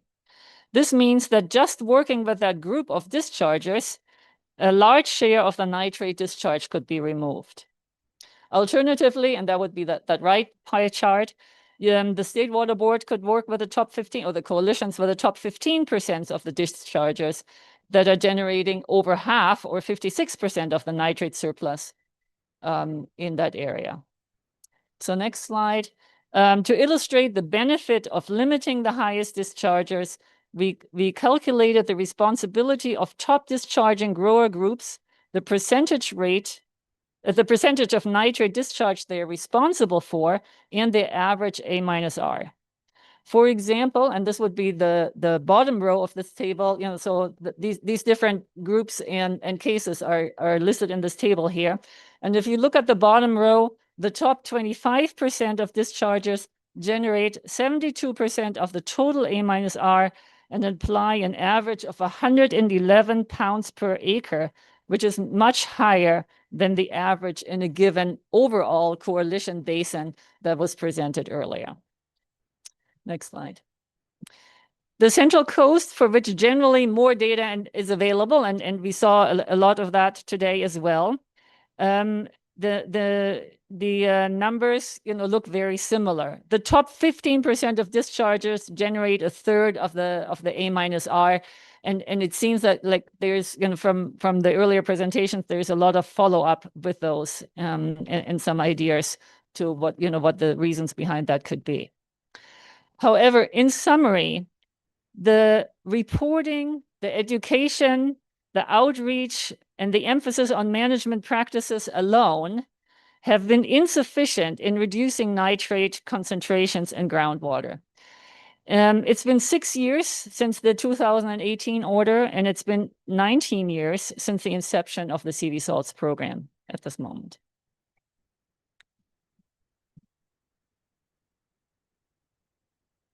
So now we're going to move.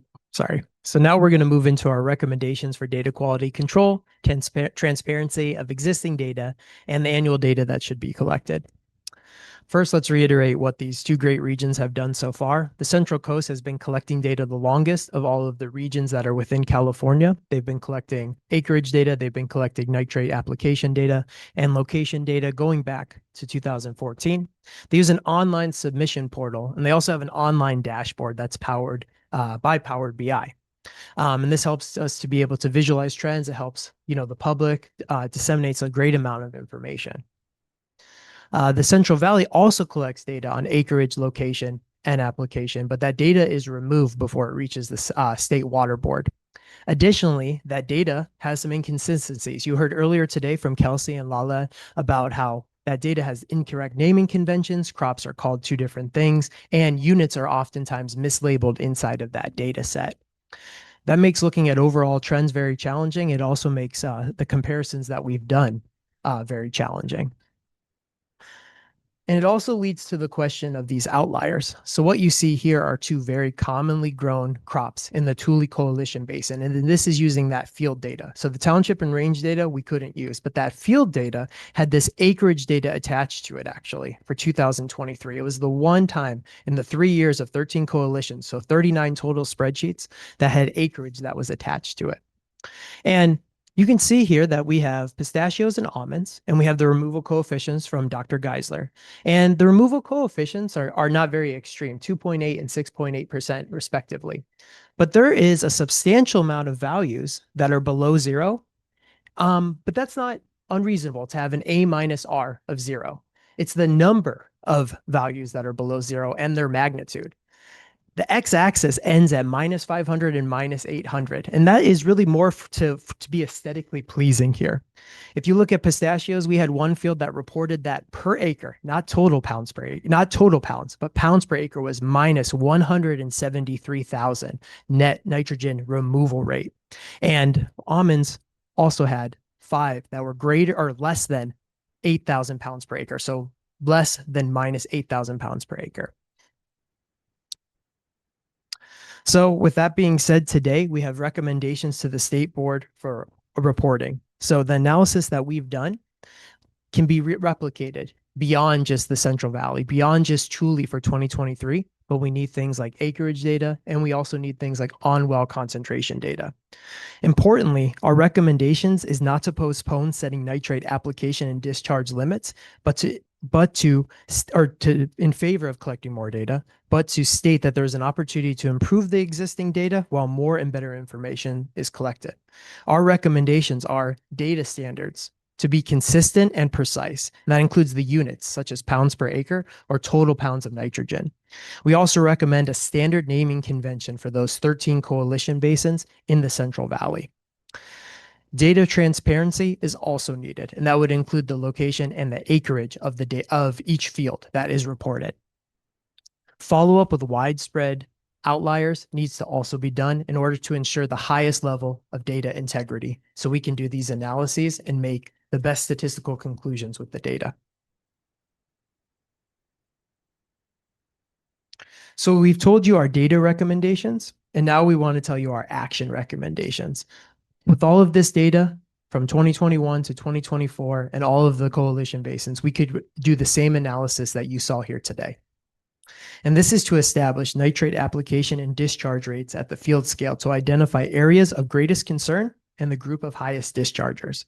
We request that this data be analyzed by the State Water Board or by academic experts before the October 31st meeting and to be independently removed. This analysis is important for the panel to assess the full extent of current nitrate application and discharge, particularly for the Central Valley and the Central Coast as a model for follow-up with other areas of possible concern in California. Lastly, we also recommend that the expert panel analyze and consider different models of how application and discharge limits can be developed. So possibly statewide, possibly region-based, or even crop-based. You're going to hear more of those possibilities in the presentation by our colleague, Dr. Daniel Roth. So in closing, please allow us to refer back to some of the findings that we have presented and some of the arguments that have been put forth last Friday and also today. One of the arguments centered on nitrate limits leading to economic hardships for growers and job losses and economic decline for vulnerable farming communities.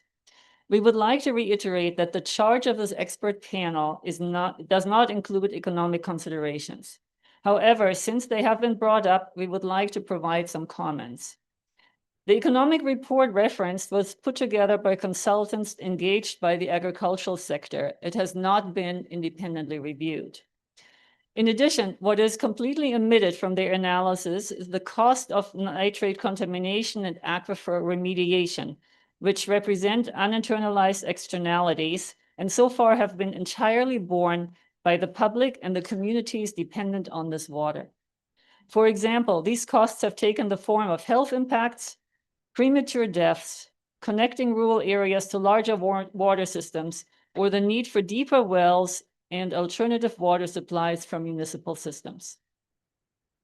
As the authors of the 2012 Harder and Lund nitrate report state, the longer we wait, the higher the nitrate concentrations and the cost for any remediation and mitigation efforts is likely to become. As of 2012, they estimate that providing safe drinking water or alternative water supplies to highly susceptible populations in their study area alone is estimated to cost at least $20 to $36 million per year in 2012 dollars.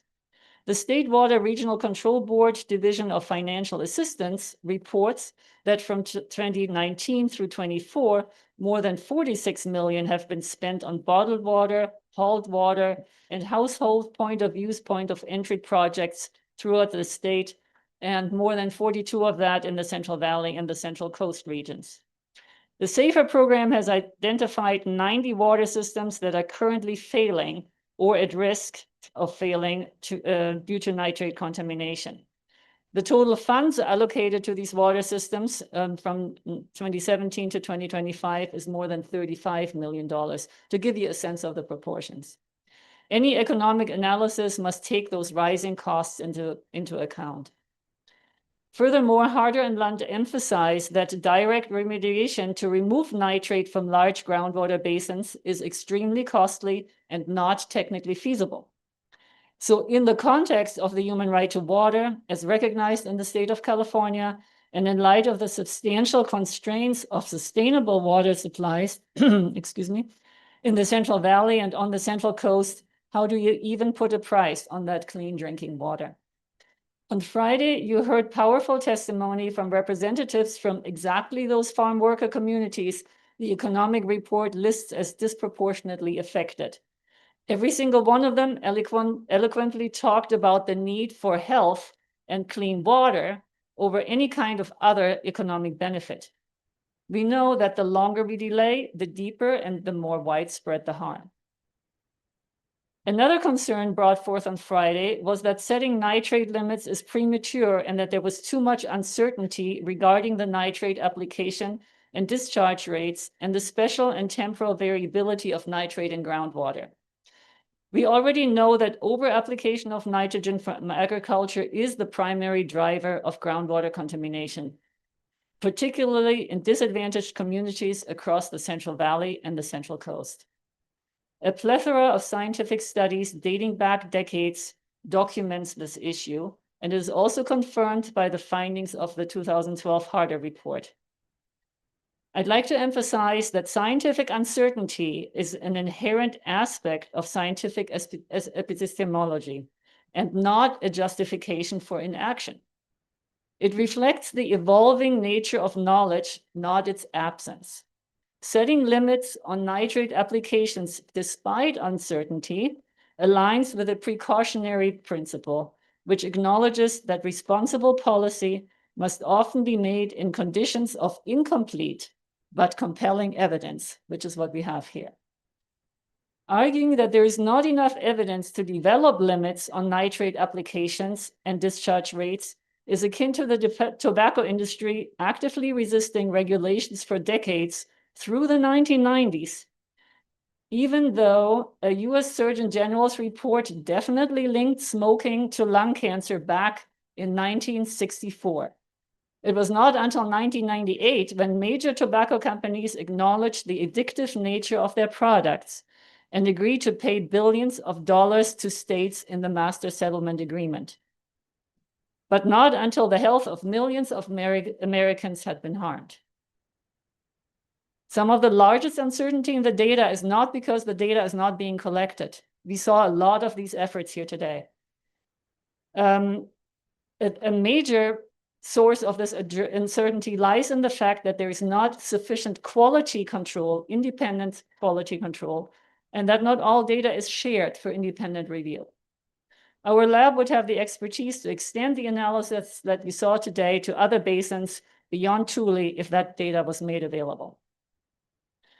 A third argument that has been brought forth is that the educational programs and voluntary reductions are working, and that on average, basins may not be far off from a potential nitrate limit, even without limits.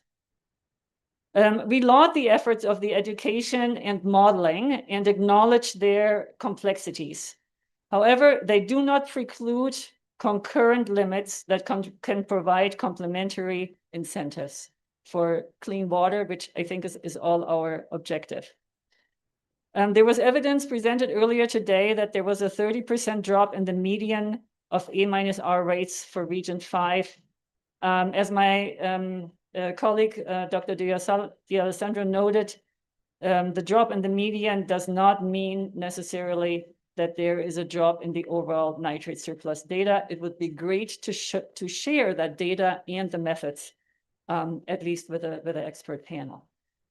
Also, in that context, scale matters tremendously.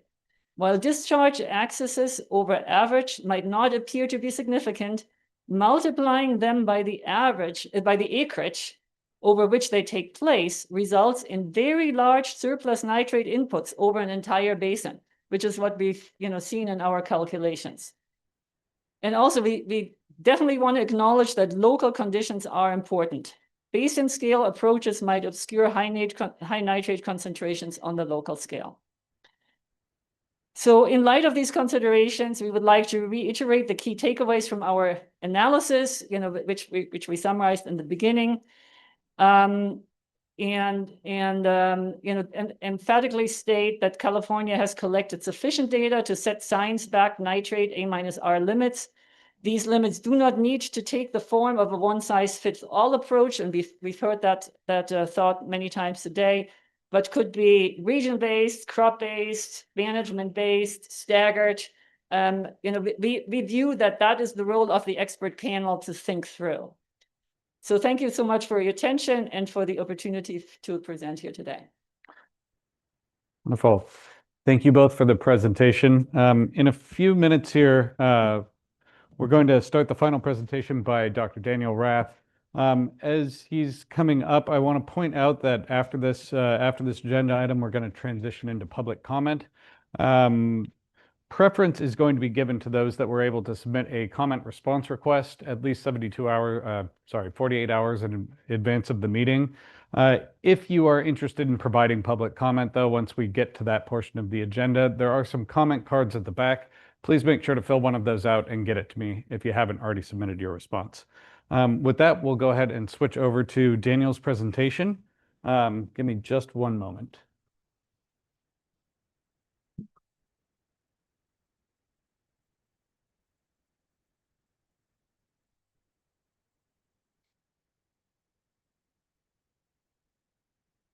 All right. Please.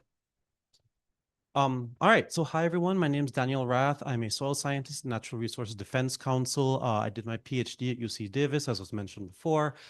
Took classes from several of the people on this panel. And today, what I'd like to talk about is a literature review that took place over the last 2 months that compares global nitrogen regulation that has set specific numeric nitrogen limits to the proposed Ag Order 4.0 order that was put together in 2021. One of the main things that I'd like you to take away from this presentation is that California right now is fairly similar in terms of water quality issues to the EU in the 1980s, as well as New Zealand in 2023, both in terms of the problems that are being experienced and potential solutions. To start off, I think I'd just like to lay a little bit of groundwork. This is probably something that every member of this panel dreams about at night, but just like to be clear that when I'm referring to nitrate concentrations in this presentation, I'm going to be talking about nitrate N concentrations. Nitrate is NO3, nitrate N just columns to N. The numbers that I'd like to highlight here, approximately 5 milligrams per liter of nitrate N are associated with increased odds of preterm birth based on data from California. 10 milligrams per liter is a US maximum allowable limit for drinking water. 11.3 milligrams per liter are the European Union and New Zealand maximum limits. At 20 milligrams per liter, many point-of-use nitrate filters that use ion exchange technology will cease to function and be able to filter out nitrate. So these are the areas. Did it get cut off? Anyway, it's fine. The bottom of the slide got cut off, but basically, there are two types of limits that we have examples of globally. Nitrogen application limits, as have been mentioned before, are limits on the amount of nitrogen that can be applied to a field. Nitrogen discharge limits, basically, there are limits on the amount of nitrogen that runs off a field, because that is practically impossible to measure all over the world. They are usually estimated, calculated using some form of a nitrogen mass balance approach. The particular flavor of that mass balance approach in California is the particular flavor of that mass balance approach in California is also referred to as A-R. These are just example values that have been set across the world. For the EU, there is one nitrogen application limit that applies to all agricultural land in the European Union. That's 156 pounds of nitrogen per acre per year, specifically from manure. When we're looking, the other example we have of a broad scale nitrogen limit is the New Zealand limit that was passed very recently in 2023 that places a limit of 169 pounds of nitrogen per acre per year on grazed land. The reason for that is that agriculture in New Zealand is primarily livestock based. Then we have more region-specific limits. EU member states are encouraged to set limits based on the need to protect water quality and the individual conditions within each state. In many cases, in the agricultural hotspots in Europe, which are usually the countries, Denmark, Germany, the Netherlands, Belgium, those limits are stricter than the overall manure application limit across the EU.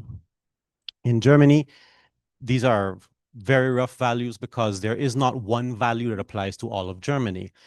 In Germany, at least, the nitrate values are calculated based on crop and needs, with a number of different values subtracted for N mineralization. I'll get a little bit into that later.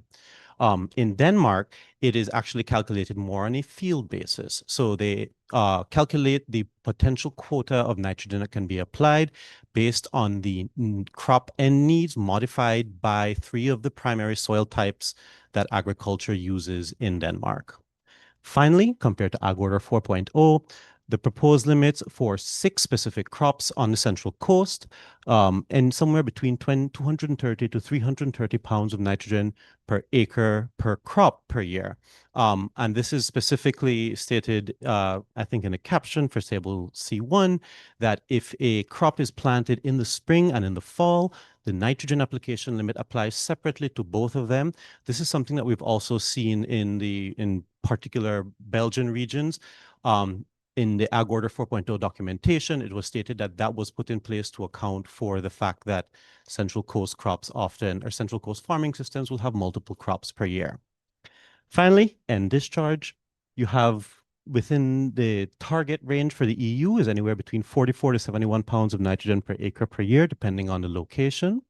For Germany, one of the only countries that has set a actual nitrogen discharge limit. That's at 45 pounds of N per acre per year. For the Ag Order 4.0 proposed limits, the proposed limit for individual growers was 50 pounds of nitrogen per acre per year as the final limit 29 years after Ag Order 4.0 was introduced. The final limit that was posted for growers within a third-party coalition that includes accounting for irrigation water was 300 pounds per acre per year, with further limits subject to evaluation of data. So I promised that that was the only slide that I'm going to go to in such exhaustive detail. So bigger picture, we have an idea of what these numeric limits are.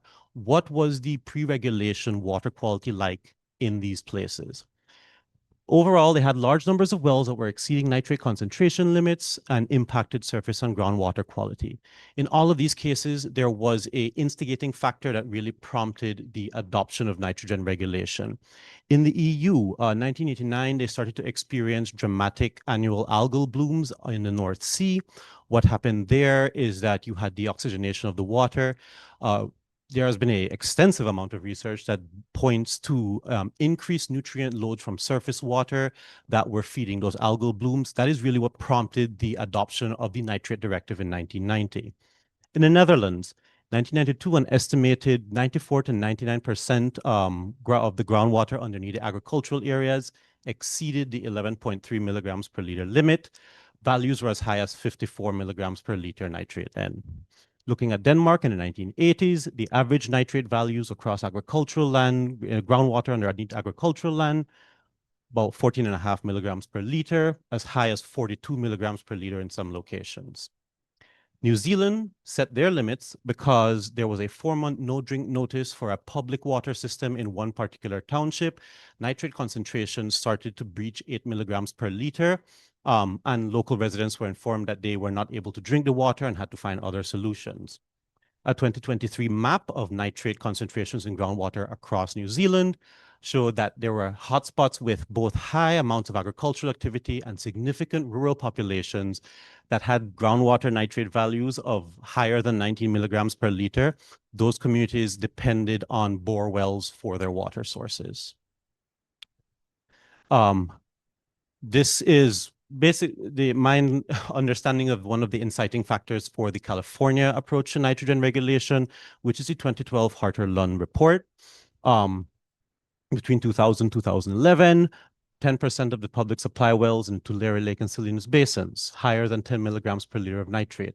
In certain sub-basins, that goes up to a third of the wells. Max values were over 20 milligrams per liter. I think one of the key things to point out here, relating back to the original table that I displayed, everything in yellow has an increased odds of preterm birth as determined by data collected in California. Everything in red is above the legal drinking water nitrate limit. And everything in dark red is where the point of use nitrate filters will cease to function. So we have an idea. What are the limits? We have an idea of what instigated them. How were they set? What is the data that was used to calculate these limits? The nitrogen application limits were based on average nitrogen application rates in the particular regions, as well as economic optimums. The nitrogen discharge limits in every example that we could find were based purely on values that were protective of water quality. I will not go into these in super great detail, but I do think that one thing to really point out in line with the comments today about site-specific concerns is that nitrogen application limits in specific EU countries are calculated taking crop end needs and basically subtracting estimates of nitrogen mineralization from various sources. We're talking cover crop residue, we're talking native soil organic matter. My favorite example is that in Denmark, there is a committee put together to produce a nitrogen mineralization forecast for the primary agricultural soils in the country once every 3 years in order to try and dial in the nitrate limits to values that are both protective of crop production and protective of water quality. What data is used to estimate compliance with these limits? All of the programs that we considered collected data on field location, farm acreage, crops grown, and the types and quantity of N applied. Farm acreage here is, of course, particularly important because it is one of the only ways to produce overall estimates of total nitrogen surplus. That really one of the key factors is allowing comparison between different regions. Another thing that I'd like to highlight in the EU, for the overall European Commission, all countries need to submit a 4-year report that show nitrate concentrations in groundwater, assessments of program impacts, nitrate vulnerable zones, estimates of future trends. That's not what's important. What is important is that the data reporting system was built from the original get-go to allow for comparisons between disparate geographical areas. So if you can imagine, for every country that you have in Europe, the data reporting format, requirement, list of crop types, it's a very long list, but it's a list of crop types, are the same for all of the countries because the goal of this report is to be able to say where is progress occurring, where is progress not occurring. Now, the big question, have they worked? The answer is kind of. We've seen improvement in nitrogen surplus estimates, ground and surface water, particularly in countries with stronger regulatory approaches. So these are just some values for nitrogen surplus across the EU. Danish surface water, often touted as one of the relatively few success stories that people have with dealing with nitrogen pollution. Significant decreases in nitrogen load to the North Sea. Italian, this is a Mediterranean example, that in one particular watershed, when nitrogen from manure application limits were reintroduced, they saw a 60% drop in total nitrate load in the watershed. I know, I'm sorry, I go really fast. They saw a 60% drop in nitrate load values in the watershed within the first year after those limits were put in place. When it comes to groundwater, the story is always a little bit more complicated because the impact on groundwater is moderated by the time needed to recharge the particular soil type. And often those impacts have a lag time behind when the practices change. When we look at Danish groundwater, however, it has been clear that in the 30 years since the nitrate directive was put in place, there is a clear trend of improving nitrate concentrations in Oxic groundwater. Dutch groundwater, it is particularly apparent in the sandy areas, but they have seen approximately a 60% reduction in groundwater nitrate levels associated with that regulation. The problem is that the nitrogen regulation has not been adopted uniformly across the EU. The reporting values are the same, but each country is allowed to set its own limits. When you look at the main agricultural hotspots, they have set more stringent nitrate application and discharge limits. They've seen stronger results. When you look at average across the entire EU, however, that is not the same story.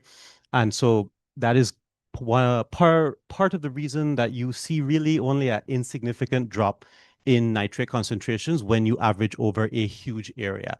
That is not the story in particular hotspots, but the bigger the area you look at, the harder it is to spot where positive impacts on nitrate are occurring.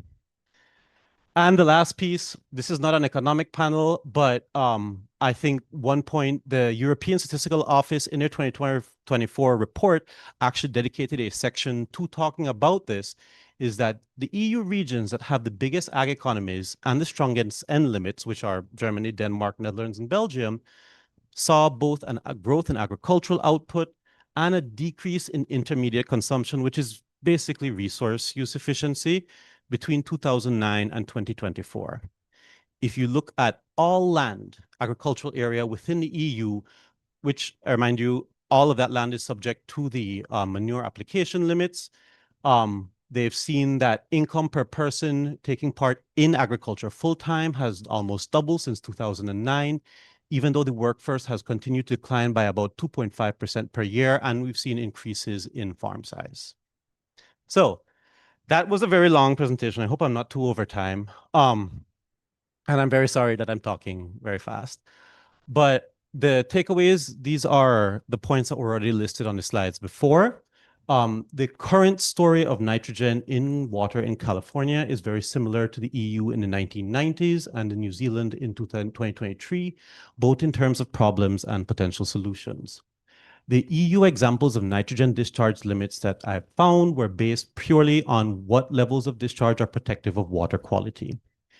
EU-wide reporting schemes are specifically designed so that progress in different countries can actually be compared to each other to estimate where are areas that progress is being made, where are areas that progress is not being made, and what are some of the factors behind that. The data that's collected in all the programs, location, acreage, crop, type and quantity of N applied. And overall, we see that N limits generally are associated with improved EU surface and groundwater quality, particularly in the regions with stronger regulatory approaches, while in those regions, agricultural output and resource use efficiency have continued to increase since 2009. And that is it. Wonderful. Thank you for that presentation. We're going to switch things up just a little bit here and move to public comment before we break for final questions from our panelists. As I mentioned a few minutes ago, we do have to give preference to anybody who submitted a comment request prior to the meeting. So the way that this is going to work, each commenter is going to have a total of 3 minutes of time. If you submitted a comment, I'll read your name off, whether you're joining us online or here in the room. I invite you to unmute yourself if you're online. If you're here in the room, please go ahead and come up to the podium here to deliver your comment. If you didn't have a chance to submit a comment request previously, again, there are some comment cards on the back table there. We'll work through the folks that we have names for first and then move to anybody who still wishes to comment. So hopefully that makes sense. I'll be giving you kind of time cues throughout the discussion. I would just ask that you wrap up within 3 minutes if possible. And we'll go ahead and start into it. So our first commenter for the day, I believe, is joining us online, David Wilcox. David, if you could use the hand raise feature, you can find that by clicking the reactions button on the bottom of your Zoom controls. We'll get you unmuted. David Wilcox, you there? Wonderful. And speaking on behalf of David Wilcox, we have Dr. David Bergston. Hopefully I pronounced that correctly. David, are you there? Yeah, thank you. So thanks to all the presenters today. It's been a fascinating tour of both challenges and opportunities to address nitrogen contamination in waterways. And so my intervention is really around focusing on solutions.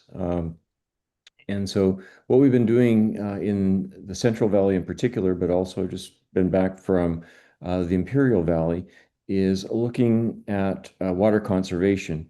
And water conservation isn't completely divorced from nitrogen use efficiency. And so our intervention is looking at either through fertigation systems that are optimized for the placement, timing, and distribution of nutrition to the plants, or a more regenerative focus that could lead farmers to a path to organic certification with OMRI approved catalysts to improve soil health, and with that improve plant health that then increases the photosynthetic efficiency of the plant, that then can shunt or pump sugars through the root system into the soil to really restore soil microbiome, and with it functioning of soils to increase nutrient use efficiency as well as water use efficiency.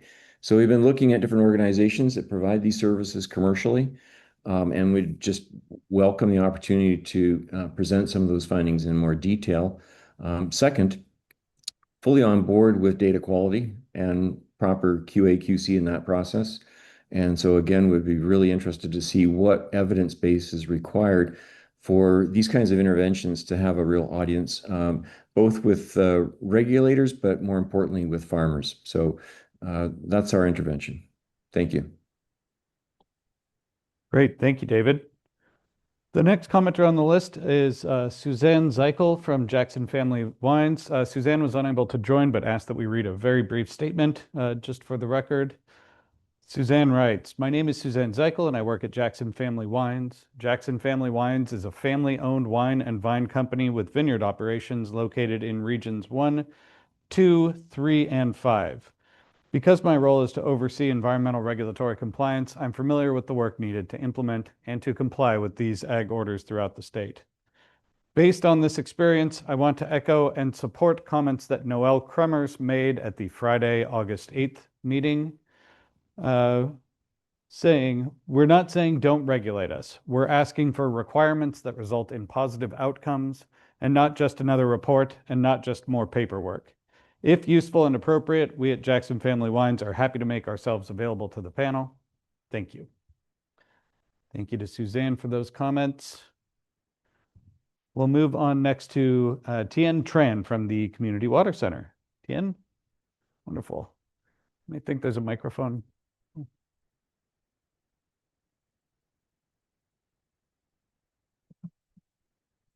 Yep.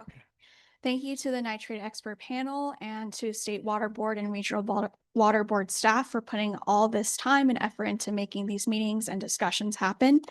My name is Tien Tran and I'm a policy manager at Community Water Center, and I focus on drinking water issues and the implementation of the Sustainable Groundwater Management Act, also known as SGMA. Today, I would like to highlight the importance of the nitrate experts panel's decisions and recommendations to the State Water Board and how it can have an enormous benefit to groundwater sustainability, impacted communities, and key water quality regulatory programs across the state. Under SGMA, water quality is one of the 6 key sustainability indicators, and local groundwater sustainability agencies are required to address the degradation of water quality as it relates to their management activities. These agencies rely on the State Water Board's GAMA, Irrigated Land Repurposing Program, and many other local monitoring networks that Dr. Iris Stewart had shared earlier. And it shows different trends in contamination, and this includes tracking nitrate contamination. Across these monitoring networks and databases, the trend is clear.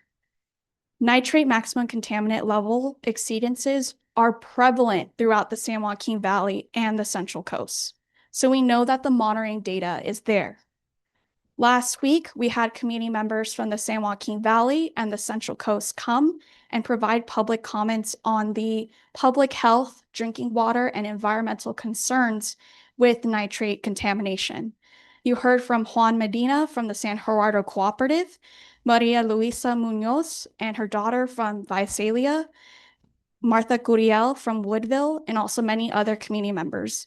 And so we know that the community data is also there. Setting nitrate limits would help prevent further nitrate contamination, and managing nitrate is a key piece in achieving the human right to water in SGMA, ILRP, and other key water quality programs.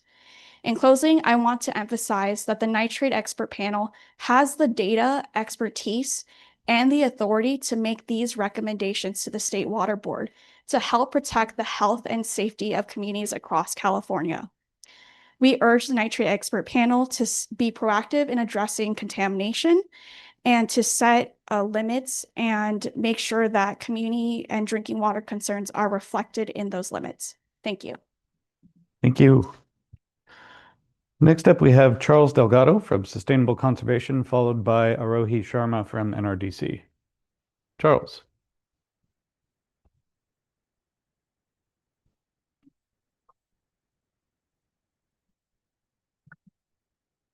Great. So yeah, thank you, everybody. So I'm Charles Delgado, Policy Director for Sustainable Conservation. Start out by thanking, of course, the State Water Board for convening this expert panel process and for exercising leadership in doing so. Thank you to the expert panel members. Really exciting to see this convene and get going and all the expertise being brought into play here. So first, I'll just briefly note that my organization, Sustainable Conservation, has vast experience working on farms to test and scale practices that reduce nitrate loading to groundwater, both in the Central Coast and the Central Valley. We've applied that expertise in a number of the regulatory programs, a lot of which, of course, have been referenced today. That includes the Dairy General Order, the Irrigated Lands Regulatory Permit in both Central Coast and Central Valley regions, and CV salts. So this work is, of course, very near and dear to our hearts. So I'm just going to hit a couple of points that I would encourage the panel to examine as they do their work. So the first is not really new. People have been referencing the data today and on Friday as well. But we definitely know that we always need more data, but we would like to reinforce the point that the data we have right now is enough to start acting and to provide certain specific guidance as we implement these permits. So we would definitely encourage that approach. As the panel analyzes and looks at the data, so this is, again, reinforcing a point made earlier, but we would definitely like to see the focus not necessarily on just vacuuming up all available data, but really focusing on where data can be meaningful and efficient, both in informing the management decisions of growers and dairymen, and then also being meaningful and efficient in informing the board and evaluating performance. So we would also like to, and we'd also mentioned that we've commented on this before during the Ag Order 4.0 in the Central Coast. We'll be resubmitting those comments to inform this process.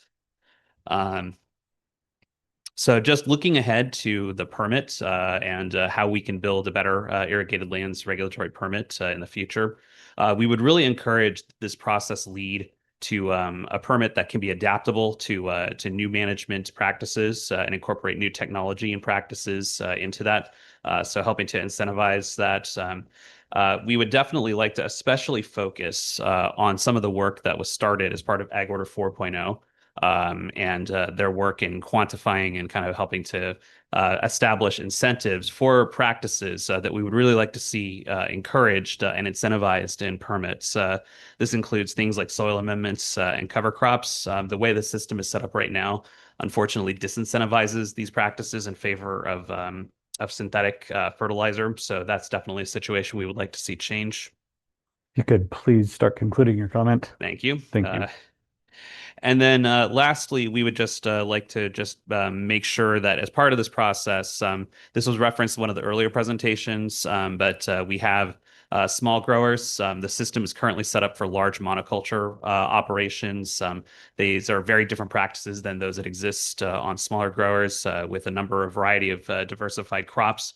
So we would definitely encourage the panel to examine the role that these permits play on such growers. And yeah, I think that's it. Wonderful. Thanks so much. Next, we have Arohi Sharma from NRDC, followed by Chelsea Tu from California Rural Legal Assistance. Cool. Good afternoon, everyone. I don't know about you, but I kept getting flashbacks to my statistics classes back in school. And oh, if my professors could see me now. So I had a few comments and reflections based on the presentations that we heard today. Going back to the 30% reduction in median A-R values, I just want to reiterate that it was presented as a reduction in the median, not as a reflection of the average A-R reductions over the entire region. The reduction in median values tells a story about what's happening in the middle of that region, but fluctuations in median values don't really tell or say much about reductions in total average nitrogen loading throughout the region. And medians and averages are very different, as my professors would say. And as Region 5 staff and Mr. Corey noted, the Region 5 encompasses millions and millions of acres. So changes in the middle of what's happening in that region don't really tell a full picture of the changes that are happening at the top percentiles of over-appliers, the folks who are potentially causing the most nitrogen leaching in communities. Changes in median A-R values also don't say anything about reductions in potential nitrate leaching in hotspots. So I would have loved to see a map of where some of those reductions in median in A-R values were occurring in the region to see if they were targeting those particular areas of concern. Some questions, if I get the chance to ask to Region 5 some data, I can't, you all can. I would be keen to learn what Region 5's total N surplus value is, and then what's the change in the median A-R value for the top 10% of over-appliers, the top 15%, the top 20%. And I'd implore you all as expert panel members to ask for these types of analyses to understand just how much loading can be reduced with limits targeted at different percentiles of over-appliers. The other thing my stats professors would be happy about. So understanding nitrogen loading requires knowing acreage values, and Jake and Iris mentioned that comprehensively in their presentation to you all today. An A-R value of 150 has very different implications for a grower that has 5 acres versus a grower that has 1,000 acres or 10,000 acres.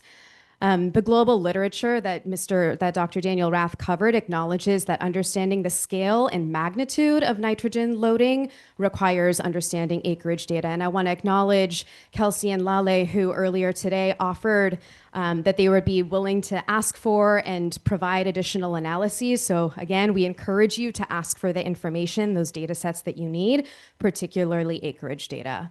And understanding that you all have very limited time and energy and resources, you all are donating your time to this process. Please ask the staff or ask us. We're happy to contribute our time and expertise to those additional analyses as well. How much? 10 seconds 10, over. I'm gonna, 10 seconds. we'll respect the time. There we go. Thank you. Thank you very much. All right. Next, we have Chelsea Tu, followed by Kaya Rivers. Chelsea.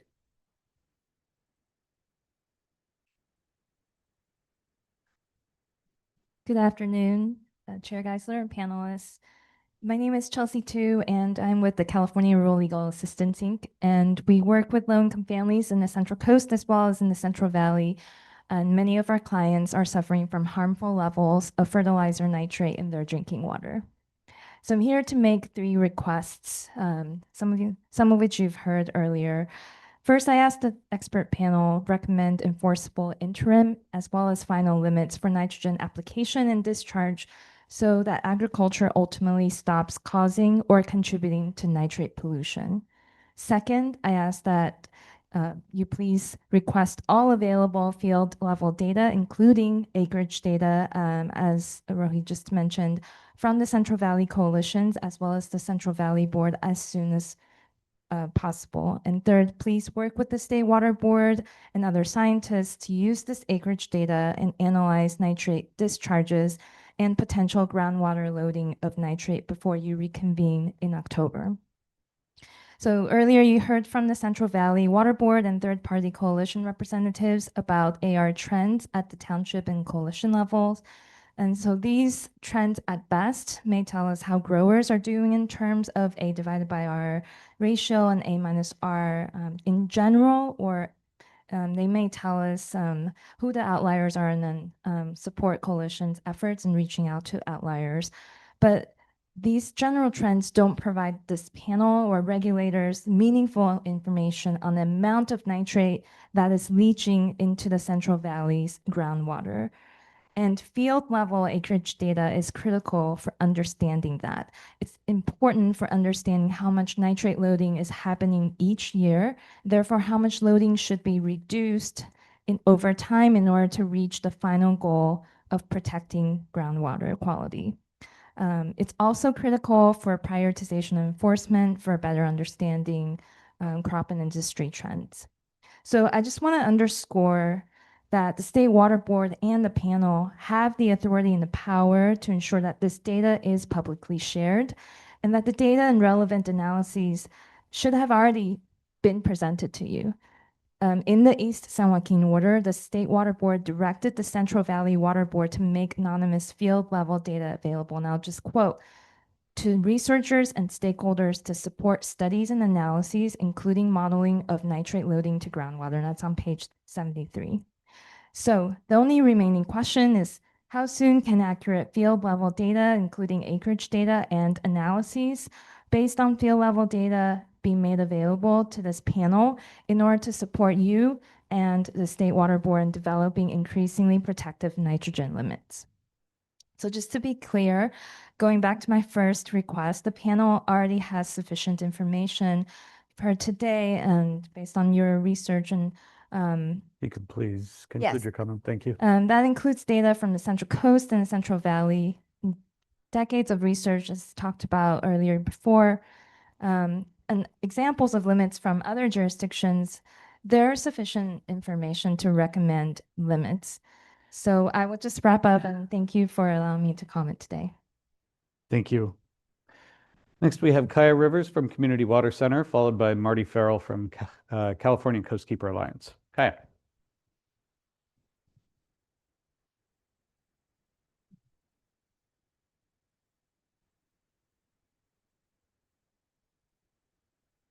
Good afternoon. My name is Kaya Rivers. I'm a senior policy advocate at Community Water Center. Thank you again for your time to participate on this really important panel. As you heard last week, this panel is critical for advancing the Irrigated Lands Regulatory Program and also protecting communities' access to safe drinking water.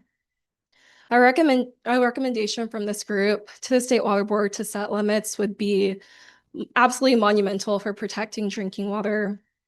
I and nitrate impacted community leaders had the opportunity to present to you all on Friday last week. However, some of the community leaders that participated last week couldn't be here today. For example, Angie Moreno in Tulare County shared that she has experienced rising nitrate levels in the domestic well that she uses and relies on. Now her nitrate levels are at 57.1 milligrams per liter. This is 5 times more than the maximum contaminant level for nitrate. Nitrate contamination is rising due to growers' excessive use of nitrate and fertilizers, and communities continue to pay the costs with increasing water rates in their health for these externalized costs from growers. From the presentations earlier, we can see that we have the data to set limits on nitrate application and nitrate discharge. For example, in the presentation earlier, we saw that on-farm wells located on parcels, which discharge exceeds over 50 pounds per acre a year, are 77% more likely to have nitrate concentrations over the MCL. Furthermore, it's also important that this panel has all of the information necessary to set these limits on nitrate. The coalitions have years of acreage data, which can further help the panel understand what limits can be set on nitrate discharge and application to protect water quality. And the State Water Board also has the authority to share this information with you all. I urge that you ask the State Water Board to share this data with you as well. Again, thank you for your dedication and your time. And I urge you to acknowledge the improvements that can be made to this program and recommend that the State Water Board set limits on nitrate application and discharge. Thank you. Thank you very much. Next, Marty Farrell, followed by Elias Rodriguez, who I believe is joining us online. Marty?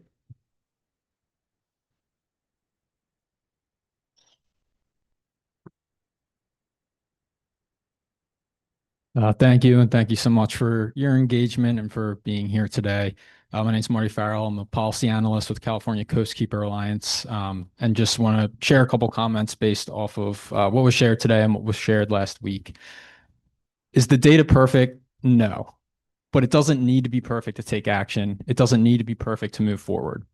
The data that we currently have in California is clear, and it's sufficient enough to recommend enforceable numeric limits. Earlier today, we heard clearly from Region 3 that the problem is severe and that application has not changed significantly. Last week, we heard from workers, community members, families, real people who are dealing with poor health and disease because of nitrate contamination. Despite that, we've heard a case for targets, not limits. Today, we heard clearly that targets are not effective.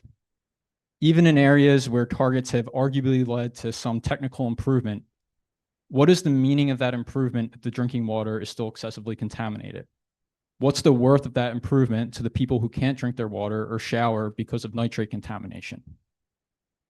Targets are not protective of water quality, but enforceable numeric limits are.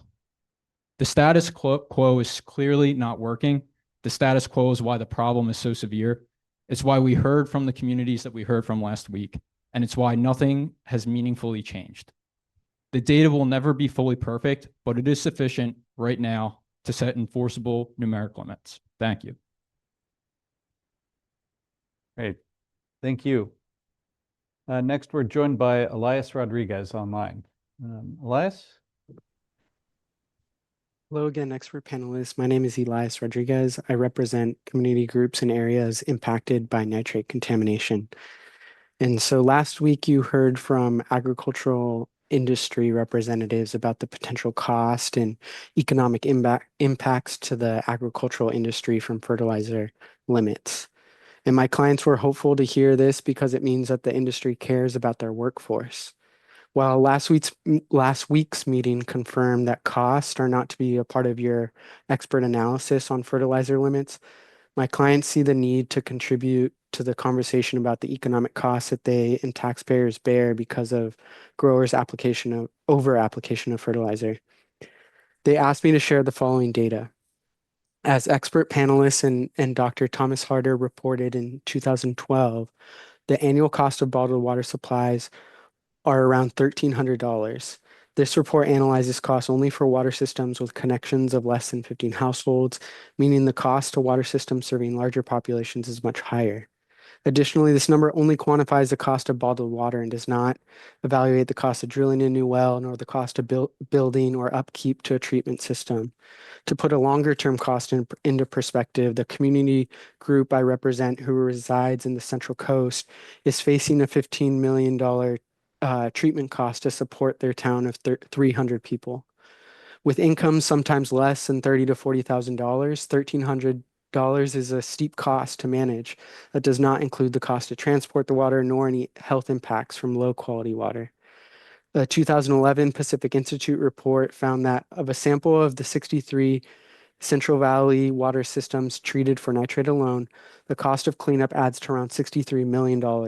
This includes the cost of a feasibility study, drilling a new well, and treatment if necessary. Again, as Kaya Rivers presented to you last week, there are about 13,000 nitrate impacted wells in the highest priority Central Valley region. And this report did not quantify the medical nor public health costs from nitrate contamination, but concluded that one was needed.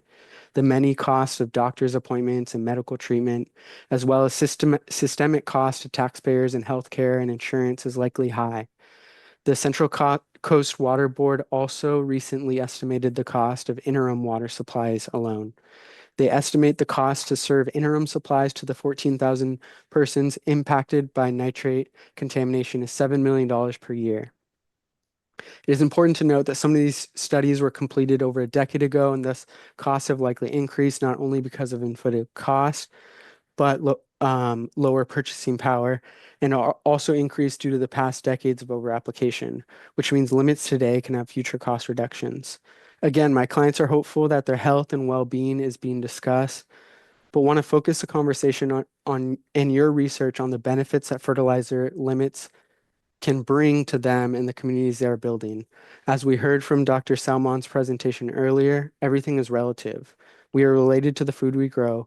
We can only solve the problems of drinking water contamination if we stop thinking of water and agricultural practices in an anthropocentric manner, which prioritizes the profit margins of growers over responsible land stewardship. Instead, we solve this issue by centering regeneration please and see the conclude your food we comment. are growing as kin. Thank you. Thank you very much. All right. Next on the list, Natalie Herndon from Monterey Waterkeeper, followed by Rosa Carrillo. Natalie? Wonderful.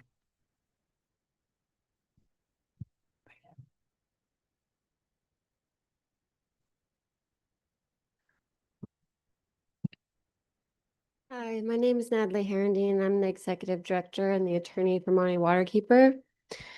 I've been working with farm workers in the Central Coast region for the past 10 years. I've seen firsthand many of the health issues that they've had to live with due to poor water quality.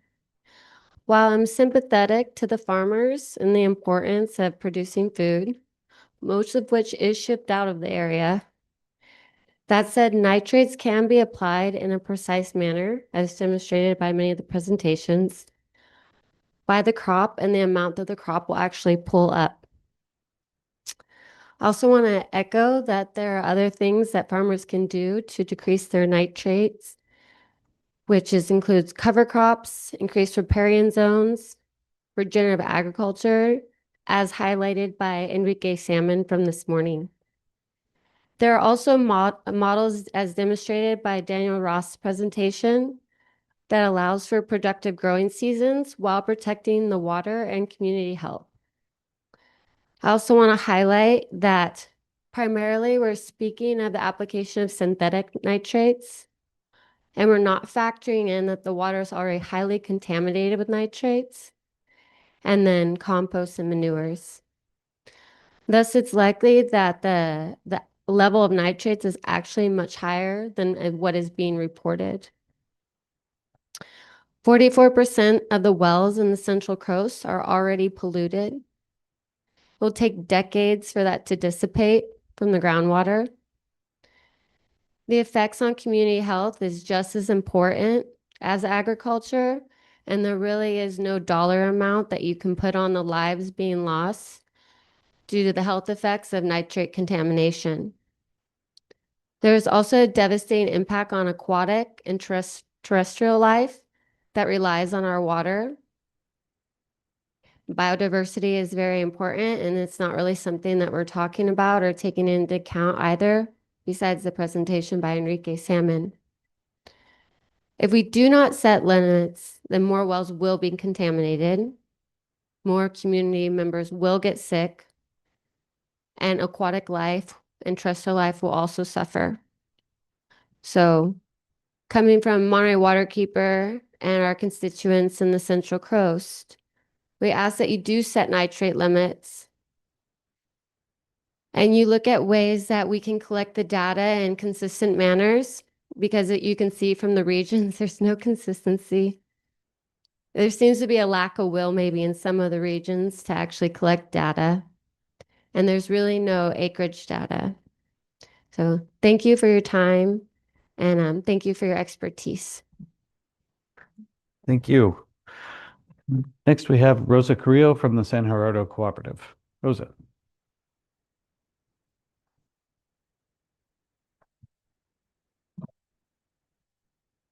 Thank you for allowing me to speak again. Thank you for being here. I just want to say that when we ask to set limits, it's not because we want to drive to bankruptcy, to bankrupt the agriculture, but for financial loss, you can recover, but you cannot recover life. And like I said last week, we are losing our members, our families, or uncles, or friends due to nitrate contamination. They're developing cancers when they don't have any records in their family with cancer. So for that, it's really important for me. I'm not here just speaking for San Gerardo, but I'm speaking for all the communities that are being affected in the Central Coast and I can say the entire California and the whole United States, because this is spreading. The nitrates contamination is spreading everywhere. So when we ask again for limits, is because of that, because of the lives that we are losing and lives that we are not going to recover. And like I said, financial, you can recover, but lives, never you're going to have your friends, your family home again. So please don't leave another chair empty this Christmas, because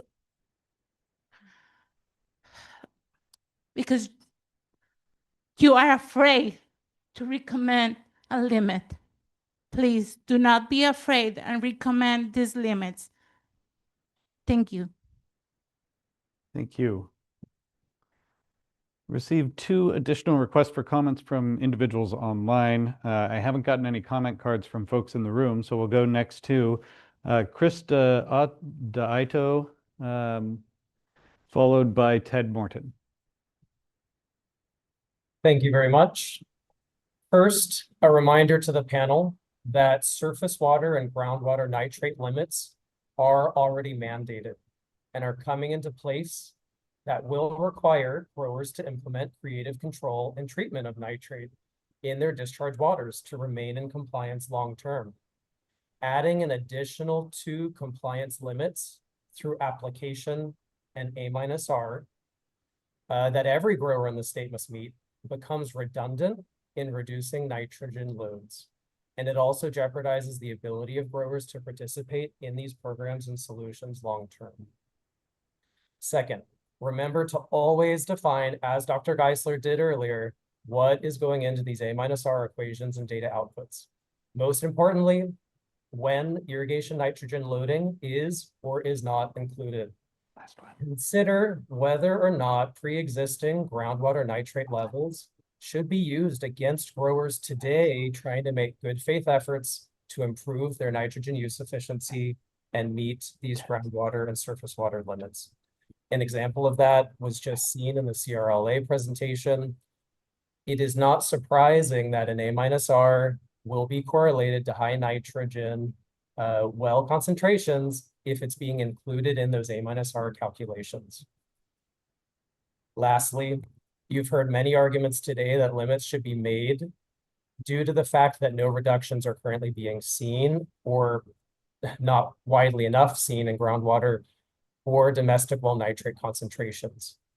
So a few points to this line of argument.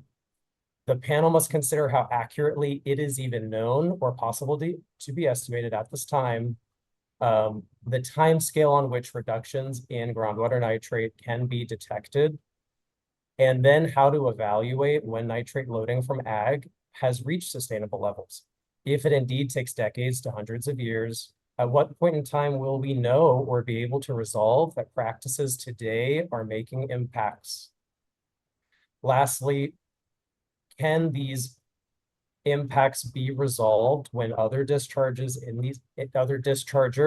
these basins are not making their reductions congruently or as quickly. When you think of animal production systems, when you think of municipal dischargers, wastewater treatment plants, ag cannot solve this alone. So should the irrigated lands program be making these limits, trying to put it all on ag instead of a basin-wide all discharger approach? Thank you. Thank you. All right. Our final commenter for the day is Ted Morton joining us online. Ted? Yes, thank you. My name is Ted Morton, and I'm the Executive Director of Santa Barbara Channel Keeper. Channel Keeper staff has been involved in irrigated ag issues in the Central Coast and LA Ventura regions for many years. First, I would like to register Channel Keeper support for the presentation made last week by our colleagues with the Community Water Center, Environmental Law Foundation, and the Santa Rado Cooperative. Despite significant documentation about the severity and extent of water quality impairments from agricultural discharges, California has persistently delayed in establishing meaningful regulations to address water quality impacts. This delay, stretching over decades, has allowed agricultural pollution to worsen, increasing risk and cost to public health, drinking water supplies, and aquatic life. Last Friday, we heard stories from concerned residents of communities that are on the front lines, confronting premature deaths, cancer, and other serious health conditions, in addition to excessive burdens and costs to access water to meet basic daily needs. Today, Central Coast staff clearly stated that nitrogen loading and groundwater nitrate contamination from irrigated agricultural activities are ongoing and severe, and that postponement of action will only make the challenges of cleanup more costly and difficult. In conclusion, I just want to thank you as members of the panels for agreeing to serve and to share your expertise. You, as panelists, can significantly help influence what California will do next, whether that will be to put off meaningful regulatory action to protect public health or take concrete action and begin to set science-backed enforceable nitrate limits. Thank you. All right. Thank you to all who made a public comment today. We really appreciate it. Just a reminder that we're keeping very detailed records of everything that's said. That will be included in a summary. At this point, I'd like to go ahead and provide an opportunity for panel members to provide closing thoughts, and then we'll turn it over to Karen to adjourn the meeting. Michael, Richard, Daniel, and those panel members joining us online, just want to give you the opportunity to share any thoughts you have about the materials you heard throughout the day, or anything else that you have on your mind before we close out.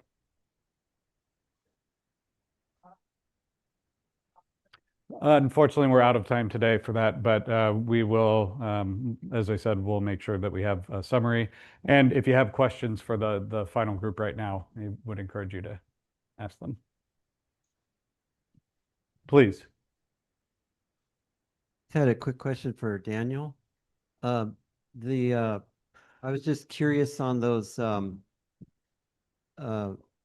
the European sector, like on the nitrogen coming from manures. Do they have a discount factor for mineralization from the manures? Yes. So very often the discount factors will differ by country, depending on the region, but they often do. Basically everything that I said in the presentation is explained in a lot greater detail in the actual lit review, which you may have received. But you have several different factors that are considered when estimating nitrogen mineralization. As far as I can recall, like an example discount factor was like 0.01 for compost actually in like Belgium, when estimating the amount of nitrogen that like would be mineralized or like available for leaching from that. So, but that's the question. Yeah, manures. I have a link to the table in the it's like at the bottom of question 6. Yeah. Other questions or closing thoughts, and please do use the microphone. Michael?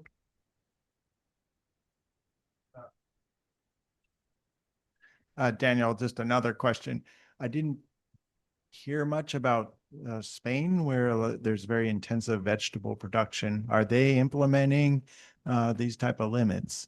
Yeah, that's one of the example there. Spain, I think, has not implemented limits to the level. I think that Germany, Denmark, Belgium, in part, the North Sea incident was really one of the defining factors. And if you notice, all those countries are sort of like on the northern part there. I know that there have been several efforts by the European Commission to get, I think, both Spain and Italy to increase like just the actions that they're taking to reduce nitrogen, but it's not, I wouldn't say that there's like a lot of data on that, right? That there's a lot of data on the actions that they're taking. Okay. Please use if you could please use the microphone. Thank you. There is significant data on the nitrate contamination in both of those countries, both Spain and Italy. All right. So we have a couple hands up from our panelists online. I'll hand it first to Thomas Harder, then Hannah Waterhouse, and over to Ngodo Atume.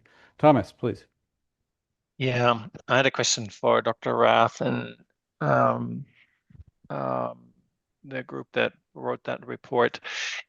In terms of how regulations are actually implemented, do you have any insights how Germany or Denmark or the Netherlands are working with growers to actually implement these limits and get growers to change practices? Is there any documentation, or do they have extension services that work with growers to actually implement improvements in management practices so that they can adjust limits? Yes. So part of the problem in trying to write a report like that is we set a self-imposed limit of 2 pages per question. So it's not able to get into all of that data. There are several papers. Bridget Hansen, I think, is a researcher in Germany that has done a lot of work on that. I can give you my take based on the reading, but I really do encourage that you take a look at those papers in particular. My understanding is that the way that these limits were implemented, particularly, but Germany is a special case, particularly in Denmark, is that these limits were set in place as sort of the first action. There was it was clear that these limits would be set. It was clear what the limits are. There was a initial lag time in implementing those limits. During that time, there was a lot of attention focused on both outreach and education to like move growers towards that, as well as identifying where those like basically how those limits could be met. And I think that is one of the focuses in those papers in like how Denmark has like gotten that to happen, both that combination of like clear regulatory limits and action combined with targeted outreach to get to those limits. Thank you. Thank you.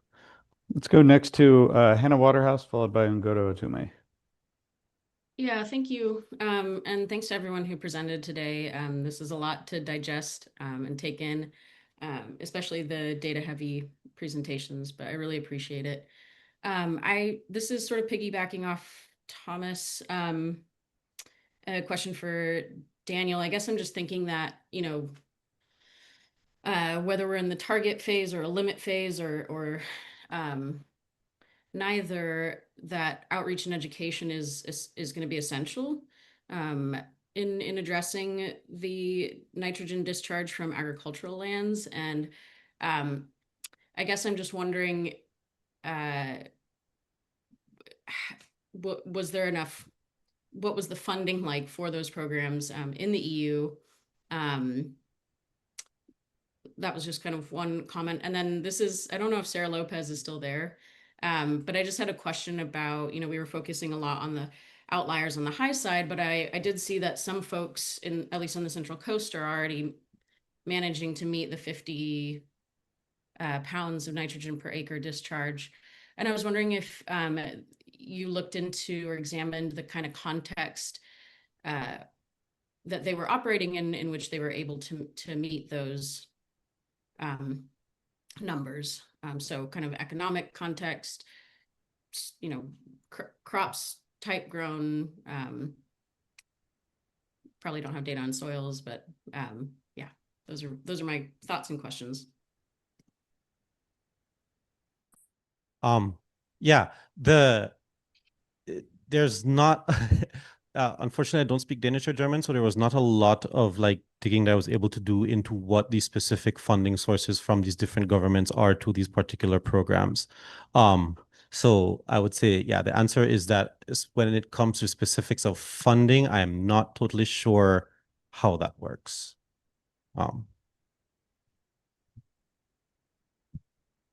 Sarah, please. Hi, this is Sarah Lopez responding to the second question there. First response is I have the exact same question. And just with a little bit more detail, what we were able to do in our outreach effort last go round that we'll be expanding upon as this year goes on.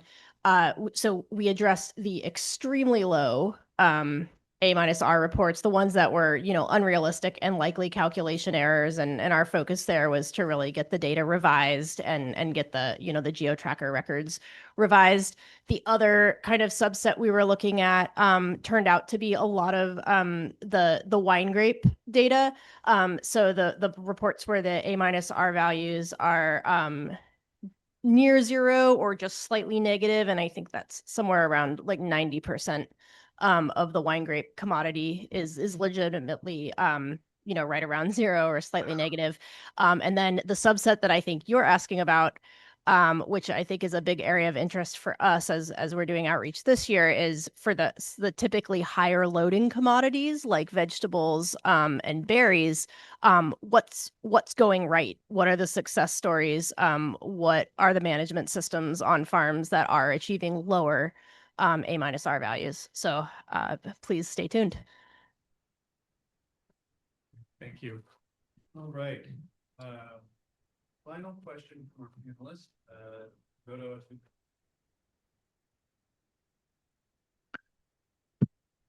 Thank you. My apologies, I had to leave early. I'm on the train. I want to thank Dr. Iris and Dr. Jake for their presentation. I thought that was really great. So thanks for sharing all that information. I have a question for Dr. Daniel. You shared a slide on what data is collected on these farms.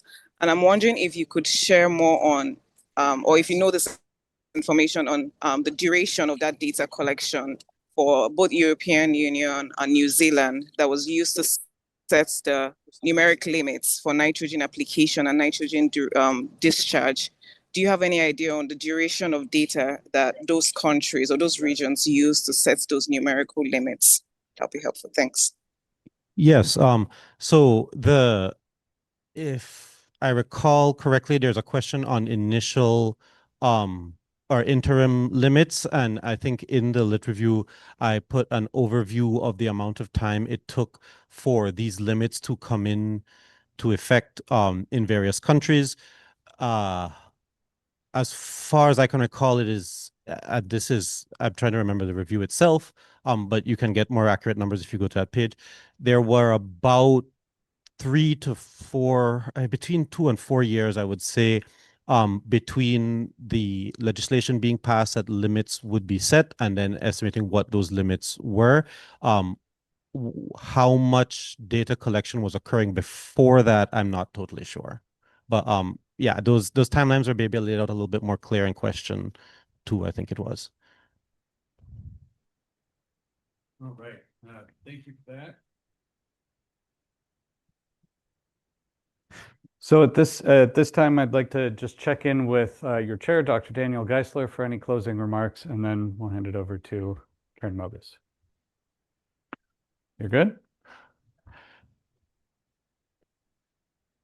I guess that one. All right. Thank you all for bearing with us. Karen, please. Yeah.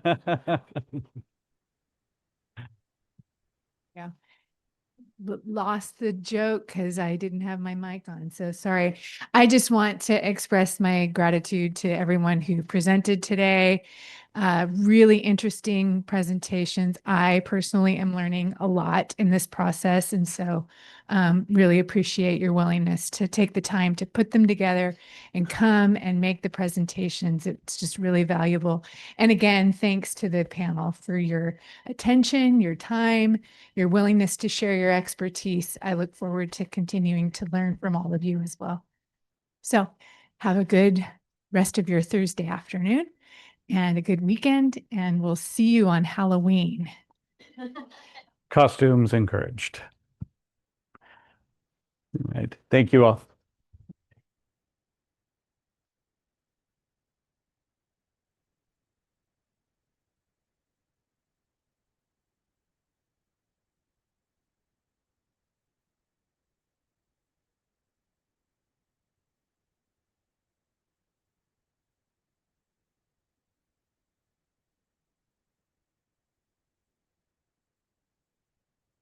Recording stopped.